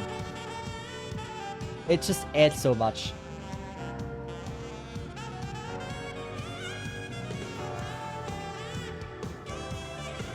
I can see a freaking drug trip there, yes. It might look like this if you take some drugs, but it's not that bad. It's a very intriguing animation though, with the kettle and everything. Okay, yeah, like, interesting.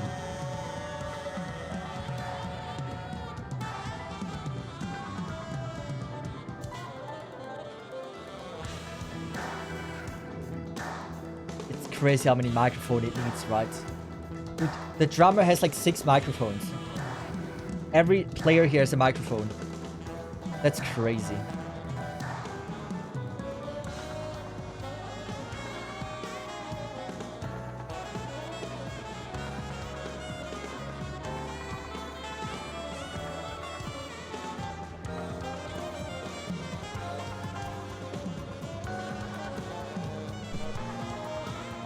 I still think hype start for the second half.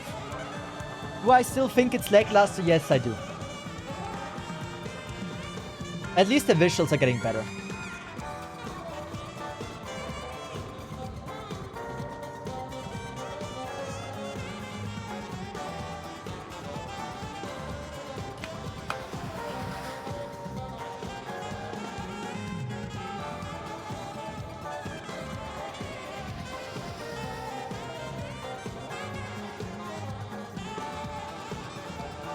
I don't know why they added this effect into the video. Like, it was really not necessary to give us that effect. It just makes it more trippy. Like, this effect, why do you add this? It makes it very hard to watch. So, vocal, I beg you. Give me manifesto. Then I come on. It's vocal at least. Oh, the classic song. Isn't this also from DJ Okavari? There was the one with Megalan on it. I'm not sure. Oh, they're in the rhythm! They did it! The glow sticks can finally learn.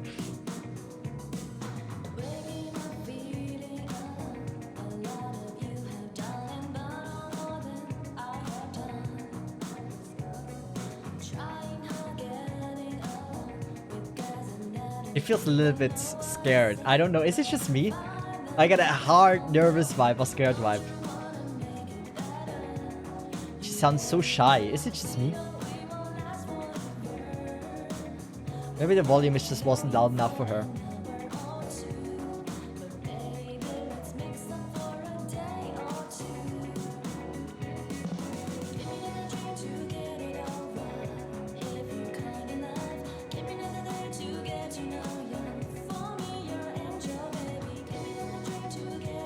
She looks so shy. Is it just me?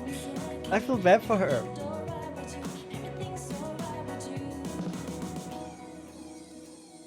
I can't be the only one thinking that, right?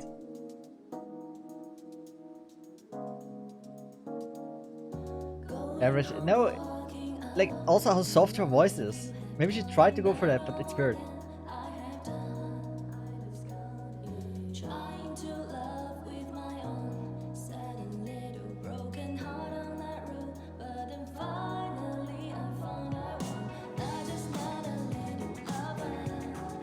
It gets better actually. This sounds more confident.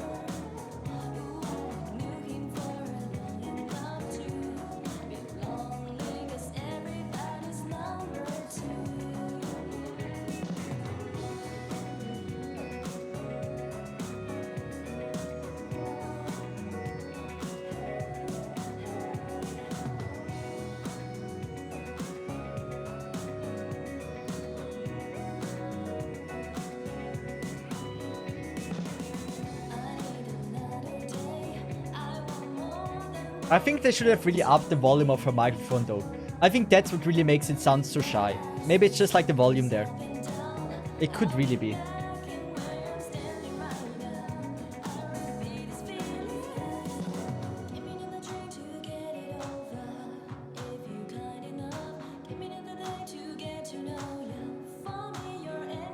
It was the one. I knew it was the one with Megaland. I told you. I did remember it.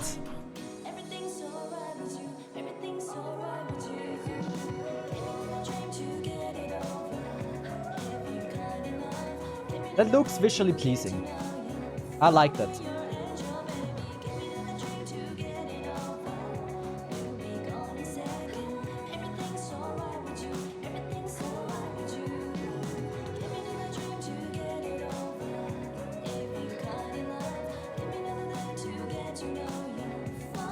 I'm gonna be honest, if I were to go to concerts like this, right?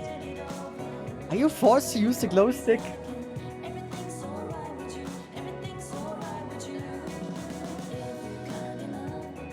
That would be honestly too lazy, I think.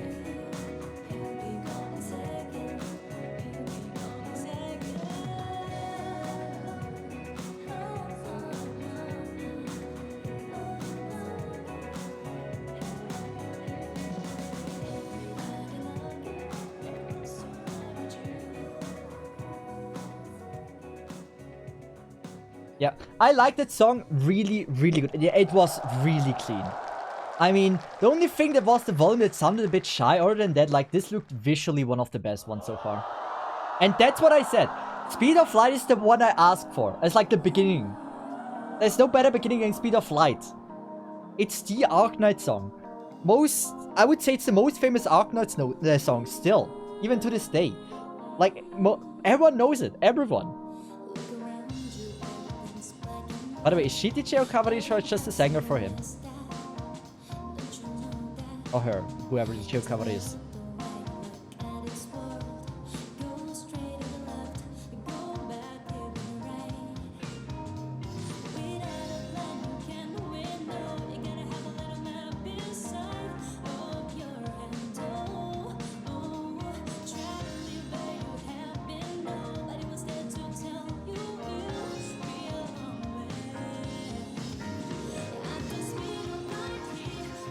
Wait, is this a video?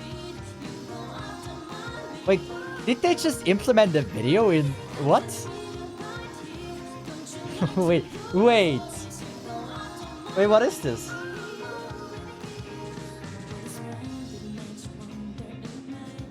Wait, I'm confused. What the fuck?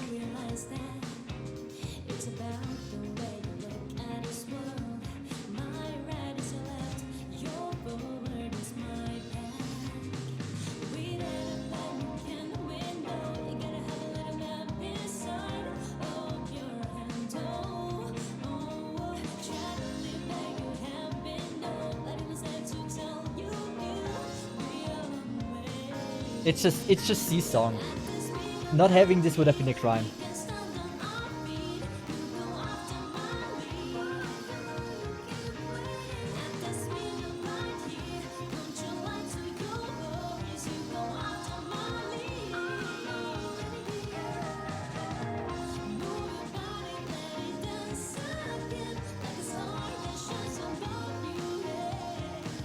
She's also crushing it, to be honest.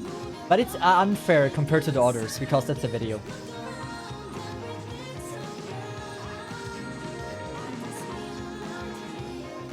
Why?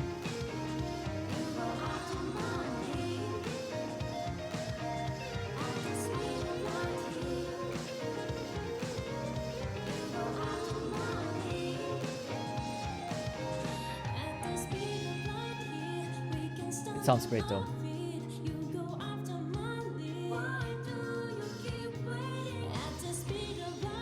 By the way, this is so copyright claimed. I can't upload this as a VOD.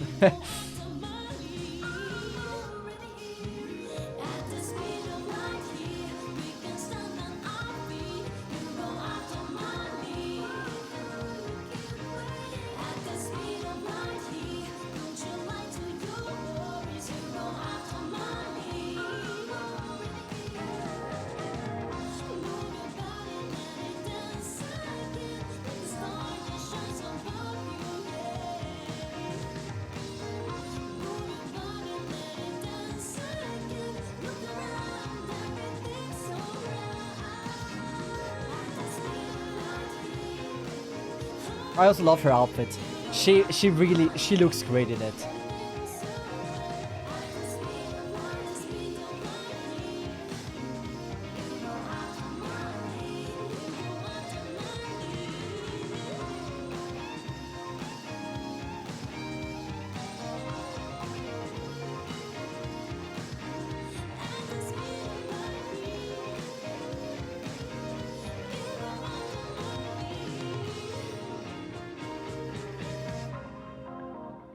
I'm just confused. Can anyone tell me why the fuck they implemented a video in this? So what did the audience see? Did they just watch a screen and no one was on stage, or what is this? Like, why was this a video? I'm so confused why this is in here. Yeah, why? Animation. We love animation. And it's Angie. I love her. 寒くなってきたなあれいつの間にか葉っぱもすっかり金色になってる Or is it the autumn song? あと何通か届けたら今日は終わりその後は何しようかな So after this, what do we do? あテリーナちゃんや Do I translate it or not? What do you want? こっちもここいらに届けもんかあクロワッサンちゃんお久しぶりあそうそうこの先のエリアってのがあと何通か残ってるんだどれもこんなに分厚いのきっと送り主の伝えたい言葉がいっぱい詰まってるんだろうな受け取った人が手紙見ながらニッコニコに笑う顔が目に浮かぶなこんな感じでクロワッサンちゃんはお金を見てる時もそんな顔になるよね Okay, she loves money. Every time she sees money, she makes this facial expression. He said. Okay, good song. Good song.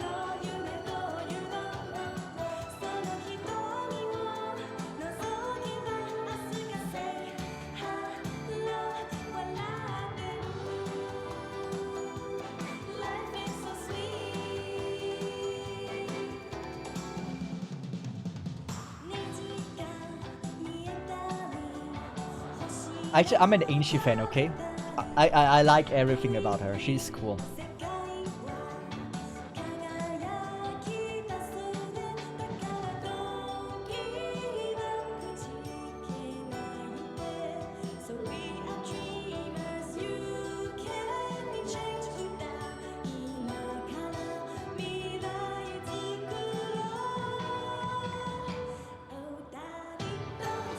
I like this song. There's something nice about it.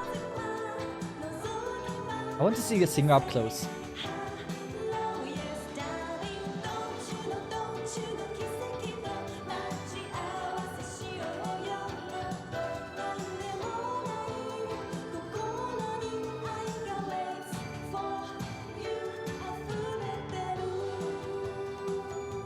Crossbow is so cute. I like her design as well.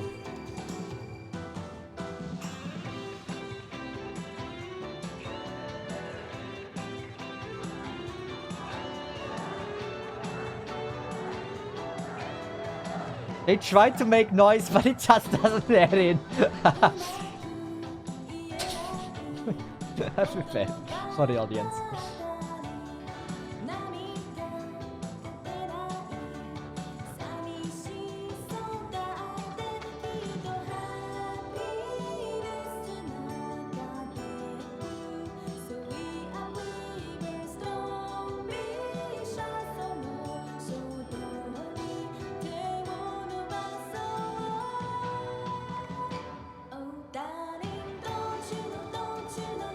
I can't tell you why I like this song. It just matches for this as well.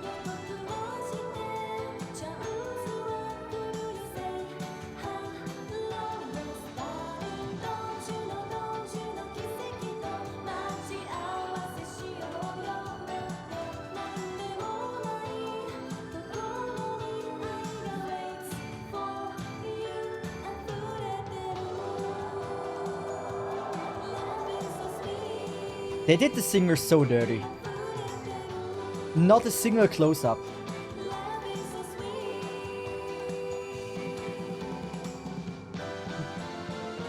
I want to see how the singer looks like and maybe recognize them if I see another song of them. I literally had no frame in the entire song to actually see how the singer looks like, to understand, or like to maybe see, oh, it's this one, or like, yeah. Oh, good. I think this is a CC, CC song, right?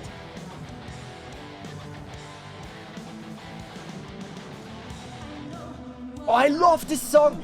Oh, it's a rock song I love so much. Oh, this is a good one. Good choice. I love it. Yeah, this is the one I like. It's not a CC song. It's a rock song with Vigna blazing so.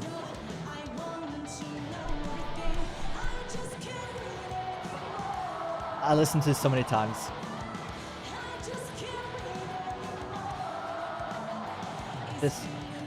It's so good.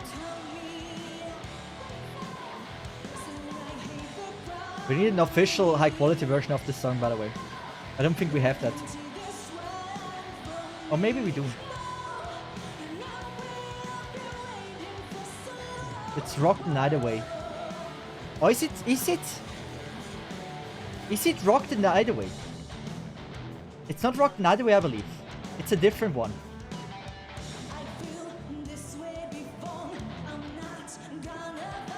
But definitely the same singer, I think.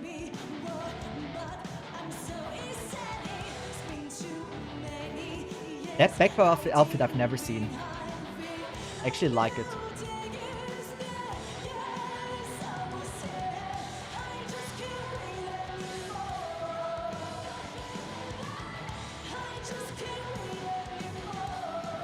Best song out of all songs so far for the Ambience Synesthesia.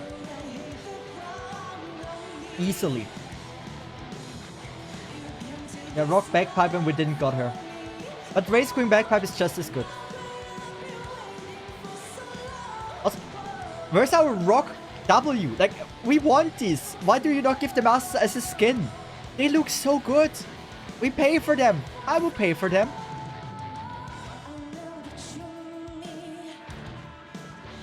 Officially, we don't have a high quality version, right? It's such a shame.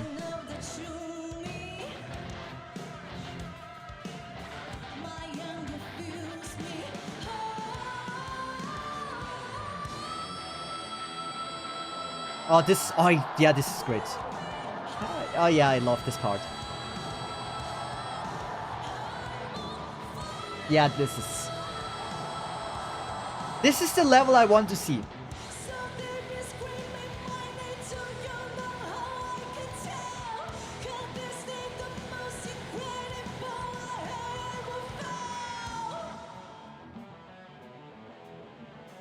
It's not even funny how big the difference is between this song and all the other songs. This is so much higher.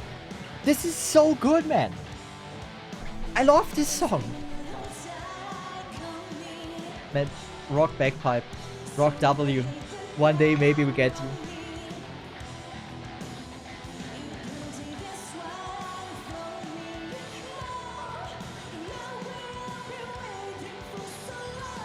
Dylan.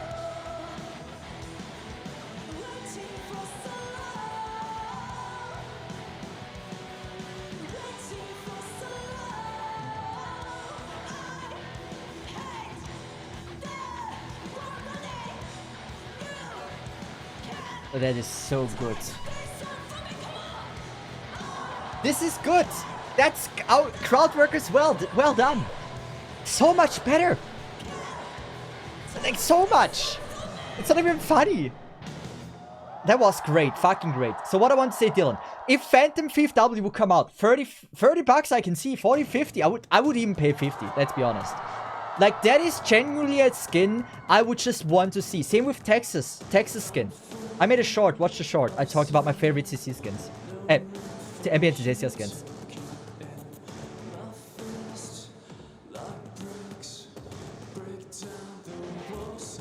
This is so much better.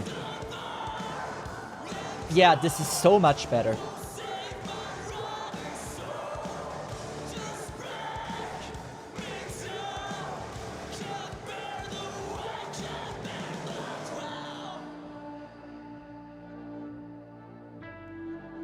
I wouldn't say I hate the stage. I think the stage looks great.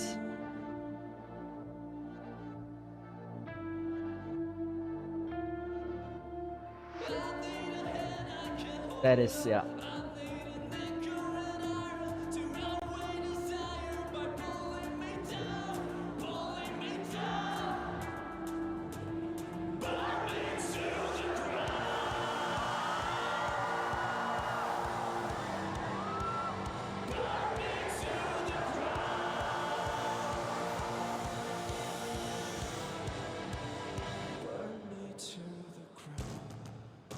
It's not even that much of a hot take. In my opinion, man. Also, welcome to the stream.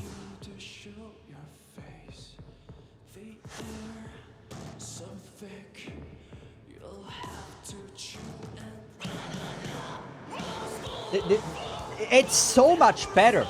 I can't believe how bad the beginning was compared to what it is now. That's... I can't... How?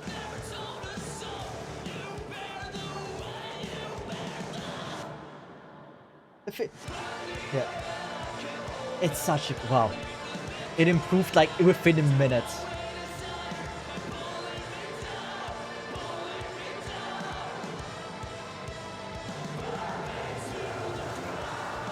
This is so iconic as well, like, dude. It's... This song is one of the Arknight songs. Like, really. I love rock, okay?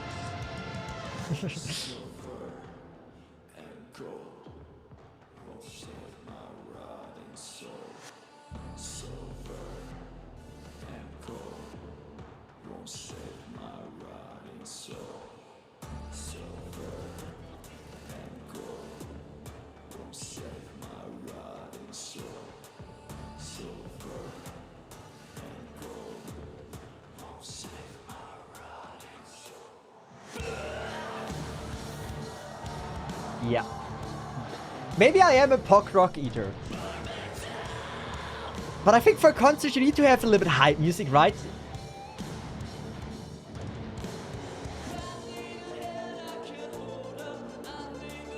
Girl and Iron. I love this one, yeah. Like, Burning to the Ground is a hype song.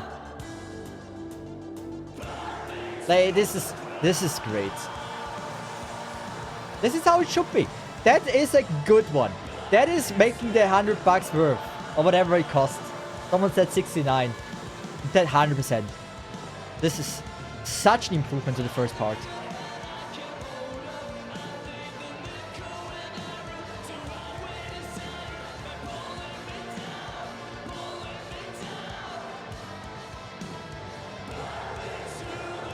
The crowd also sang along much better. It's just like, you can't have 52 minutes of just tiring music and sad music. It's just, you have an audience that might fall asleep. You have to have some hype things in there in between. And like, this is like also with the camera work, with like how it's presented, it's just so much more hype. And so much higher quality than just like sad music. Like, I love the spring song. But it's just rough to place after 5 sad songs to place this song as well. It's just so tiring. Also, Clifflop, thanks so much for the follow. Appreciate that a lot. Good. Operation Blade. You know, it's not about the rock, it's about hype music. I don't think this is rock, right? But Operation Blade always goes. Because it's fucking great. Please tell me that's vocals. That's my only concern. Yeah, it does. Is this rock?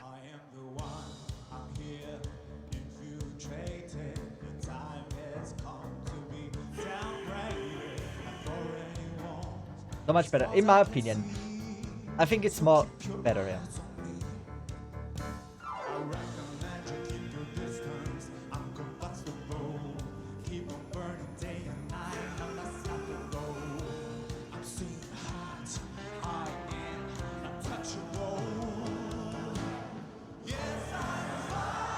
Yeah. Is this rock? I don't know what rock... I don't know genres. Like, I usually just say if I like or dislike something. And that's great. That's pop rock, okay. Maybe I'm a rock dude.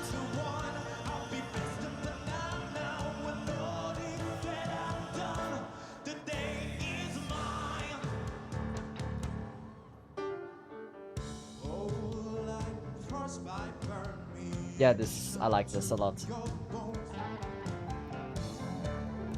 Like, don't you think the camera work has just also gotten much better? Yeah, like with the piano clips and everything. Like, it's just so much more visually pleasing to watch.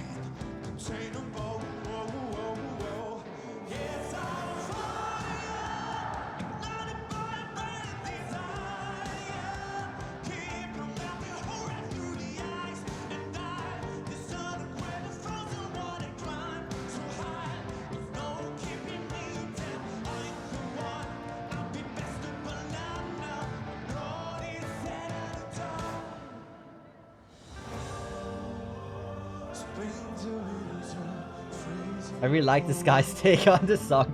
I'm sorry. What do you mean, Dylan? I agree. Like, it is a softer one. I just think it's a really good one.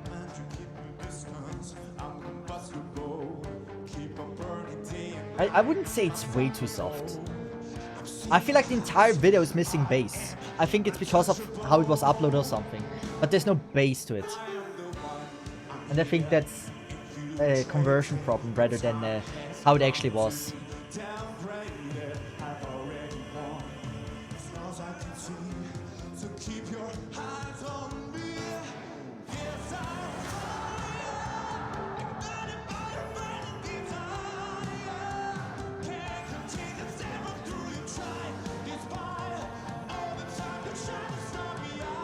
But also, like, the confetti or whatever it is, right? Looks great.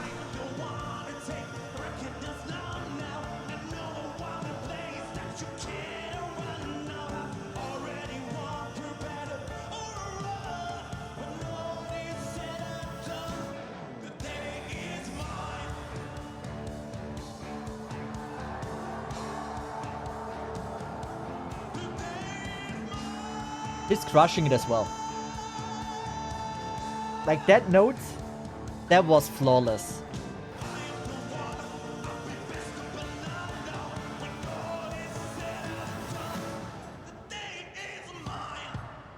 Yeah, no, he crushed it.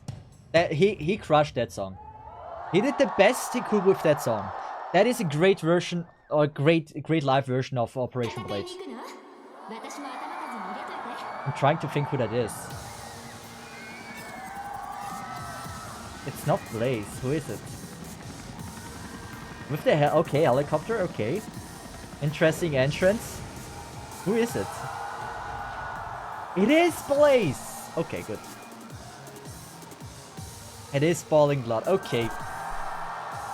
People love Boiling Blood so much. I think it's a 7 out of 10. But it's just a great song in general. I just listened to it too much. But when it came out, dude, it was always in my playlist. Even in my car, I listened to it.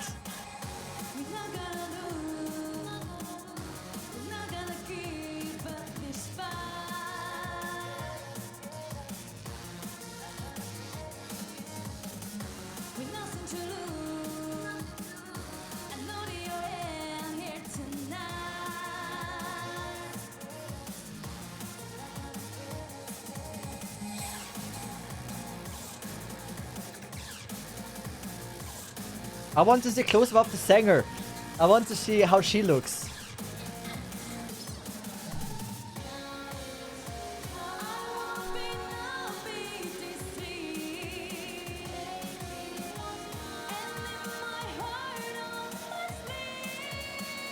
Boiling Blood is a rhythm game song. I can see that, yeah.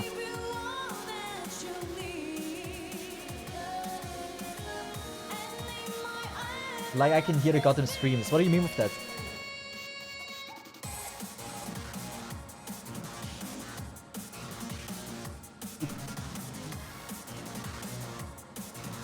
I just want to see if I can see them in the future Synesthesia we'll be watching. That I can recognize some singers if they came back or not.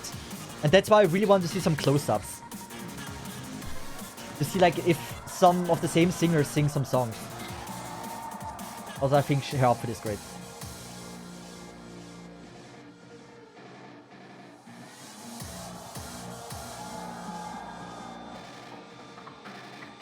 Ah, okay.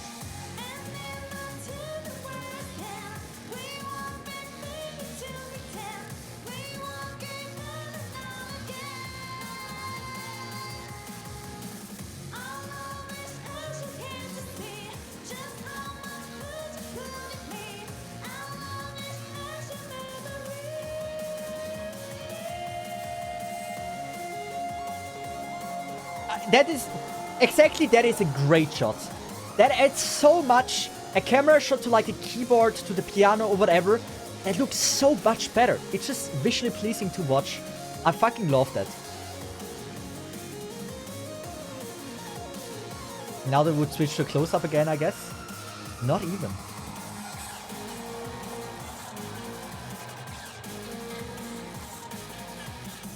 I think this is great stage performance.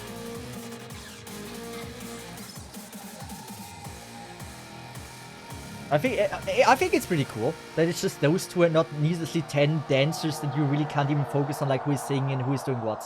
I think that's great like this. I like it that way. How far are we, by the way? Soon done, damn. It really flies though. Time flies insanely fast.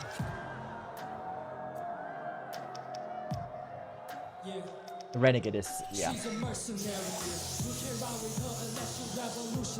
W has always had showcases.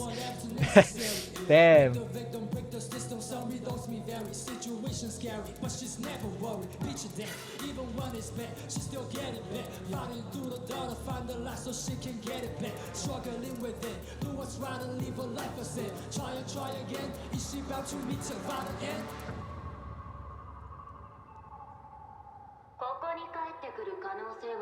Oh, W. でもまさかあんたと一緒になんて思ってもみなかったわ。ひどいわよね、ドクター。 Renegade always goes. Oh, it's not even.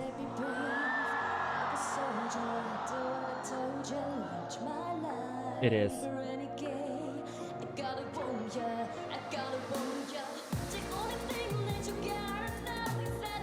I like that. Yeah, I just love when the characters dancing like this. I think it's so great.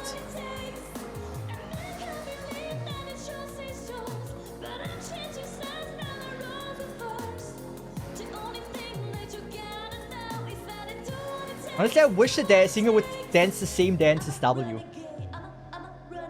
I watch a lot of MMD, by the way, yeah. I used to watch a lot of MMD.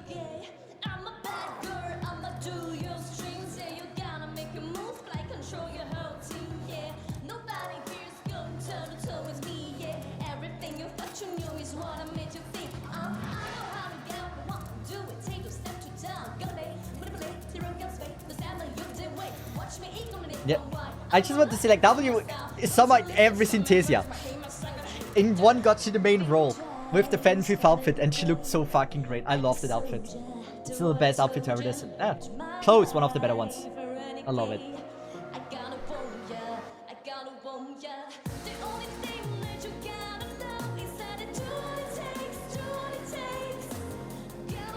I wish they would have added mouth movement. Or is it there?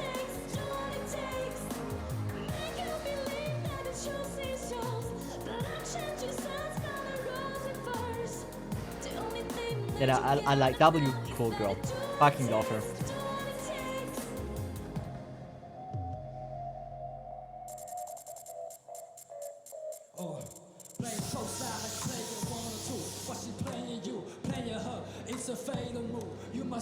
Yeah, that looks great. Huge improvement. You want to live in the world, she planning to change. Even with the good guys, she's still badass no matter the style that she claim. Gonna be us in the vein, she gonna get it no matter the price of the pain. They're just a part of the game, play for kicks. Are you not entertained? The only thing that you gotta know is that it's all it takes, it's this animation adds so much.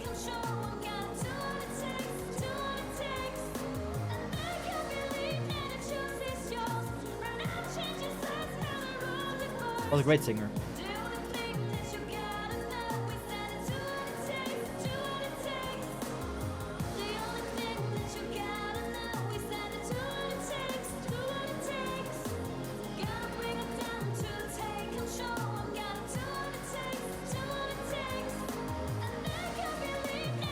That is great.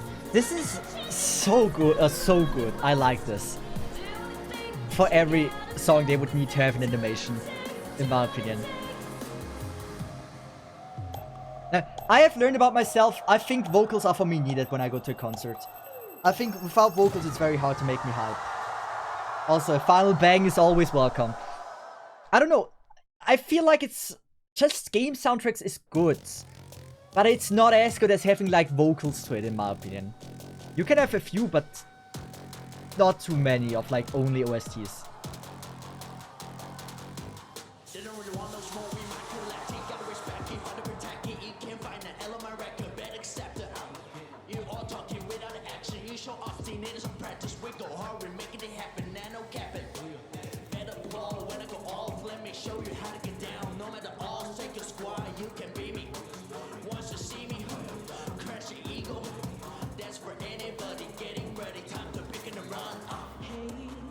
Oh yeah. Oh yeah.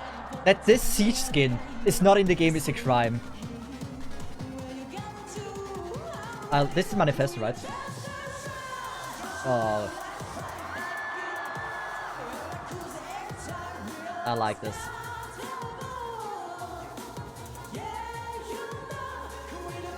That sounds also great.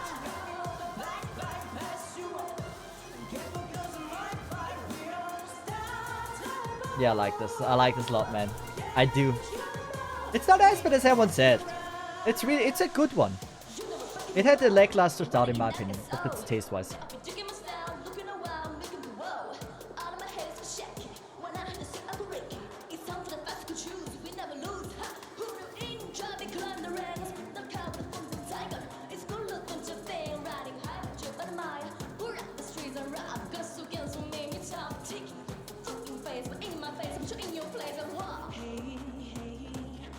Let me see a Lapland pick again. Siege is, like, no one can deny Siege is not looking good on this one. And here, 2024 Synesthesia outfit is even better.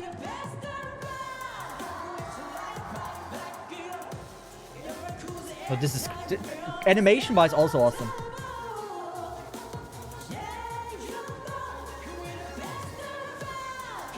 I like the duet part. The duet is great when they sing together and synchronize.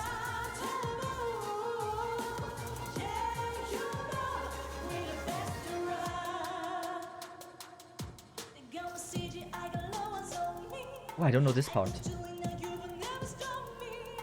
I don't know that part. That's not in the original.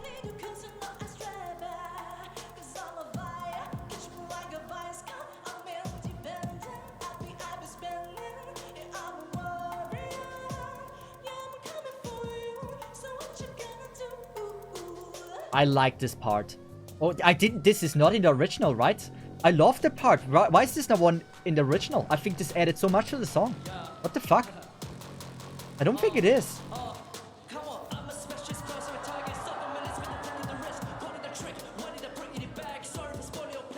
I think this one is in. This part is in there.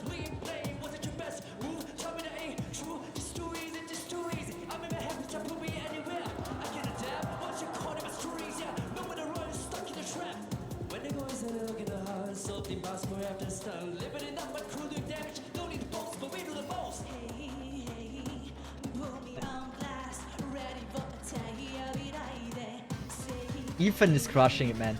Ethan Bime forever, man.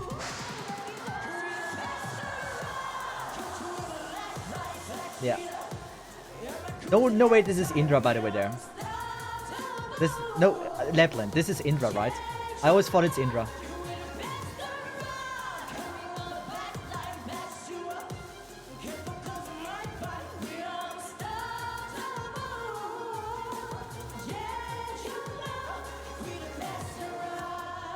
Is this Lapland? There is no way this is Lapland. I always thought it's Indra and I was... this is Indra, right? 100%, man. You're cooking wrong. That is 100% Indra. If this is... I always believed it was Indra. No way it is not. W was way better. Monster Street. The Siege one was great. I didn't like any other of this one beside Indra. Indra fucking rocked it. No, not Indra. Siege. Siege is fucking amazing designed.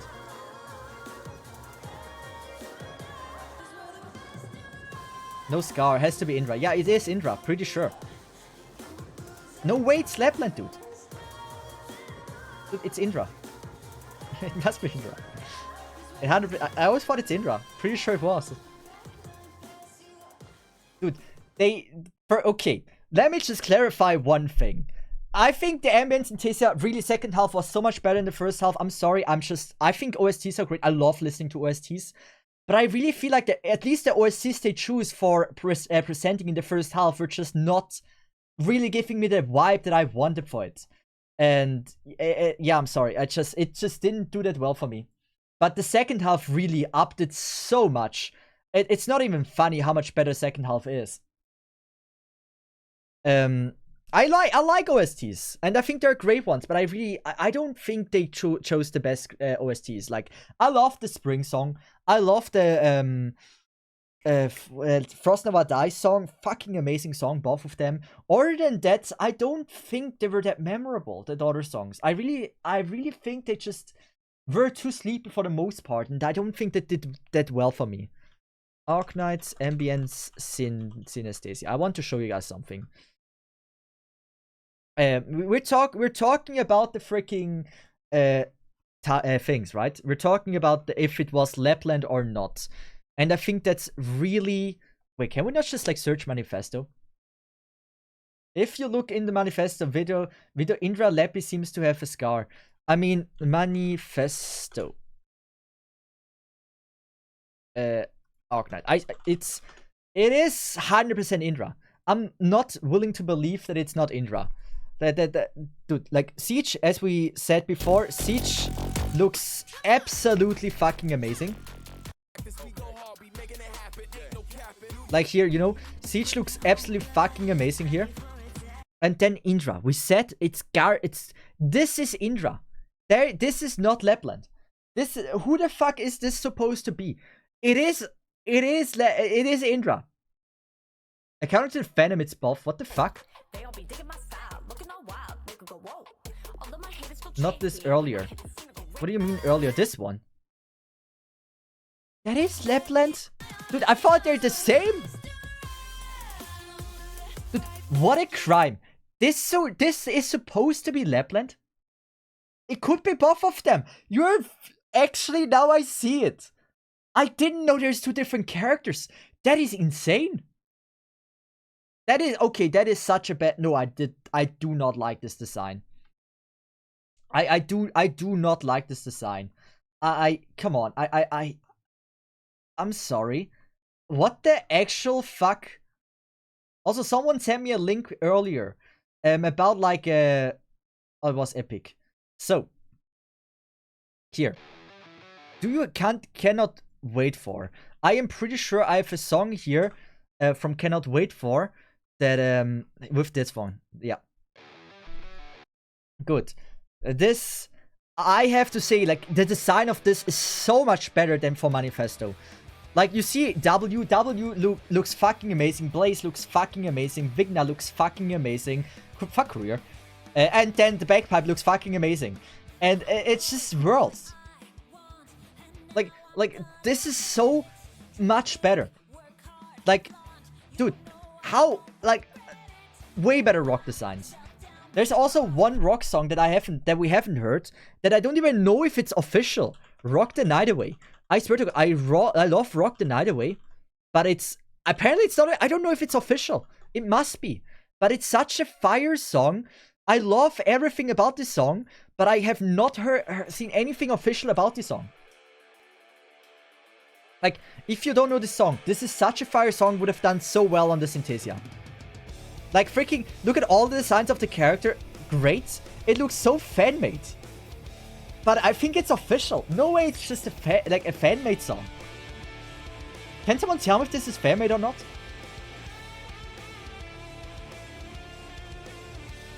It's one of my favorite songs. Like, I don't know if it's official. It must be official. Look how hot everyone is in this. Frostly fucking amazing.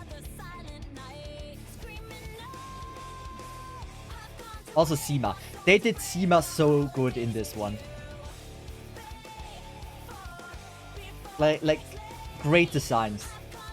There is no way this is not official, right? This must be. What do you think? Is it not? Am I going crazy?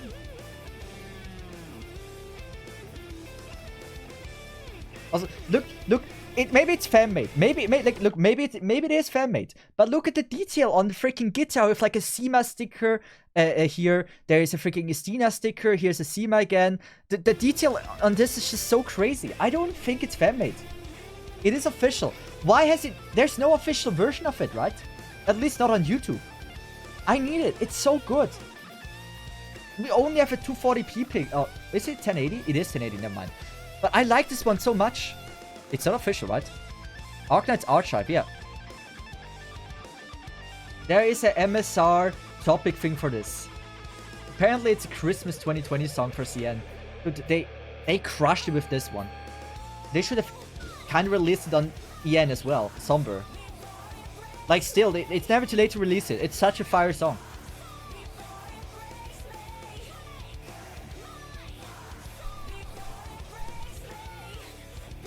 I also like W is a favorite, like from Lowlight. You can so see it everywhere. But like this song was so fucking good, and I'm like dude, like how is it not like why is this so fucking good? Dude, 20 dislikes. We just love this song. Why do we not have an EN version of this? Like re-upload it. I want to have an official version from the like official. It's an official version, but like from Arknights uploaded themselves. So I wanted to rely on like I want to give credits to the person that created the song. I want to show love that it was well done, so they might do another one with them. I want to support when I think something is great, but I don't think Arknight's Archive is so official. And yeah, you know, it's kind of sad. I think it's so good. And I want to show that I think it's good. But it is what it is. So, what else do we have? We have been grinding for this. Also, yeah, one thing I want to look at. I know this run fails. But I want to check out this song again. Because wait, is there maybe a YouTube song of this? What is the Harold theme? Maybe I can find it this way. Arknight's Harold boss Harold theme. Good. Like this soundtrack is so outstanding as well. The current boss theme. I listened to it when battling and I have to say I love it.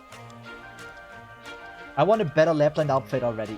I agree with you. Your Lapland has been, even though it's kind of fame-free with getting mistreated.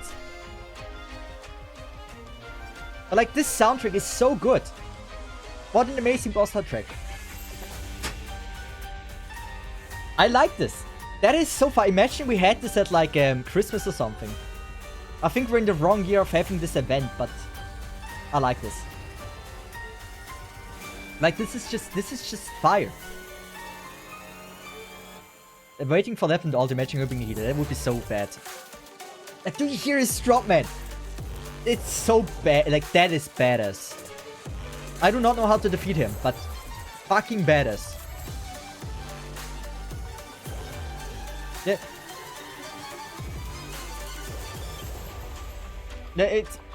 I'm not a fan of the server being ahead, but many people have a different opinion. Like, I think we asked here, by the way. Yeah. Like, apparently, like, people like that the CN server is ahead. I don't know why so many people are agreeing with this. Because in my opinion, it kind of hurts the community, it splits the community apart between, like, CN people. Like, EN players that play on CN and only consume CN content, and EN players that only consume EN content. It already splits the already niche community apart. And like for events, right, it's never really up to date with what we have. We have summer events in winter and winter events in summer, which sucks. The advantage is, as I mentioned here, you get you have an easier time to save, right? You have a much easier time to save ahead for what you want. And there is advantages, disadvantages. But for me personally, I might talk in a bit about this, but for me the disadvantages getting, like the advantages getting outweighed by the disadvantages.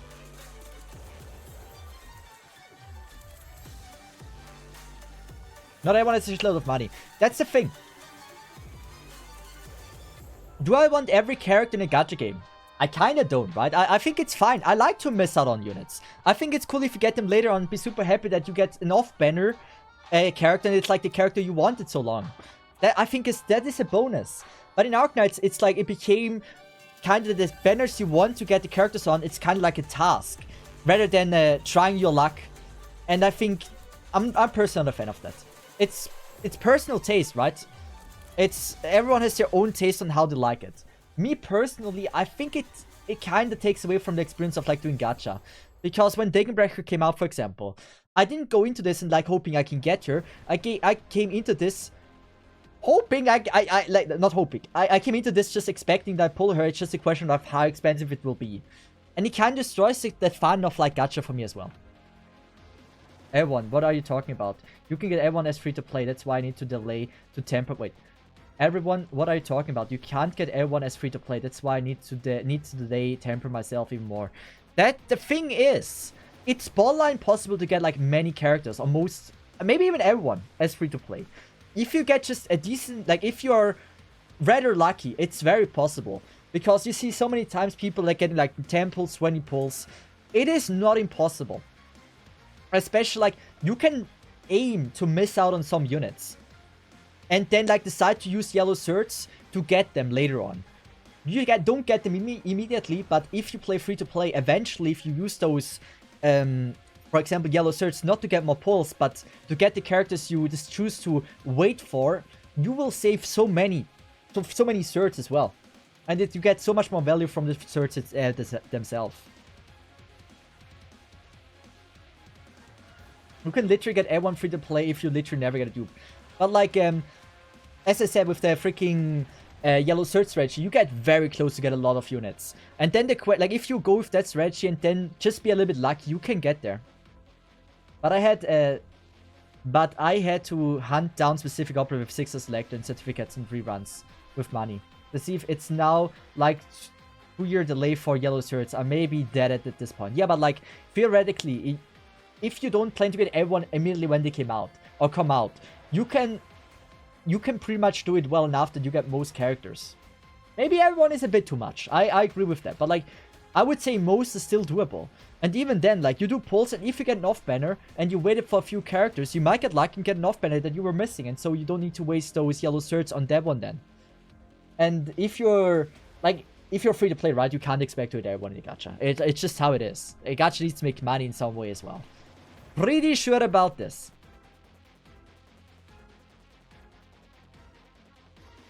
But like, still, I don't think you should be able, like, to... I think it would be a bad gacha game if you get every character free to play. I think that would take away the entire reason why it is even a gacha.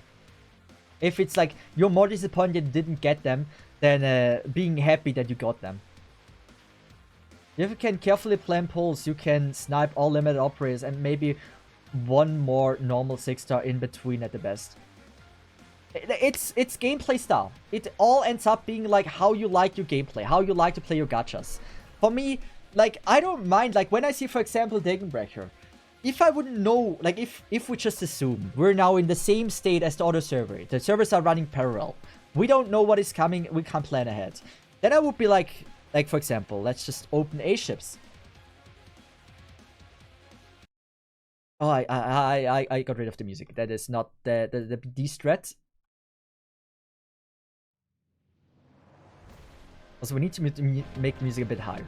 So, for example, right? Ebenholz will come out, right? I would easily skip this banner. Dorothy, I would easily skip this banner. Then I would see a Gable Altar and Posimonka. I would be like, oh yeah, nah, those are cool units. I pull for them. And then I would be again like, oh, Milner, yeah, fuck Milner, fuck Stainless. Penance also not my style. And then like, oh yeah, Texas, let me pull for them again. Well, yes, you can plan ahead and... Like, I'm not gonna be a crazy meta slave. I pull for those that I think have a cool design. I wouldn't plan ahead. The thief just prefers sleeping pretty peacefully, not knowing anything.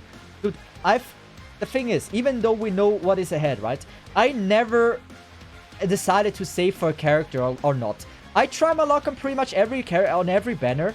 Unless it's a banner, like for example, Execute Altar. I don't think I tried. At max 10 pulls. I pull for those that I want. I don't really care about the strength too much. Like, I'm gonna be honest. I would rather have a freaking...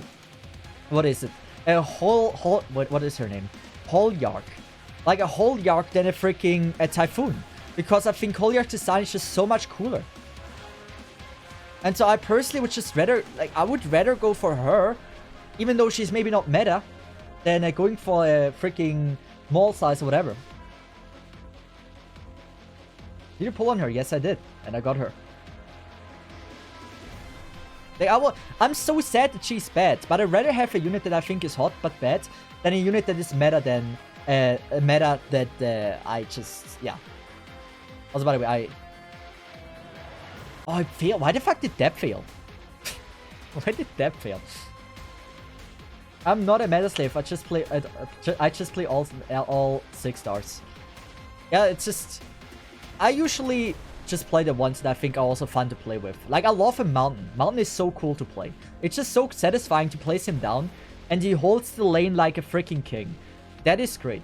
Like, I decide on, like, gameplay and design if I pull for a character. And, yeah.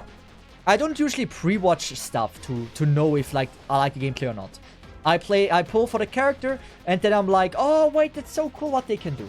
Well, before I did the tier list, I played that way. Now for the tier list, I can't do it, right? I have to put some research into it. But at max, I research 1 week ahead. If things in a row, then I get fucked. Okay, yeah, so I miss out on Dagenbreaker, right? And I can't get Dagenbreaker. Well, sucks. But what if I pull now, 3 months later, on the freaking limited banner, freaking raid up, or not raid up, a freaking off banner Dagenbreaker? I would be so freaking hyped about that. That would make me so excited. Pretty much now, there's rarely any off banner I can be like excited about, because I either have pretty much most of the characters, or I just have those that I really want. And missing out on some characters is also cool, because you can be happy when you eventually get them by luck. So it's not like a task to get them, rather a bonus that you got them. And maybe it's a personal playstyle thing. You cannot say, oh no, pre-saving is so much better. You can't say that. If, like, it depends on your playstyle. How you enjoy gachas. Some are waifu collectors, some are like gameplay enjoyers. Some just like to have a good mobile phone game when they're on a train. Everyone has a different reason to play the game, and for me, I just like to get the cool waifus that I think are design-wise very cool and play with them. And hopefully they have a fun gameplay as well.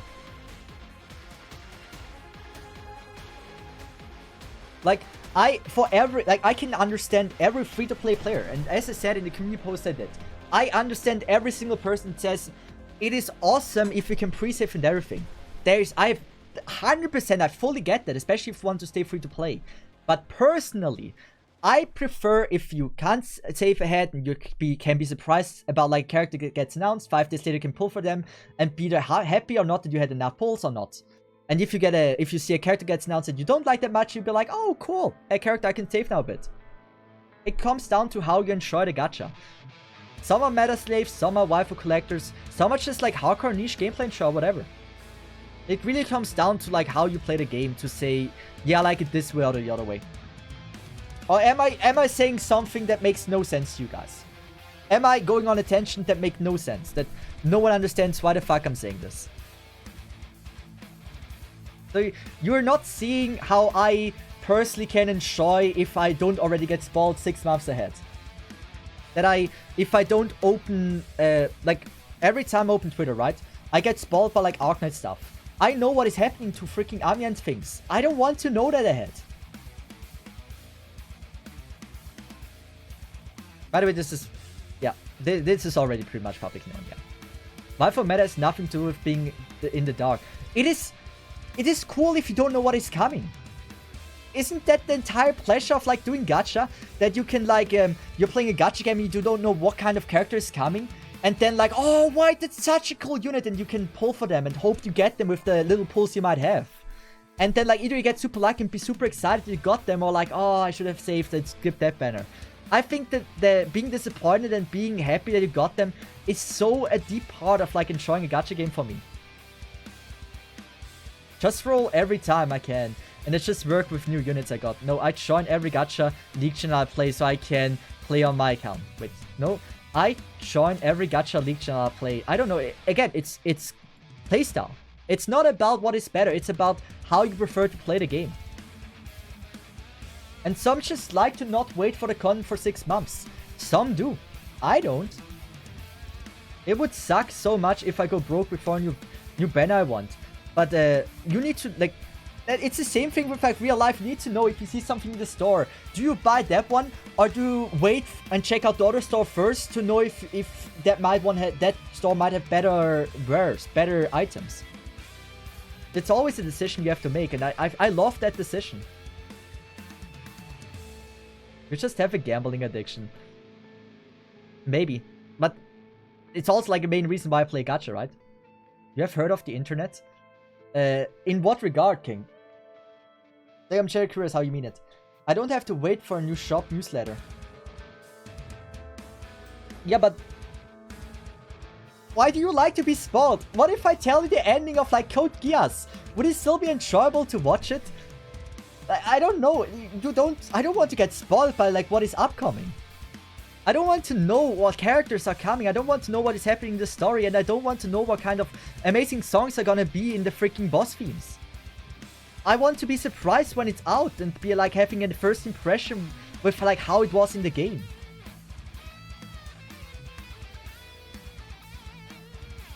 I mean, I'm not saying you need to agree with me, but I'm just saying, try to understand my view. Is it so impossible for you to understand why this is appealing for me to play a gacha game?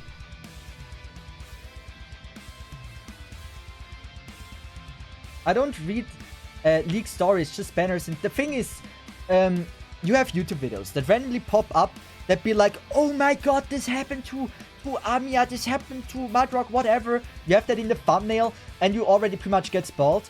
You have characters, right? You see posts on Twitter all the time when like a new character comes out with like fan art of them, and then you already know, oh yeah, this character is coming out. And story, yeah, I rarely. Story is something like, it's mainly when like something big happens, you get story spoiled. Like for example, stuff I already, like chapter 11, I remember I got spoiled there pretty early. Like with also like outfits, how they look like. I remember to read that I read a spoiler, but like since I don't care about the story that much, I already forgot about the spoiler. But I'm just saying, do you like, you don't need to agree with me, but all I'm trying to do is like that you see my viewpoints of like how a person can enjoy when they're not already spoiled 6 months ahead. That's all I'm trying to do here. I know that if you're free to play, if you don't have that much money, you want to get every operator, at least the operators you like. Having that gap is outstanding and super awesome. That is, like, I can understand every free to play player that want to get like their favorite units. But how can you also understand someone that just like doesn't like to get spoiled and can pull when they see a character immediately to be hyped up for the character? For example, Vissadel. I'm not hyped for Vissadel anymore. I was hyped 2 months ago when she came out.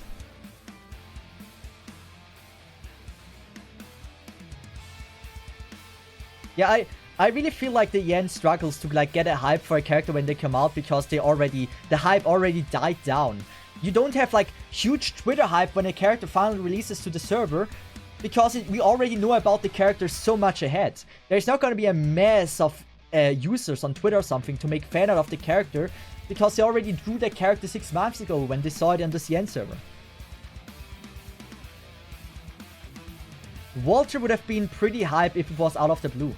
I don't even know who the fuck Walter is, but yeah, like Dagenbreck, imagine like you don't have to immediately pull for a character when it comes out, right? You have 2 weeks time.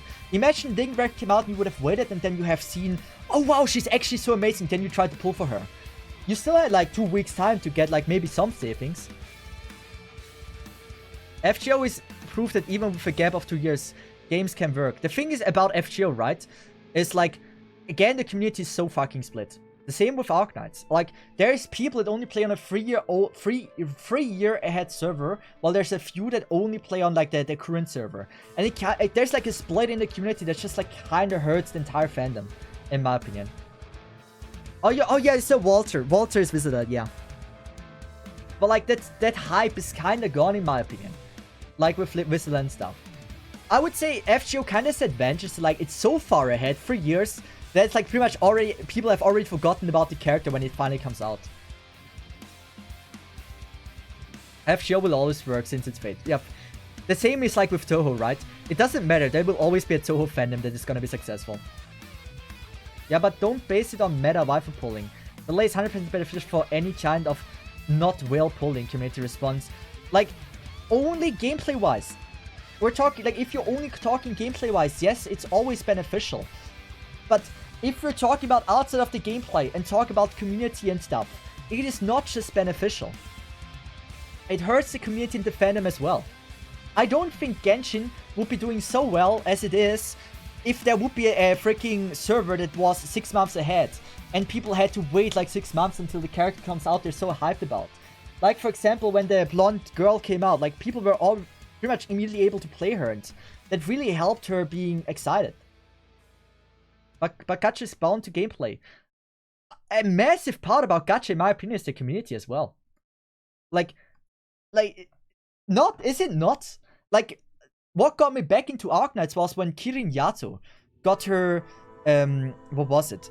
Kirin Yato got her altar, Yato got her altar, and like there was so much fan art of Yato just cosplaying as like everyone wore the freaking Kirin Yato outfit. That got me back into the game. Like, for me, community is such an important thing if I play Gacha or not. If the Genshin community would have the community that Arknights has, I might have stayed with Genshin. But like, I just didn't feel like I had a place in the Genshin community. Maybe it's just the old Gacha grandpa in me, but I even remember when SLN, most Gachas were ahead in JP, yet Global had no issues as far as I remember. I never played SLN. I played Summoner's War as my first Gacha, and there was also no delay. Wait, I should be farming the event. But those games, they had a massive community. Fucking Summoner's War was massive. Dude, Tectone was originally from Summoner's War. True Bagel, 300 or like 250k subs. Dude was a legend. Like, the freaking Summoner's War community is insanely big. Or at least was. I think it felt like it kinda is dying. I don't know if it's dying. But you hear less and less from Summoner's War. I could have even gotten a sponsor if I wanted from them. But Summoner's War was fucking massive. I would even argue it was one of the biggest gacha games in the West. I wouldn't be surprised if it was the biggest, honestly. Does someone has the stats? What the biggest gacha game was in 2016? I can see Summoner's War being there. I wouldn't be surprised about it. Aslan Global Launch is speed train. We got all previous events stacked up together so every server can sync in schedule. Like, what is GBF? I don't know what GBF is. It Girls Frontline or something? Girls Battle Frontline or whatever it's called.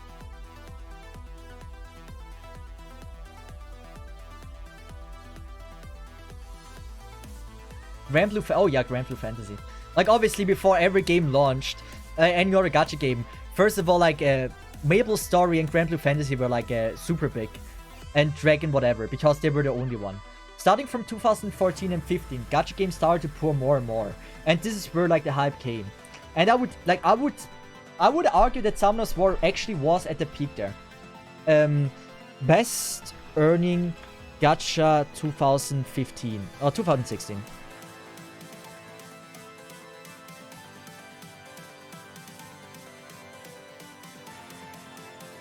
Can I find an old source? Okay, I can't seem to find an old source. But like, just to say like how big freaking Summoner's War is. This is 2023.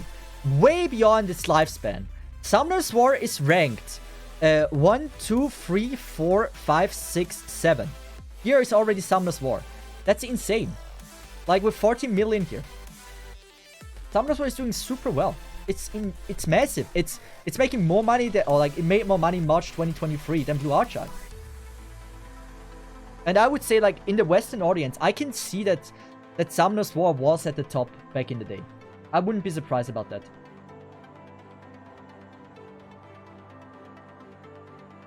Like, I don't know. It's also like the different servers, right? It's also like you have different treatments for every server, which also I think it's not really beneficial.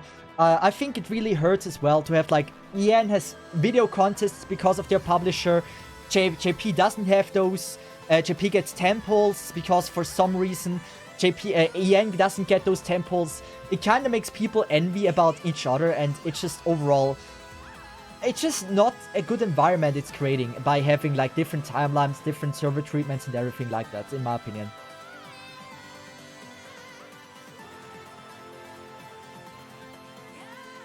Earnings doesn't equal, it doesn't equal community. It really doesn't, but we have right now no things to go off. But like, we can go for Twitch audience, right? I think Twitch audience, for example, Arknight and Summoner's War. If we go Summoners. By the way, mind you, I mainly talked about like how it was in 2016. By the way, mind you, I mainly talked about like how it was. Good. Summoner's War right now has 1,800 viewers. You have an Arknight that has currently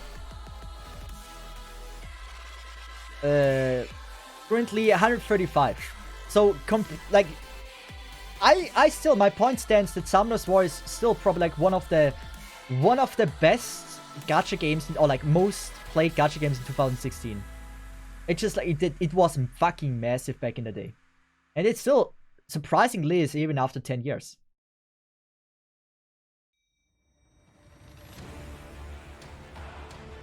I mean, we're just talking about wait, comparing Arknights doesn't make sense because Arknights also has a gap. I mean, the original topic we're just trying to say is like, I made the statement that fuck me. So this is not so safe. I made the statement that Summoner's War was like one of the best or like most popular gachas in the West. And I just mainly want to prove this. And that it's still like fucking massive and probably like highest earning back in 2016. I want to compare like how many players it still has and how many players Arknights has. That was the goal of this. Honestly, English community and YouTube communities are never a good way to see if game is... No, it really isn't. I'm not talking about like YouTube or anything, but also like that you cannot... Like, if you're on Twitter, right? There's people that only post CN content that are like English speaking. There's people that only talk EN content. You're on Discord. Every Discord has an English section, or like a CN section and the normal section for EN. It's like just you have a split that doesn't need to be there. And it kind of already niches down with like how many people are interested in that server and the other server. My point is that the game without a gap will always be more popular because community matters a lot for gacha games. Me too. I said it many times. I think community matters so much. Gameplay is important. But does Genshin's gameplay is better than AAA gameplay? Absolutely not. But it still was massive successful. It was because of like, the community was one thing. Like how it got hyped up and everything. But also like that there was no gap and just like how MiHoYo managed the freaking game.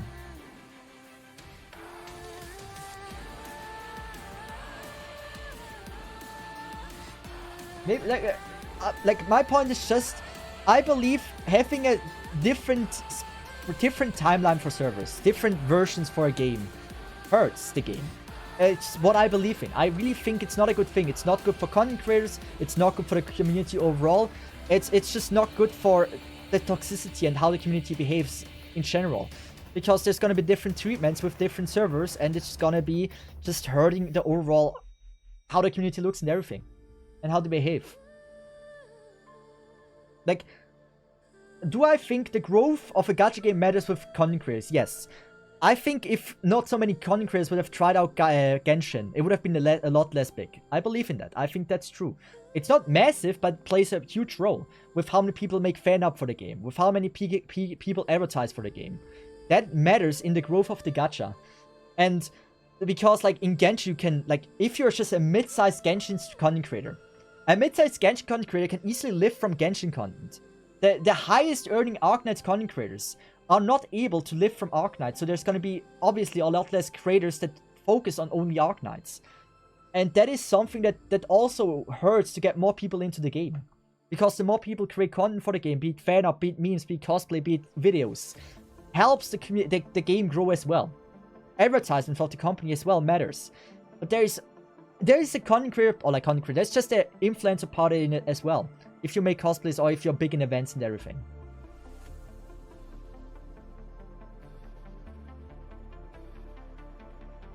I mean, with how bad AAA games are nowadays, you can certainly say Genshin is better than most. I don't know if Genshin... Would I say Genshin gameplay is better than most AAA gameplay? I mean, overall, if we take everything into account, maybe. With story and everything, but only gameplay, Dude. Oh god, it's still safe. But only gameplay, I don't know. Like, only gameplay, I still would say most AAA games have better gameplay. Genshin also had the COVID buff cannot be ignored. 100% COVID buff mattered. 100%. It just got a lot of things played into MiHoYo's hand to be so successful. Genshin gameplay is mid as fuck, yeah. I don't think Genshin gameplay can compete with like most AAA games. Genshin just has the amazing character designs, the story, that play along with it, the gacha FOMO that helps, the insane amount of the big community that like makes like advertises the games pretty much everywhere. You see it on Twitter. It doesn't matter where you go, you see something about Genshin. You cannot dodge the name of Genshin. It's Breath of the Wild ripoff with element mix, so I'd say it may be mid but AAA level. Would I actually go as far and say it is AAA level? I don't know about that. Like, I have to say the AAA games I played recently are just good AAA games. I think I'm also very good at searching games that I know are good. I only play or buy games that I think are good games. I put my research in. If I were to download every AAA game, I'm pretty sure, yes, I would find some trash AAA games with bad gameplay. But since I'm already doing a pretty good job at like finding good AAA games, I am already having a good impression of gameplay of AAA games. There is a good chance that most AAA games gameplay are bad, but I'm not buying this in the first place. So my experience is already pretty much good filtered out because I know what games are good when I see a gameplay video of them or not.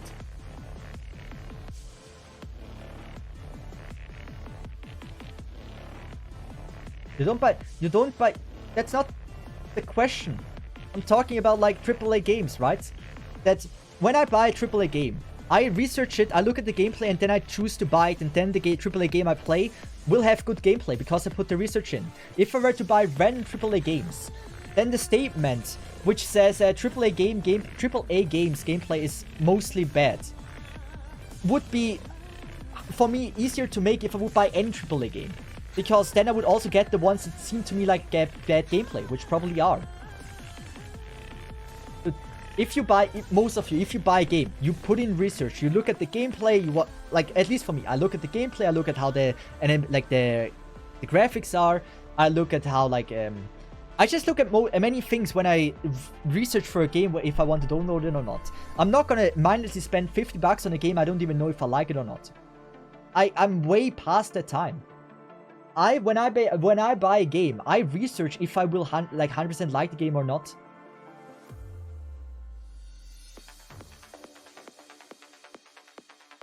Do you not do the same? Do you just like see like, oh, this game looks great, buy it, and then you waste your money, it might be trash? I don't think you guys do this. I'm fairly sure you also put in your, like, some research if this game is probably for you or not. Like, even though Palworld, like, I don't know if Palworld is considered AAA game. I don't think it is. But like Palworld, right? Before I bought it, what did I do? I watched many gameplay videos. I watched reviews to see like if people liked it or not. I think it's important if you decide to commit to a purchase of a game that you already are pretty much aware in what you get into and if it's worth to buy the game. Yeah, it isn't. Yeah, thought so. But yeah, it's just the most recent example of a game I bought. I don't usually buy games. What I do play a lot of AAA games though on my friend's house. At my friend's house, where we play Final Fantasy VII. We played freaking what was it called? Rebirth, right? We're playing Rebirth right now, and what was the first part called? Remaster, I believe. That one we also played through. What is AAA? In real, all top 24 games are not AAA game. It is what it is. The best games nowadays are games that are made from a group of people that are not doing it solely for money. It's the key to success. And there's only so few AAA games that still are able to give this feeling of people still working at the game, that have excitement for the game, that want to create a good game, rather than just go to work and just do their work and then leave again. Most AAA games, like big companies, that just release games that are just either the same as last year, or just like, there's no creativity and no love for the game. It's just about making money. Like what are amazing games? Fucking Celeste, fucking amazing game. Palworld, fucking amazing game. What else is there? What is there? I love Borderlands. I love Borderlands so much. Borderlands was so good. Borderlands 2, not 3, not the I feel like, again, it started to become company shit. Borderlands 2 was fucking peak. And it's just like, as soon as you feel the company only is doing it for money, it's just bad. Those games are bad. Those games are really bad. Is Monster Hunter AAA? Monster Hunter. I never played Monster Hunter. I don't know about Monster Hunter. Probably it is. But I feel like Monster Hunter was done... Like, I've heard many good things about Monster Hunter. Like, people seem to really love Monster Hunter. As well as... Dragon Dogma, I believe, had like a very good take. Like, people love Dragon Dogma. And Baldur's Gate 3 apparently was absolutely fucking amazing. Like, I didn't play Baldur's Gate 3, but I've heard it was done with so much love, with so much detail, that of course it was like people loved it. Last AAA game I played was Cyberpunk after the 2.0 update, which I loved. Yeah, at the launch it was also really bad, from my knowledge. I didn't buy Cyberpunk though. But I'd say, you can disagree. Ballers is not AAA, I heard. I don't know about it. I've only heard it's amazing.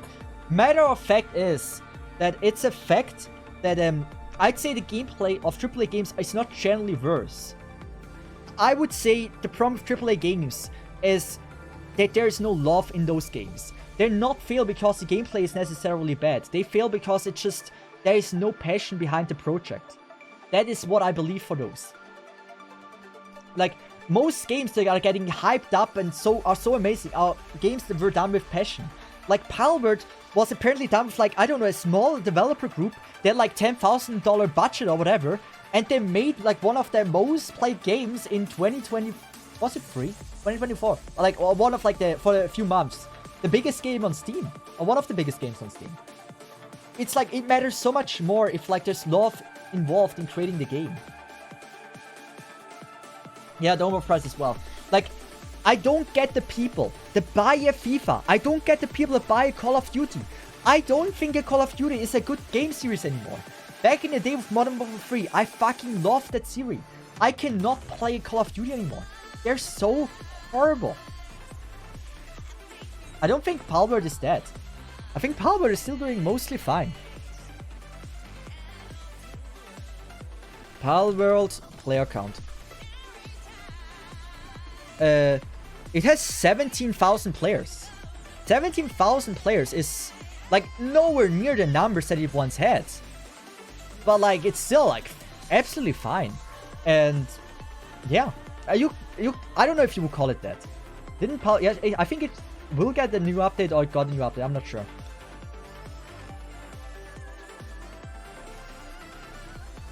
Players already finished the game. The F-Witch is waiting for the update. That's the thing. As I said, it was a small developer group. There is a limit to how much a small developer group can accomplish with like how big the game is. The thing is, the statement that made me love Palworld, the statement that made me buy the game, is like, I don't want to quote it one word by word because I simply don't remember everything. But the developer said, like, someone asked, why is there a new update? Why is the new update coming? He said, you know, guys, we're a small developer group. We don't mind if you go to another game that is amazing. We don't mind you play the games that you love until like you can come back when we have the update out. We don't mind you go around and play other games because there's so many other games around. That is what the developer tweeted. And when I read this, it's like, yeah, that is a tweet from someone that just loves gaming, that I would love to support when buying a game. You would not hear a statement like this from a freaking, I don't know, EA or something. They would be like, no, you need to buy more for our Ultimate thing, you know? Apparently FIFA doesn't exist anymore, whatever. I'm not up to date with the loot board there. But, you know, for me, how a developer behaves with the community, how much passion there was with the game creation, is so much more valuable than how the gameplay most of the time is. Like, isn't what was it called? There was another like really big game that got kind of done dirty by PlayStation. It was like a research short, I think was it called. What was it? which game was super hyped that was on PlayStation? No, it was not just on PlayStation. Helldivers. Yeah, Helldivers, exactly. Apparently, like, this is also, like, a game that was done with a lot of passion. And it did so well. Like, it did so well.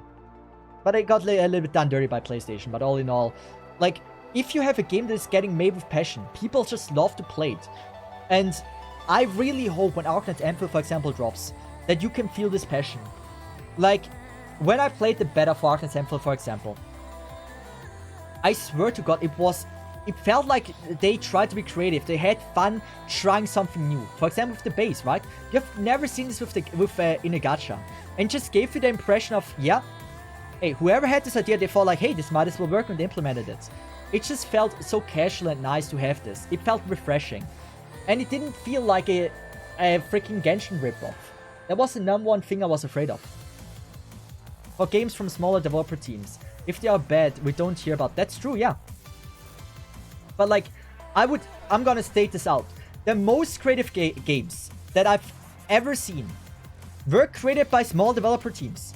It's Celeste, Undertale.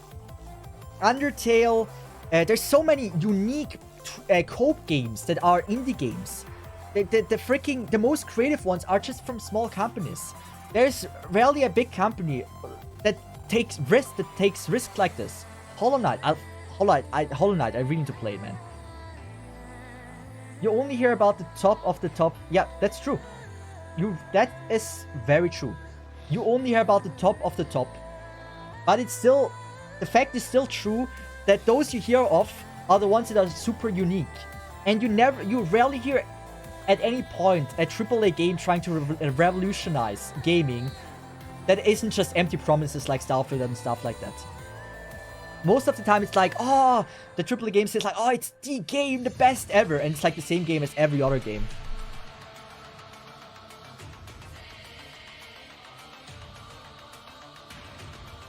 And then you have like just a random AAA game you've never heard of.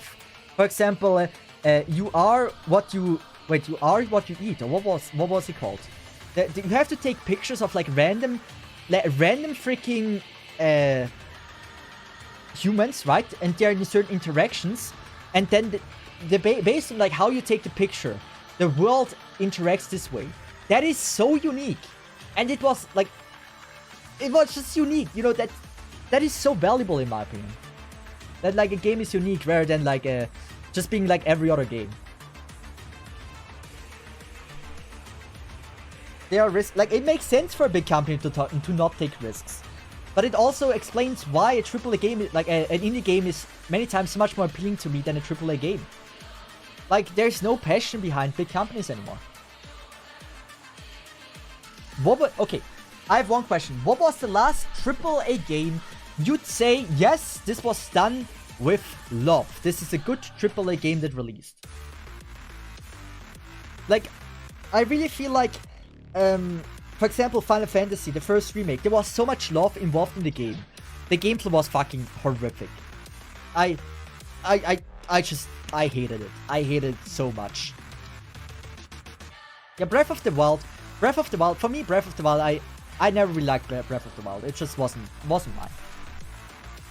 I don't know. I wasn't a big fan of it. But people love Breath of the Wild, right? Elden Ring. Elden Ring is a great example. That is a company that stays loyal to their roots. And that's why Elden Ring does do so well. Even though it's currently like under heat because apparently like the DLC is too hard. It doesn't lower the difficulty because it wants to be a hardcore game. And I love this. I love when they stay loyal to this. And it feels like it's done with passion. Yeah, it's like bugs, yeah.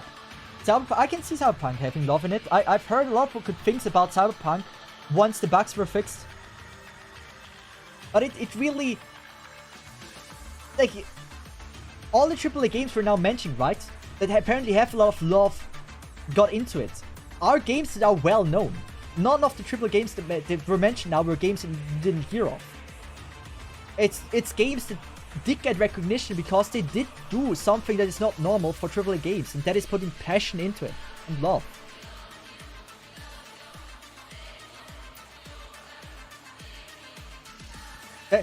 I'm honest. Same goes for Arknights.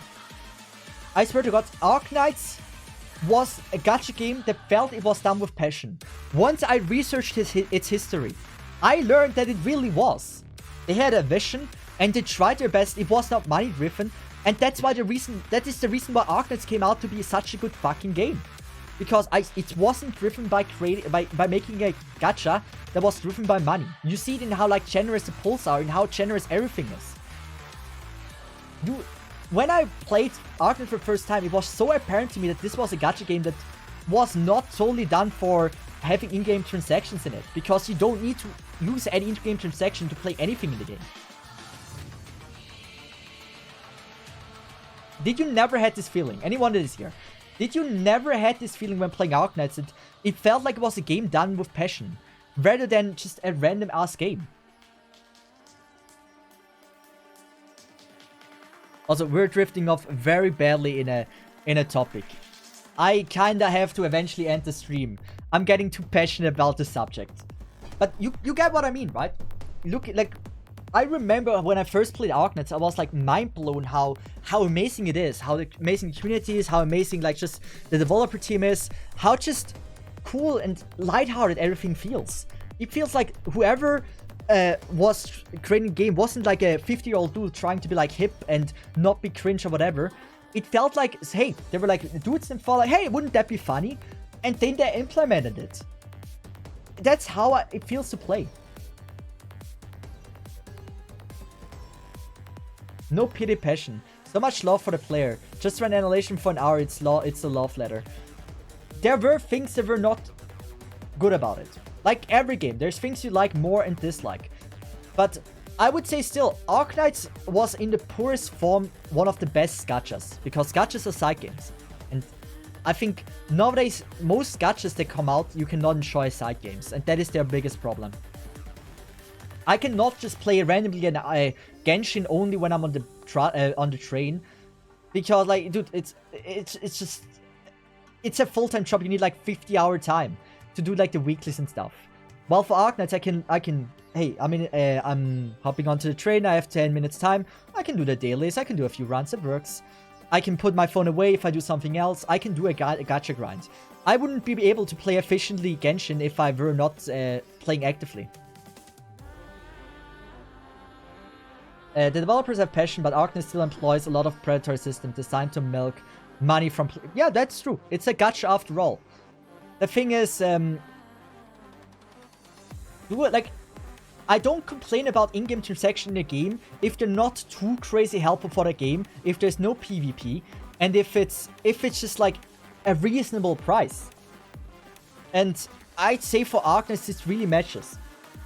It's like, if I were to will in Genshin, if I would want to guarantee myself a character in Genshin, I think I need to will much, much more than if I were to want to guarantee a character in Arknights.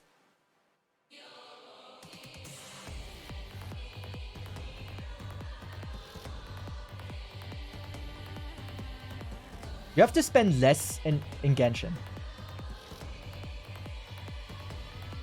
Let's just see how much. Let's just assume I have 0 money, right?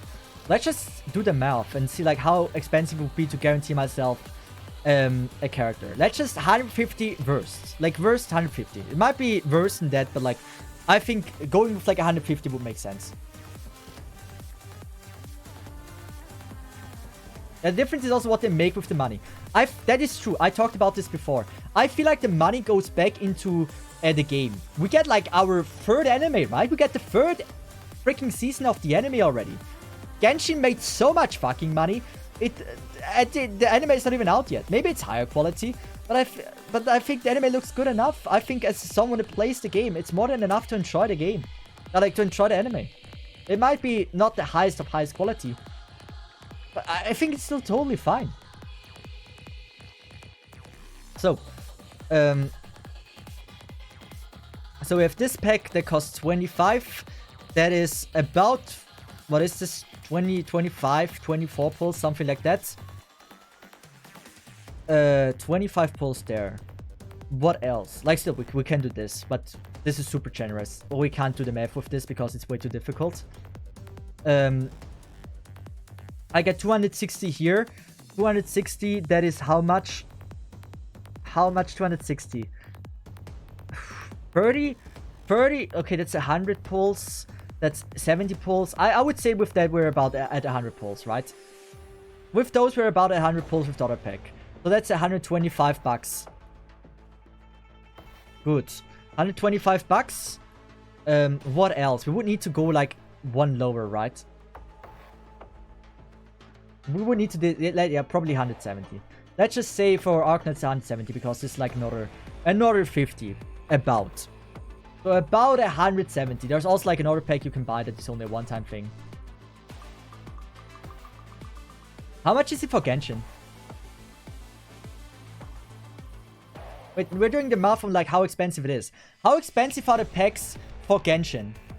Does anyone know? I'm not in the Genshin play. I literally do not know. Genshin pack prices.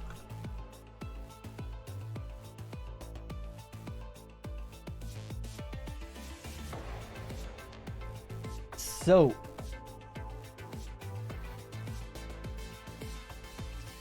$130 is 64 crystals. No, never mind. Price here. Crystals per dollar. Okay, that's crystal. Okay, never mind. So 100 bucks for 6,400. How many pulls do you need to do to guarantee yourself a 6-star? Or like a 5-star, whatever it is.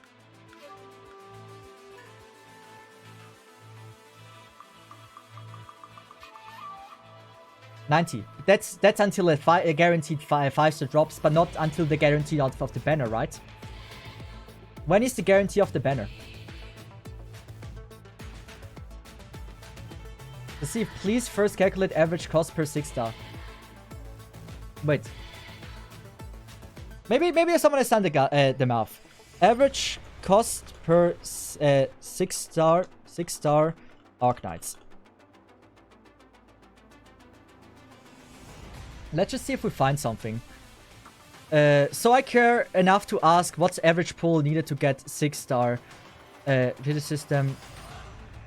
You expect to get every 36 pulls 50 chance, okay. You pretty much should get on 62 pull 95%. But yeah. That is, yeah, 69 pulls. Realistic. You can't just throw numbers without economic. We're doing the math. We're really trying to do everything here. So, I wish, isn't there someone that does the math for us? So we have to don't do it for ourselves. Someone that's like on neither side.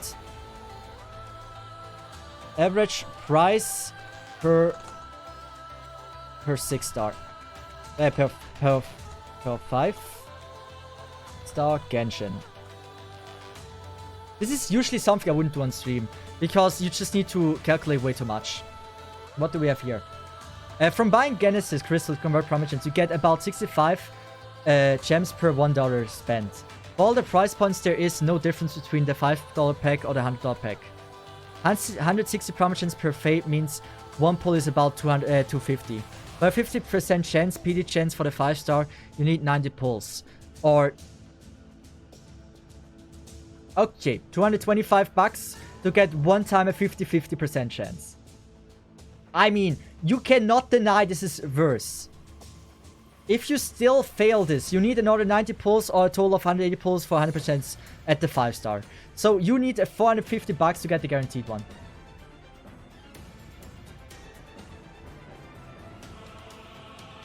If we're comparing Arknights and Genshin, you will get more 6-stars in Arknights than 5-stars in Genshin. But it's much harder to guarantee exactly what you want. Yeah. In Arknights, you get it about after 200 pulls, pretty much. Like, you cannot get... After 200 pulls, you cannot get the character. Like, you have a guarantee after 200 pulls, pretty much. And, like, yeah. Let's see, if you win every 50-50, you get all cars in Genshin. If you lose every 50, you get every second. Yes. Yes. But like still, we're talking about like how expensive it is to get characters in Genshin, how expensive it is to get characters in Arknights. You would have to spend to guarantee every character 550, right? That is pretty much what you would expect. Let's just assume, let's just do the math with 100. Let's just do the math with not even having the double up pack. Arknights has shown PD guaranteed banner in 50. It is 50, yeah. So for free you have at least half. What I mean, so for free you have at least half.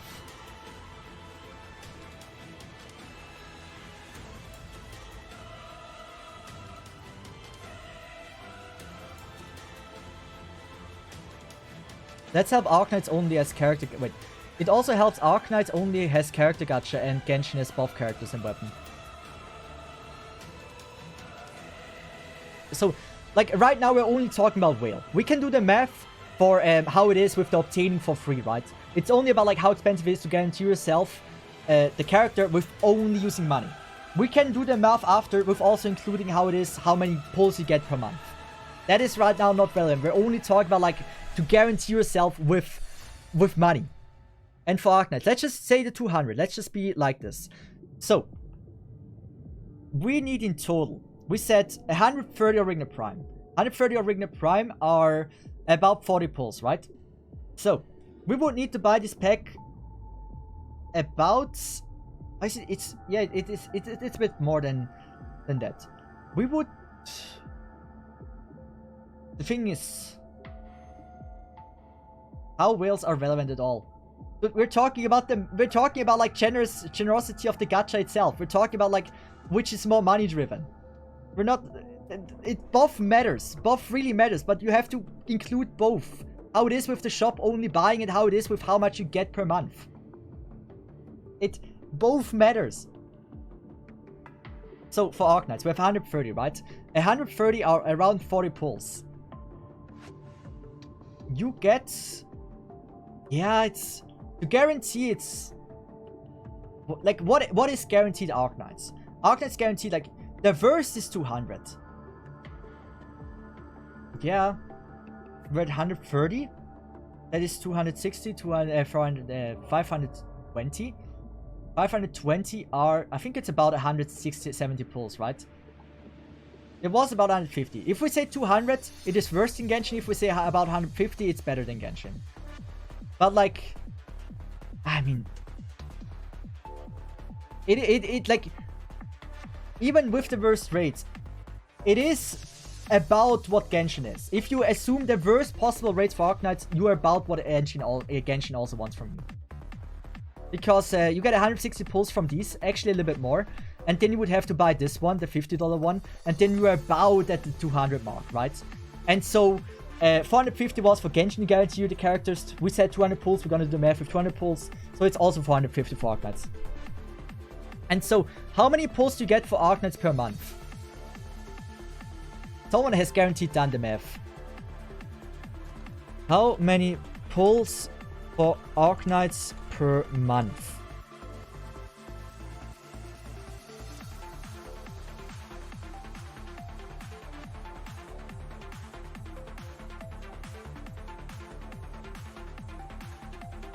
Just say 30. 30 pulls per month. And how many does Genshin have per month?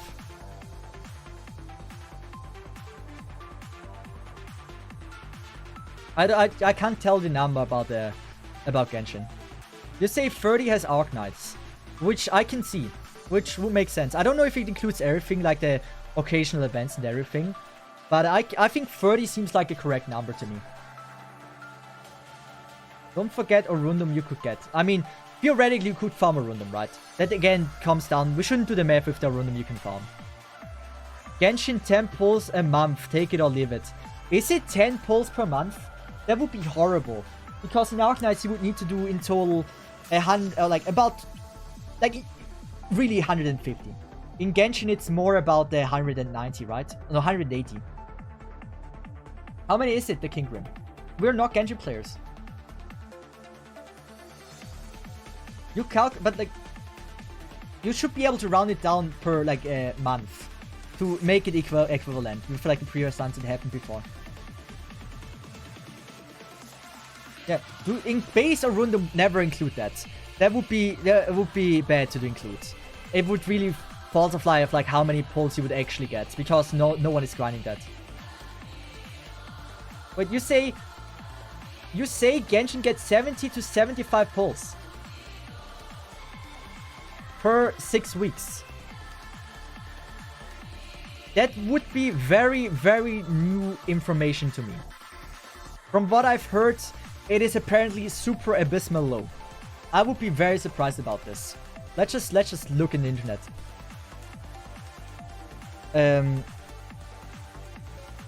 Genshin, how many pulls per month? Also, the thing is, right? Arknights gets 14 pulls for free for an anniversary, another 10 pull as well. Like, stuff like that. I don't know if that is calculated in as well.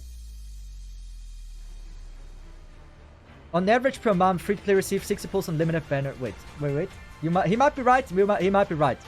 On average per month, free-to-play received 60 pulls on limited banner and 24 pulls on standard banner since launch. Wait. On average per month, free-to-play received 60 pulls on limited banner and 24 pulls on the standard banner since since launch. It's like just taking the average of like all the months. That would be actually pretty good. That would be actually pretty good if that's true.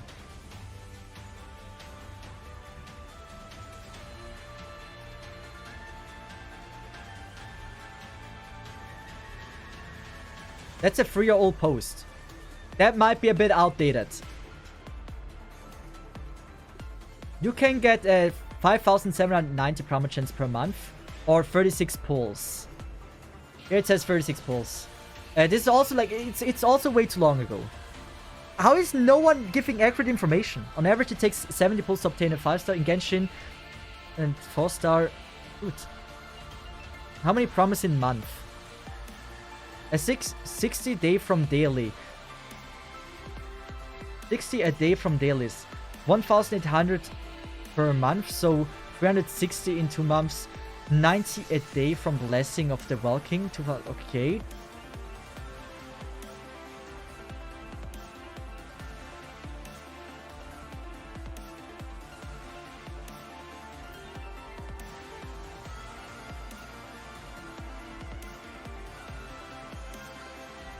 Then there are achievements and clear rewards. But yeah. It's just like... why is there no website that has this like average obtaining? As if there is no website that just has done the math for every gacha game. There must be one. No way there isn't one. If Genshin can include pulls given away from limited event, Arknights should too.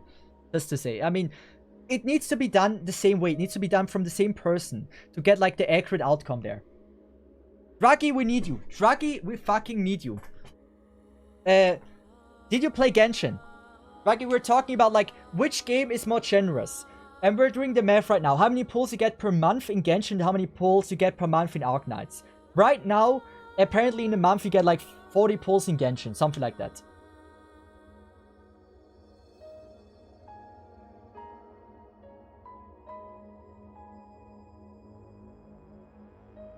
It's 30. So 30... You mean in Arknights, right? Or in Genshin 30. If you say 30 per month for Genshin, then Arknights would obviously be better. So if you say 30 per month, if you need to do more pulls than in Arknights for getting the guaranteed 6-star, then it's obviously the 30 pulls in Arknights a lot more valuable than the one in Genshin. But I think it was a bit more than 30, right? Are you including primes? Because Arknights, I'm pretty sure. The thing is, you have to kind of include events as well, right? Because they happen like at least once every month. Then you get like event primos from EX and normal stages. Like that must be included. Because have we ever had a month with not a normal event that gave primo? 100% 30 calculated in multiple years. 100% 30 calculated in multiple years. 180 per half years. Yep. Good. I mean, still, you need to have, like, it must be the same person doing the math. Maybe I need to take my time and say, like, you know, fuck it. We're gonna actually do the math on this. And finally, like, see what actually is true. Because, like, like the math is done by different people. So what do you calculate for Arknights? Do you count the limited banner ops that you get? Did the person that did the calculation for Genshin also include those that you get for events and stuff? You need to have the same person doing the math, otherwise it just doesn't work. Yeah, like, I'm not doing the math on stream. There's too much information. I need to open up Genshin and get accurate information. I can't do this live. That's not something I can. You will be surprised. The thing is, I heard from way too many Genshin players apparently the game gives you nothing from the game. That's a problem. I heard from so many Genshin players the game is not generous. You're coming out at me saying you get 30 pulls per month. That is a lot more than I expected, and you are like, that is way more than generous enough. With 30 pulls per month, you can be absolutely fucking happy. Like, then is it just like, again, Genshin crybabies were just being loud for being for absolutely nothing? There's just so many which are unclear. Yeah, that's the thing. Either you include it for both, you include it for none. If you hear two statements from different people, one included and one not, then it's not going to be accurate. You cannot make a informed decision about it. So, you sent me this, but like, what the fuck is Welkin Moon? Okay, Battle Pass we're also not gonna include, obviously. What is Welkin Man?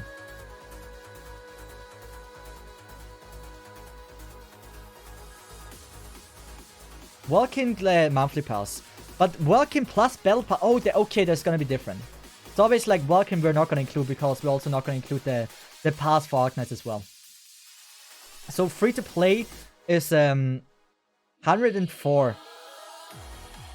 79 pulls. Oh wait, is it 79 pulls? What is the 79 standing for?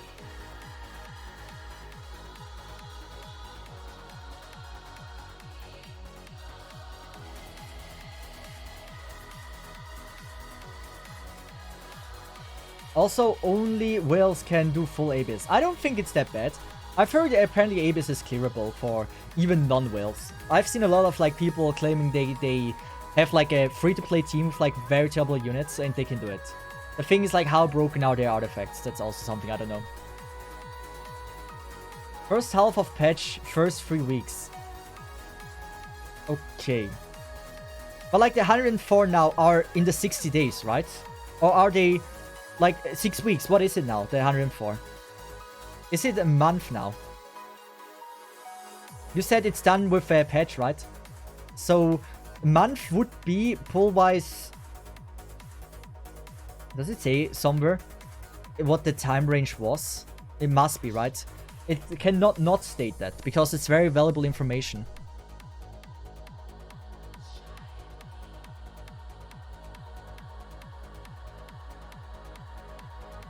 Yeah.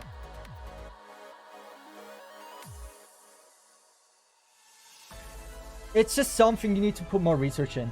I can't really make or give you an accurate idea with like what is true if I have not put in the research. I haven't played Genshin ever. I don't even know how expensive it is to do a pull. Probably one Primo or whatever this thing called, Fade or whatever, is probably equals one pull. But I'm missing valuable information to make a good assessment on this. To be able to say like, oh yeah, one is better than the other. But based on like what I've heard the Genshin community say, apparently it's so terrible. That was what my knowledge was on about. Or like my knowledge was on that level. Now I get information that apparently it's not that terrible. And so... And apparently it seems to be true.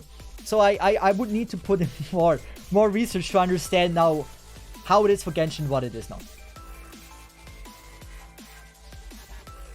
And Abyss is ultra annoying. It's like Arknights SSS, but it's longer. I can't... Yeah, I know. I hate the Abyss. I fucking hated the Abyss. I hate any timely-based trial. Timely-based trials in games have never been fun. There's not one timely-based thing in a gacha game that is fun. It's a rule. You cannot add something timely-based that is fun and enjoyable. Never seen that. Take me wrong. Give me one timely-based thing. Unless it's a speedrun thing, that it's like beatless in this time. That's cool. Like, run this stage in this amount of time. I can enjoy that. But like, as soon as it's something with like DPS and something, it becomes not fun. If it's a running thing, like you have a time that you have to beat with running, that's good. That's a challenge. But if it's based on like you have to deal damage to certain enemies within a certain amount of time, it becomes either pay to win or just not fun. Because you don't have the right gear or whatever. listen as free to play. If you collect cars, you can get 75% on average. If you spend on weapon more copies, it's of course much less. The thing is, yeah, Genshin also has a weapon banner.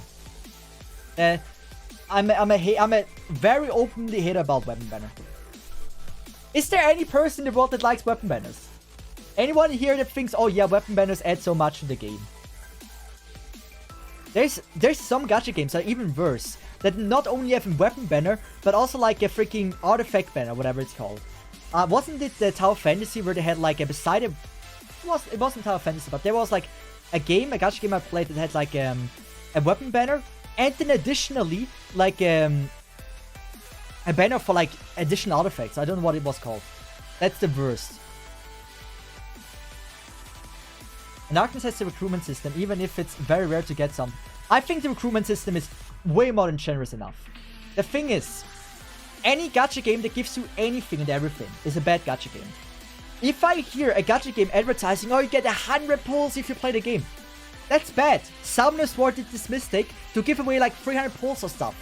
You cannot enjoy pulls in the game anymore because you got so many. Pulls should be something that you shouldn't be having 10,000 of.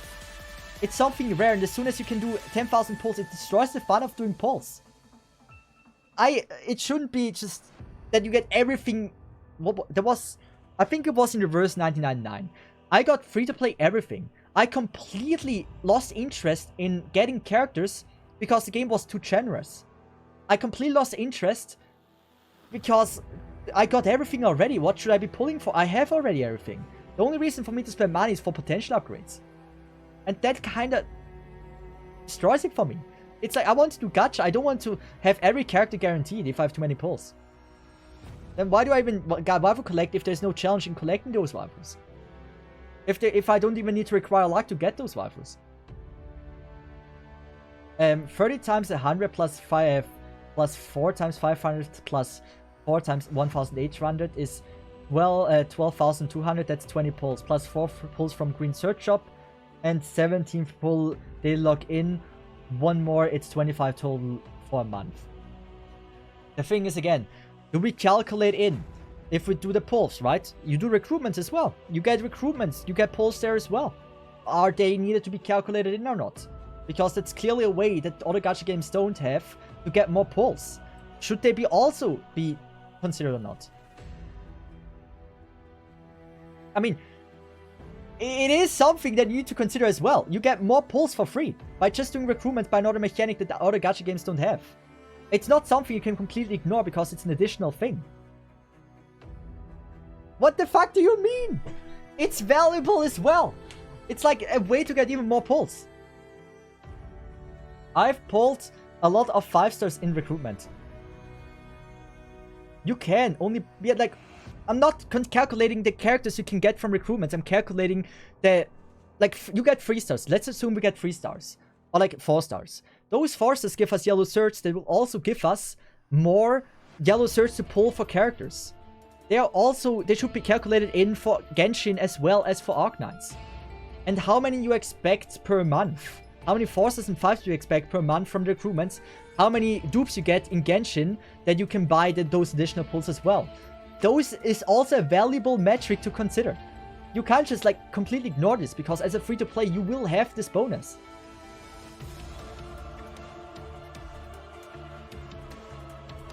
Yeah, not units from the recruitments. Yeah, those don't matter. Those absolutely don't matter. That's not the point.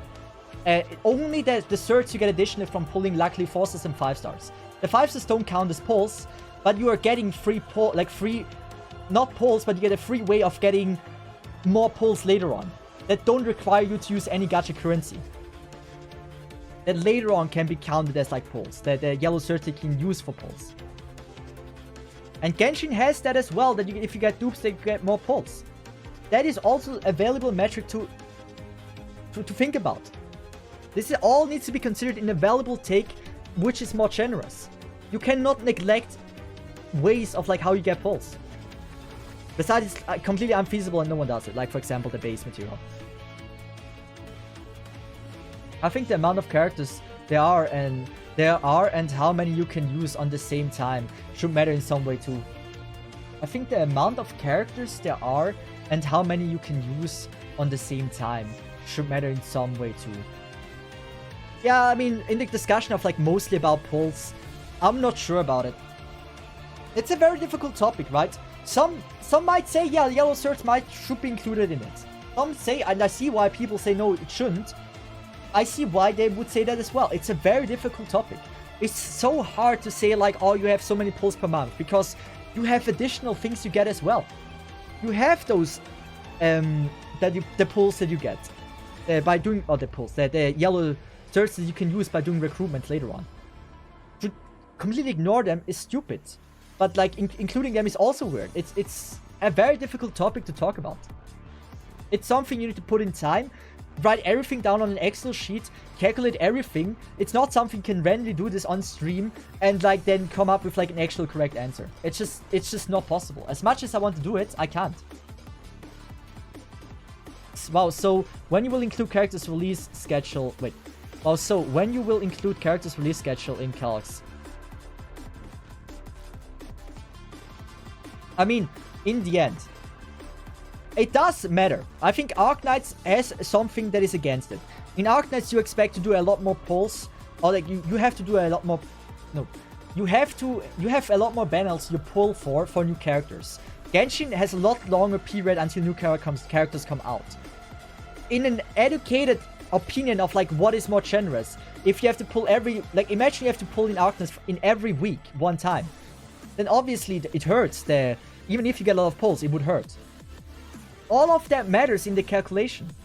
All of that matters in taking a valid opinion like what is more generous. Genshin has it's going for them that it takes longer until a banner character comes out. That is valuable. Do you disagree with me? That Genshin should also have a little bonus because it takes long for them to get a character out. They obviously have always longer time to save for a character. That is a bonus and shows more generosity for Genshin side. Would I say this should be neglected? No. It's also valuable in the take.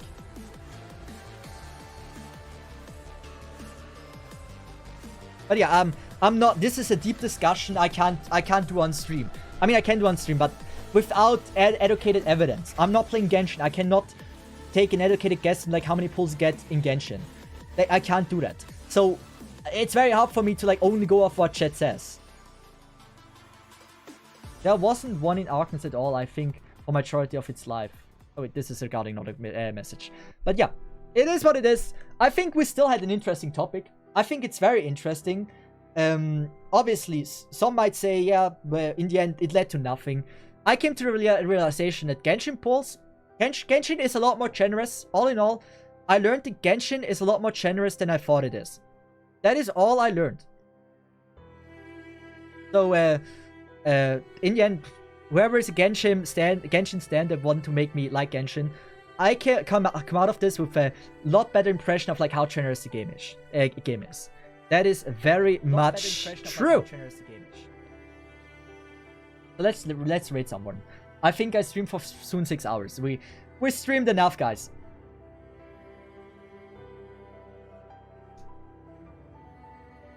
Shaking my head. Thanks for streaming. I really enjoyed the stream. I think it's an interesting topic. It's just a topic I wish I would have more information about, right? I would love to determine who is more generous, because thinking about like the banner thing, right? That there's less banners you have to pull on in Genshin is something that's so important to include in like which game is more generous. Like if you have for a game 6 months time to save, you get like maybe less pulls per month, but you have a longer time to save for the character, then obviously that game is also more generous in that direction. All of that matters in the final calculation.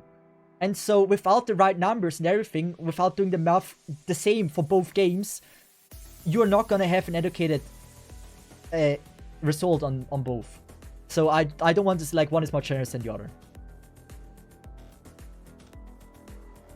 The fact pit is so obscured and double banners altogether is so bad in Arknights. I mean, in the end, you may have that, but in the end you also have you have no weapon banner you have to pull for. So that the existence of a weapon banner drags Genshin down on the other hand. Because if you want to get optimized characters, you need to do both. But no one does both. No free-to-play does ever both. You don't have to pull weapon. But like, you don't. But you kind of also want, if it comes like getting everything in the game, it also matters to some extent. You obviously don't have to pull on it. But you have the existence of a weapon banner that it might be really good for you to pull on to get better units, to get your units stronger. So you can also not neglect the existence of the weapon banner completely. It's not a heavy impact, but the existence of it should also be having some impact on the calculation as well. You don't have to do it, it's never an argument. Yeah, that's true. You don't have to do it, it's never an argument too. The existence of it matters. Who the fuck wake up Genshin fanbase to come and argue about Genshin and Argnat? It's an interesting topic in my opinion as well, because the Genshin community as well does always want to make them look so fucking bad. They always say like how bad their pulls were. Like I heard so many times, oh yeah, Genshin is so not generous. Now King is coming in and saying, oh, the pulls are actually very generous, and it seems to be true. So like I don't even know what to believe in now. I believe King, to be honest, that there is actually a lot more generosity than I thought that there is. But it's the Genshin community that said the pulls are bad, like that you have barely any pulls, that they need more for like events and everything. But they said this is kind of, I personally don't care about meta, yes, but we're talking about that general. It's about like which is more generous, not about like what you want. It's about what is more generous. It's not about my personal taste of what I pull for. I don't even pull for every banner on Arknights. It's about in general what is more generous. It's not about me personally. It was never about me. But we talked about this for long enough. It's fine. Sorry. If To someone have a full passes character, you and need to say, pull on the... Yeah, that's true. "Taking this cannot-" So, if you want the full character, you need to pull on the weapon banner. You don't need to pull on the weapon banner, but you're playing with a weaker character than it needs to be because you didn't pull on the weapon banner. Is this important for deciding which game is more generous? Yes! Because if Arknights would have that, it would also matter. Arknights would be also a lot less generous if a weapon banner would exist. It's a topic you can go on forever. Without, like, I'm not a Genshin player, I cannot have a valuable opinion on this because I just don't know enough about Genshin. And that's the fact. I wish I can, but I can't. Arknight gives 3 monthly cup for 5th anniversary. Genshin gave 3 pulls, I don't know, mate. Yeah, the thing is, like, if the average pull per month is higher in Genshin, then they can have less rewards for the anniversary. It's complicated, no, but also multiple copies. It's complicated, no, but also multiple copies, yeah. Gacha just sucks. I love Gacha. Gacha is enjoyable. The reason Gacha is one of the coolest mechanics in gaming that are just not realized yet by AAA games. Being able to play a game, make a new account and have a completely different experience than anyone else that played the game is such a valuable thing for me. It's like a roguelike, it's like a full-on roguelike mode for any game. And I like this. I think that's great. You can disagree with me, but I like Gacha. I think it's fun to be able to make a new account and have a completely different experience. The issues you have with your account is only you. You might have not enough damage dealer, or only one damage dealer. You need to find a way to deal damage, and those problems you only have. And I think that's the beauty of Gacha. That's why I play Gachas. Because they give you a unique problem only to you, and it's only your account that belongs to you. Also, bye bye guys, have a nice one. Thank you so much.